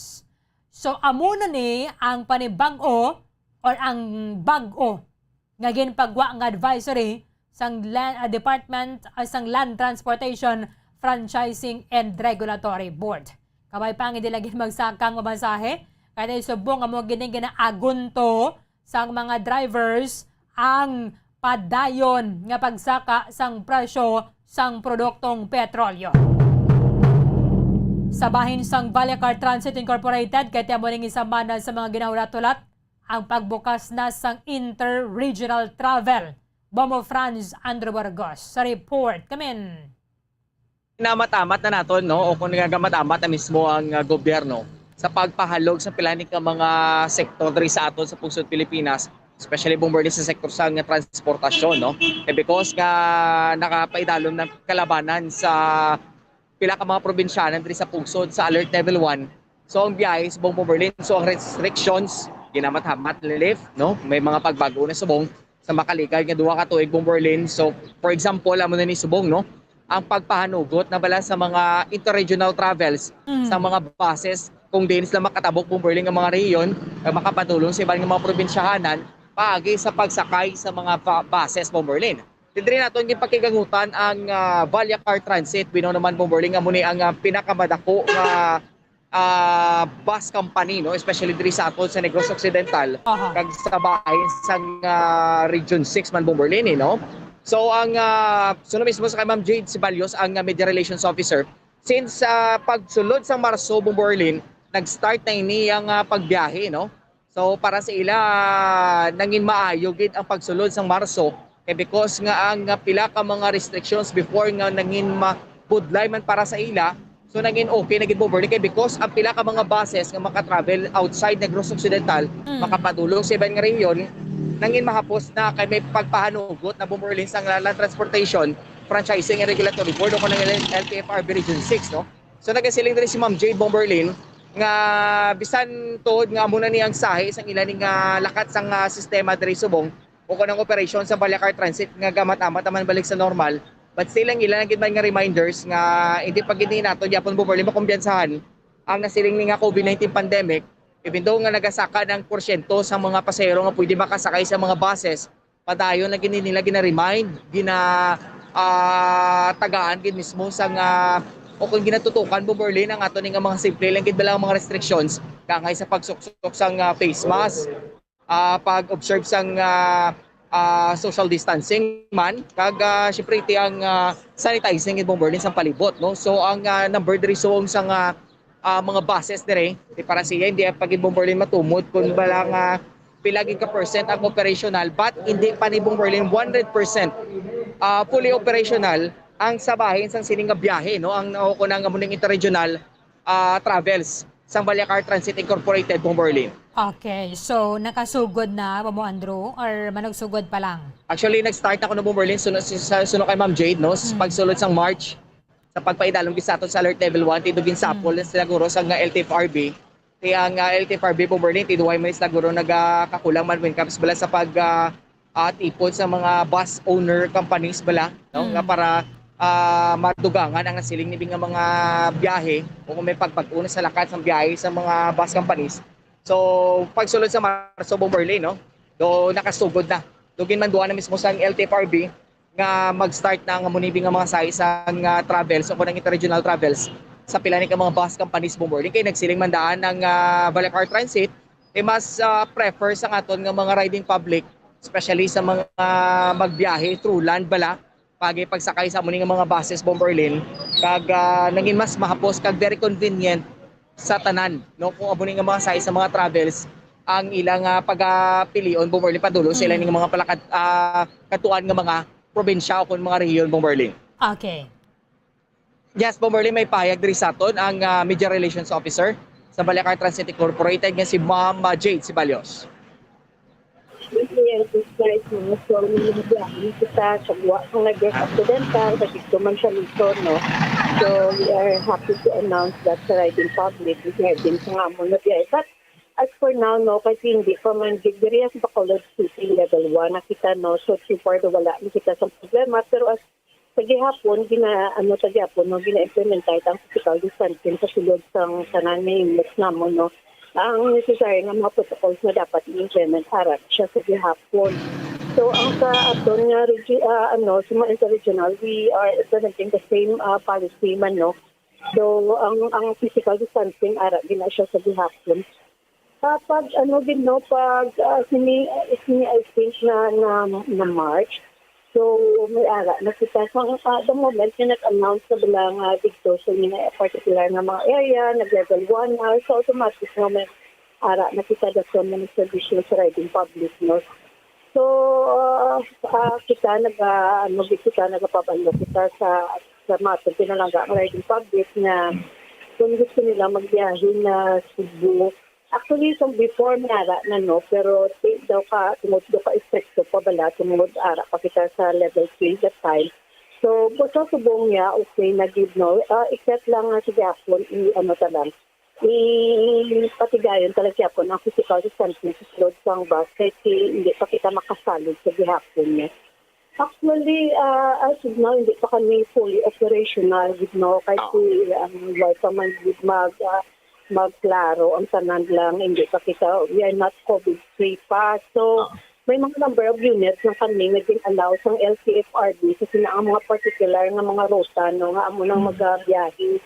But hindi kami mag-worry sa aton nga riding public, no, kay hindi na mangin problema para sa inyo. Din make sure gina namon na as long na may pasahero, yara di kami sang units nga i-allow para sa mga ruta. Although no may mga tako mga pasalamat namon, but as of now, no, as I said, we are not fully operational yet. Kaya ang tanan na number of units namon di pa na siya nagbiyahe, no? So may mga number of units lang na gina-allow. So but we are trying our best also na hindi kami hindi ma-shortage bala every time ng mga pasahero na magabiyahe. So we make sure na may ara gaya unit na maga-cater para sa ila. So amon na sa Japon ang ginapanawagan na namon, no, sa amon mga pinalangga nga riding public na kung sundon talang gihapon ang what is necessary ang mga health protocols na ginapatigayon bala sa Japon kasi hindi kita mangin complacent sa tanan nga oras na tungod nagbubo na siya, nag-level 1 na kita, hindi na kita mag-disiplina sa kaugalingon sa Japon, no, yung patigayon sa Japon na pasok sa pangmas, yung pag-agamit sang ang pagginaw no ng alcohol, ang ng social distancing. Kasi kung nakasasunod ng bus, sirado siya, no? So, we make sure na we implement what is necessary. Kung may approval na from LTFRB, kaya kami subong ka-operate kami routine sa approval ng LTFRB no, sa number of units. Hulat-hulat mo niya kita garantaw, makita sang dalagan sa panahon. Na kung okay na dito, posible, tanan niya units makabiyahe na. But as of now, wala pa. So may number of units na kami na nagabiyahe. Kasi bigit mo kasi may mga pasahero na nagabiyahe before the nahadlock kasi sila tungkol sa mga restrictions nila. So instead na magbiyahe sila, yung pa-iwar na lang kasi magasto sila para sa mga antigen sa swab. So subong niya ko namin. So halos tanan di subong ito almost 95% naman na fully vaccinated na bala. So far daw, nagdako-dako naman ang number of passengers na nagabiyahe. Okay. So, kinanglado na gaban nato ni Bamo Andrew. Yes. At ekonomiya nato bala magtiyog na. Correct mo Merlin, halos tanandaan apektado gid no. Makita man nato mo Merlin ng lakat sa biyahe especially sa sektor sa transportasyon.